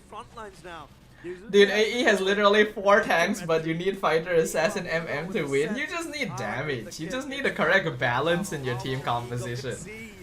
And clearly they do not. Uranus is so bad in this draft. I think Uranus is just bad in general, honestly. I really don't understand what his purpose is supposed to be. Like, the benefits that he provides are so short term. AE will be at M7. How do they compare to Malaysia teams in your opinion?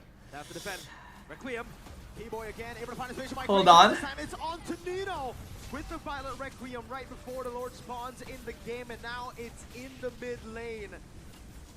Oh man, no Nino for 38. Okay, to answer your question, Neko, Alter Ego in this state stands no chance against SRG. But they can actually put up a fight against the other Malaysian teams. They pull it in, but Yuzuke will fall. That's a stun from Lutpi. Hijum is trying his That's it, boyos. It's over. The deed is done. ONIC Indonesia claims another MPL champion title. Are the crown. Order restored, chaos, silence. Feels bad for Alter Ego. Honestly, Alter Ego got like wrecked, dude. What were those drafts? What were those team compositions they were pulling out? So many weird and unwinnable situations before the game even start. But above the skies where ONIC lies, send them the ambulance there, it says. With all the crown they have, horrific draft, yep, I agree. Who do I think the MVP is? Destination. Will it be their next destination? MVP. Hard to say, actually. Kind of hard to say. To their run. A run that was special. A run. Most of the players were pretty consistent. It's hard to point out someone who really stood out. Lutpi had some good setups. Keyboy had some solid plays. Kyrie is Kyrie as always.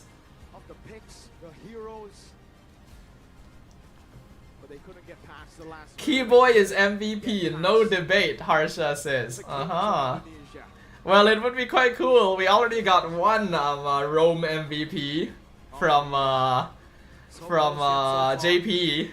Imagine if it's the season of Rome MVPs. Judah says, I feel M7 final will be SRG versus Liquid PH. Liquid definitely looks like a team that would be able to make it to the grand finals. And right now, I also think SRG looks strong enough that they could do so. But it's still very early to tell. M7 is still, like what, 2 months away? 2-3 months away? Keyboy is the rover I aspire to be. Wow. Is he your idol, Kai? Across the 5 days of playoffs in season 16 to get to this point. Some of them ex-teammates, some of them have worked together for so long, but they will have to accept the fate of today.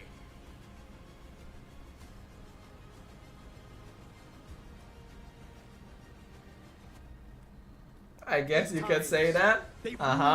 Very nice, very nice. 8 times they have worn the crown. One last bow.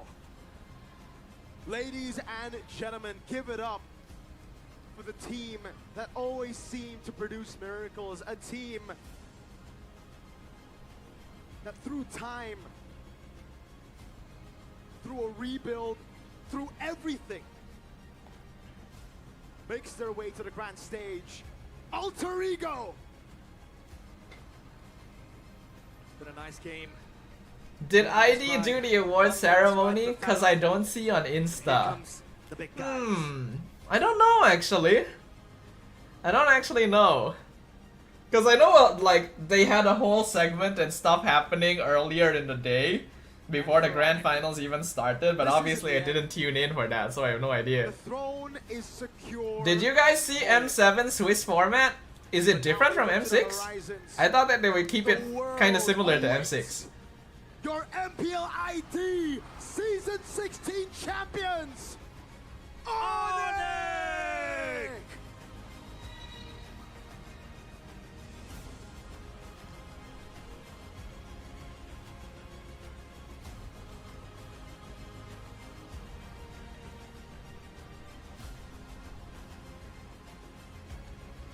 Oh, they did the award ceremony on playoff day 1?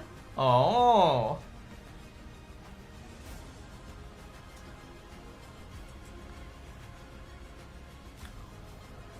Interesting. That's a very different format than the way we do it otherwise. We always do the award ceremony like before the grand final.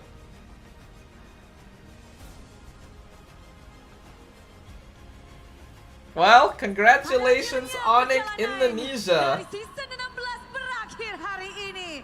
Hasil manis masih didapatkan dari tim ONIC. At least it looks like, well, ONIC will still have one team in M7 after what happened to ONIC PH. This year M7 will be weird, no RRQ and ONIC PH. Well, times change. And it's certainly a very different meta these days. Indonesia. Dan kini tiba saatnya memberikan apresiasi kepada para pemenang. Untuk itu kita mengundang kepada yang terhormat Gloria Famiella selaku Wakil Ketua Bidang Kompetisi PBSI untuk naik ke atas panggung. We didn't have RRQ and ONIC PH and M5 either. True? I think ONIC PH was a less known team back then, before their massive run in M6. Pasukan landak tak memberi ampun. Oleh karena itu, kita bisa melihat bahwa inilah yang akan mereka dapatkan, kejayaan, kemenangan, dan juga pastinya hadiah yang begitu besar. Kita tahu Bude luar biasa sekali, entah ini cincin keberapa atau medali keberapa yang mereka dapatkan, ketujuh. Ini adalah suatu prestasi yang terus konsisten ditorehkan oleh ONIC yang lagi-lagi menjadi juara dari MPL Indonesia. Well, I suppose, although it's unfortunate we didn't manage to get a longer, more intensive series, perhaps it is better this way. Because we all know that if we had to sit around and wait for more yapping sessions between games, we would probably turn into statues on the spot. It's Skylar's first ring? Really? Huh. At this point, if you join ONIC for 2 seasons, you basically guarantee yourself a trophy. I guess, yeah. Historically, that has been the case. Prestasi yang baru kembali ditorehkan oleh tim ONIC. Golden Ring ditambah dengan medali disematkan kepada tiap playernya dan juga jajaran coaching staff. Kita tahu man messed up with his display a moment ago. Dan juga bukan hanya dari tiap playernya, namun the best coaching staff pun mereka kantongi di season ini. Apresiasi terbesar untuk tim Wow. coaching staff. Wow. Look at all of that. Jarinya hampir penuh dari coach Yep. Ever since Kyrie joined, they only lost in season 14. Damn. Who knows, guys? Maybe this is going to be SRG soon. 7 dipamerin, udah disiapkan. 6-6-nya setelah Maybe this is going to be the story with SRGOG very soon. pastinya. Ibu Gloria. Ibu Gloria Famela Just kita akan taking kembali all ke of the terlebih champion dahulu. trophies and not giving anyone else a Boleh chance. berdiri di tengah, ya. Sebelah coachnya. It's worth it for Skylar to leave RQ for ONIC. Abadikan momen ini, boleh I guess untuk so, yeah. Certainly a jump up. kamera dalam hitungan 3, 2. Still miss Boots? Oh yeah, I remember Boots. Where is Boots? Is Boots still playing? Lihat dong ya, wow, begitu penuh sang golden ring menyemati jari-jari. Para These coaching players staff just be maupun taking pemain all the pemain rings, man. ini sudah mereka dapatkan. They be hoarding them at this point. Itu akan mereka nantikan juga. Kiboy just flipped those races, indeed. You could see that he did not intend for that to happen. Untuk juga turut memberikan hadiah dan apresiasi terbesar. Wait, did he go to HOK, really? Dari MPL Indonesia Huh. season 16.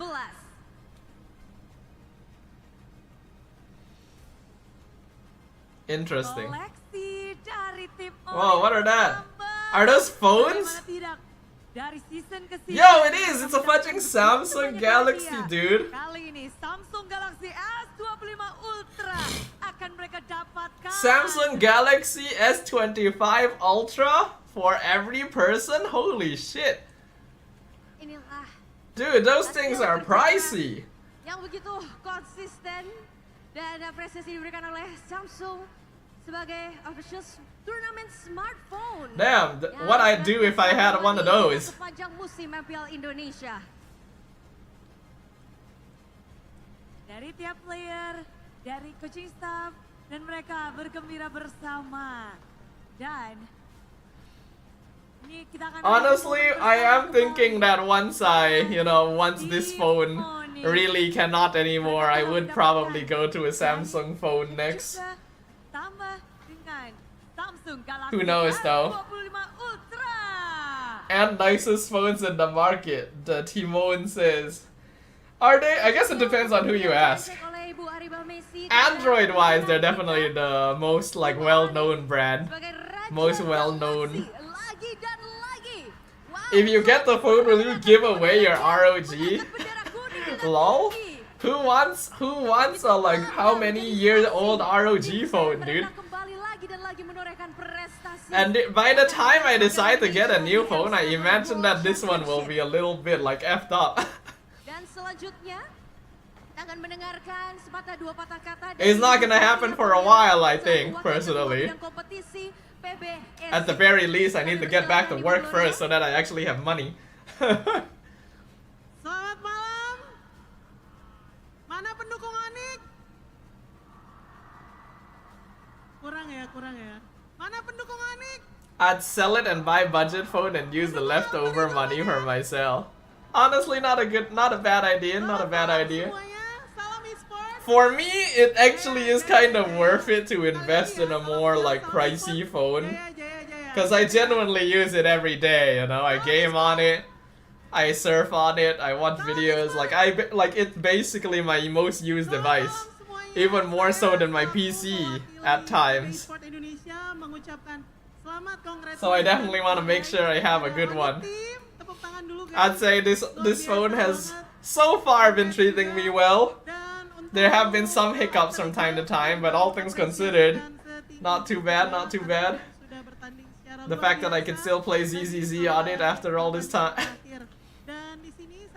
Infinix is right there. I mean, Infinix is a budget gaming option, but I actually do want a better phone. And also, when I do decide to like get a new one or upgrade, I want one with a nice camera. I would actually like to have a phone with a nice camera.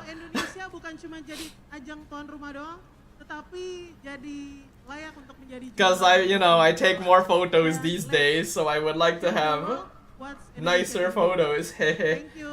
Salam e-sport. Thank you. Terima kasih banyak kami ucapkan kepada Ibu Gloria Famiela selaku Wakil Ketua Bidang Kompetisi PBSI. Dan selanjutnya Bude. Dodo, please don't go to Apple. You know I'm not going to Apple, sir. I hate their entire ecosystem. It's so predatory. Kita sudah tahu Raja Galaksi. And you know that I've always been an Android guy.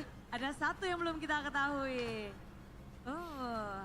What phone are you using these days? ROG. I've been using ROG Phone 7 for like a couple years now.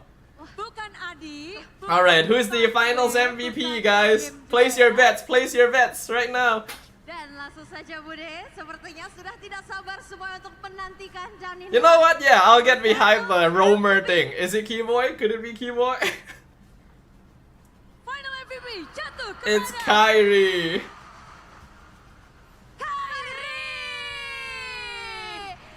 Kami ucapkan selamat kepada Kyrie sebagai final MVP dari MPL Indonesia Season 16. Here he is once again. Pertarungannya begitu apik. Dan The face of MLBB. If Carl TZ is the GOAT of MLBB, I think Kyrie is the face of MLBB. MVP trophy kepada Kyrie, sang MVP dari MPL I mean, Kyrie did do a good job, I will say. Kyrie was one of the more consistent players throughout like all of the matches. Sudah diduga-duga atau tidak terduga, baik para super fans maupun kita bisa melihat performa dari Kyrie yang selalu tampil konsisten dengan pertarungannya begitu epic. I thought the face of MLBB is Kelra. No, I think it is Kyrie. Kyrie is at Ronaldo level for MLBB. Yeah. Like you can use the football metaphor. Carl TZ is like Messi, and Kyrie is like Ronaldo. Yeah.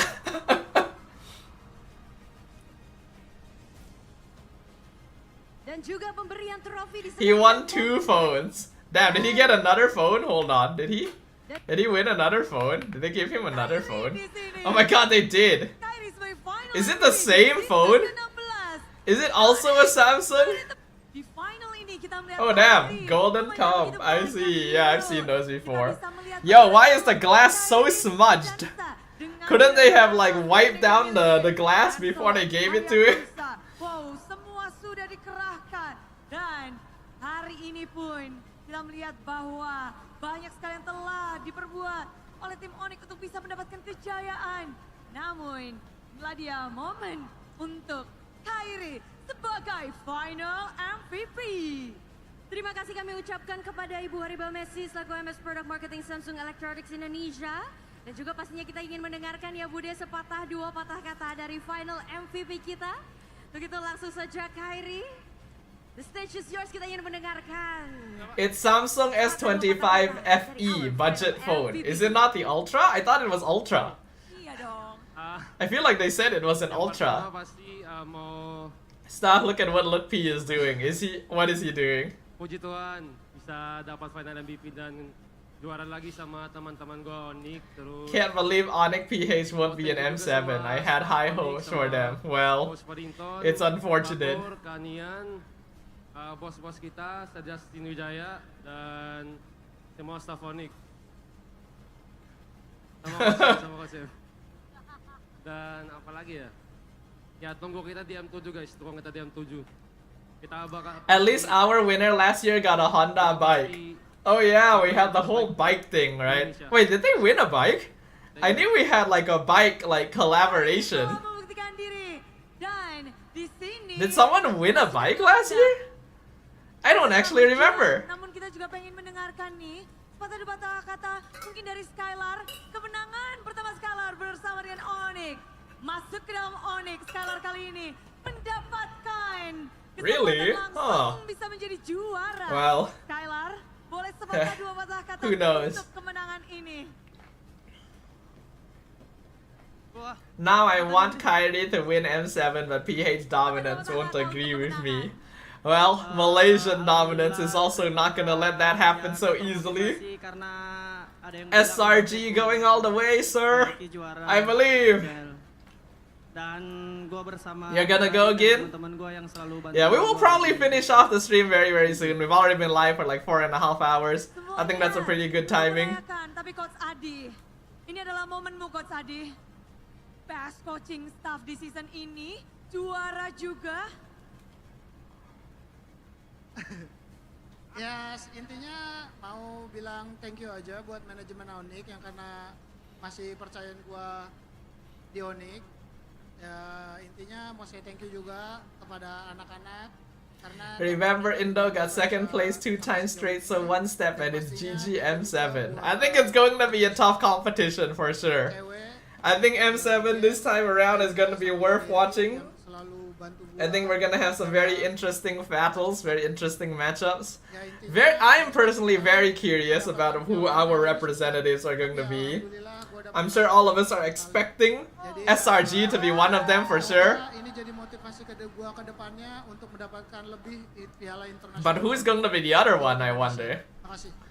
Wow, Coach Adi, banyak yang bilang MPL itu susah tapi 6 kali mengangkat trofi ini cewek. Mungkin ada yang ingin disampaikan sebagai double assistant coach dalam season kali ini. Sebenarnya kalau dari gua ya pastinya gua mau SEA Games will be tough. Yeah, I mean Liquid is there. That's the one that Liquid got sent to, right? I keep messing up SEA Games and IESF.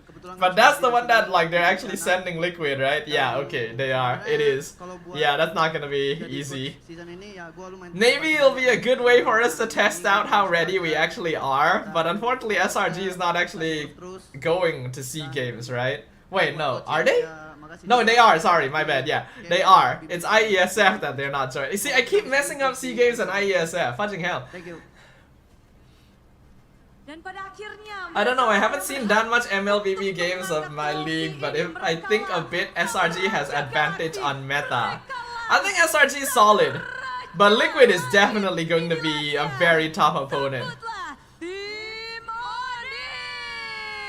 And also, by the time M7 comes, it is probably going to be a new patch as well. So, who knows what will happen, right? Who knows?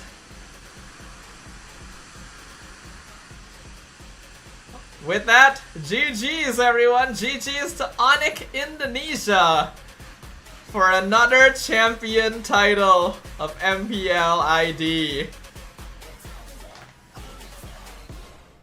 Personally, I think we will be able to take him on, just based on how things are right now. It's ONIC time! Season 16 masih menjadi season ONIC. Mereka benar-benar membuktikan diri. Namun kita akan menantikan bagaimana mereka akan melanjutkan perjalanan ini. Staffa, do you think we can win anything with the SEA Games? I mean, we actually have a pretty solid roster for SEA Games, right? We've got the SRG mid trio, then we have Lalil in the gold lane, and then EXP we have like Momo, right? I think our roster is pretty solid. Will we be able to win? Hard to say. But I think we can go up fairly high. M7 series menantimu. Yap, kejayaan bisa kita rasakan. Sonic sedang merayakan. Didn't thought of that. M7 is gonna be interesting for me. One question: is there any chance of you casting in M7? Oh, I would love to. I really want to actually. Even in M6, even though it was here in Malaysia, I only got to cast it for a few days in total. I really want to cast like more for M7. But I feel like the chances of them pulling me in is kind of low. Cause again, if the tournament is not happening in Malaysia, like it's happening in Indonesia, right, M7? So obviously they're gonna be getting most of the local Indonesian talents. And then they're only gonna pick like a couple of talents from the other regions, right? So like for Malaysia, it's almost always going to end up being like Lafel and Gideon. So it's difficult for me. And even then I would still have to compete with Husky to see who if like we can actually get up there. So it's tough. I hope I can cast M7. And I have like high hopes for it. But I gotta keep my expectations realistic, unfortunately. There is still a pretty good chance I don't actually end up casting it. So no watch party till M7, just regular streaming? Oh, I mean, if there's things to watch. I mean, it depends on the timing, right? If C Games and IESF are at good timings for us to watch, then yeah, we can watch party those. I hope you'll cast at least a few matches. I hope so too, man. I hope so too. I've never been to Indonesia as well, so I would like to go over and have a look-see. Too bad we don't really have a lot of Indonesian viewers here.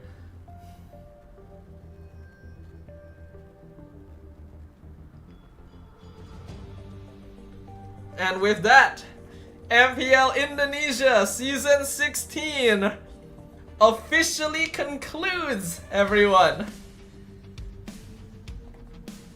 MPL Malaysia going to be the last ones. We're still like 2 weeks away before our playoffs start. Hopefully that'll be interesting.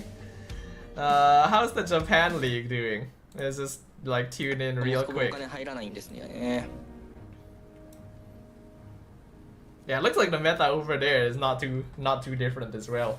But yeah, I'm not gonna watch this too much. I'm gonna go ahead and look to finish things off here very soon, everyone.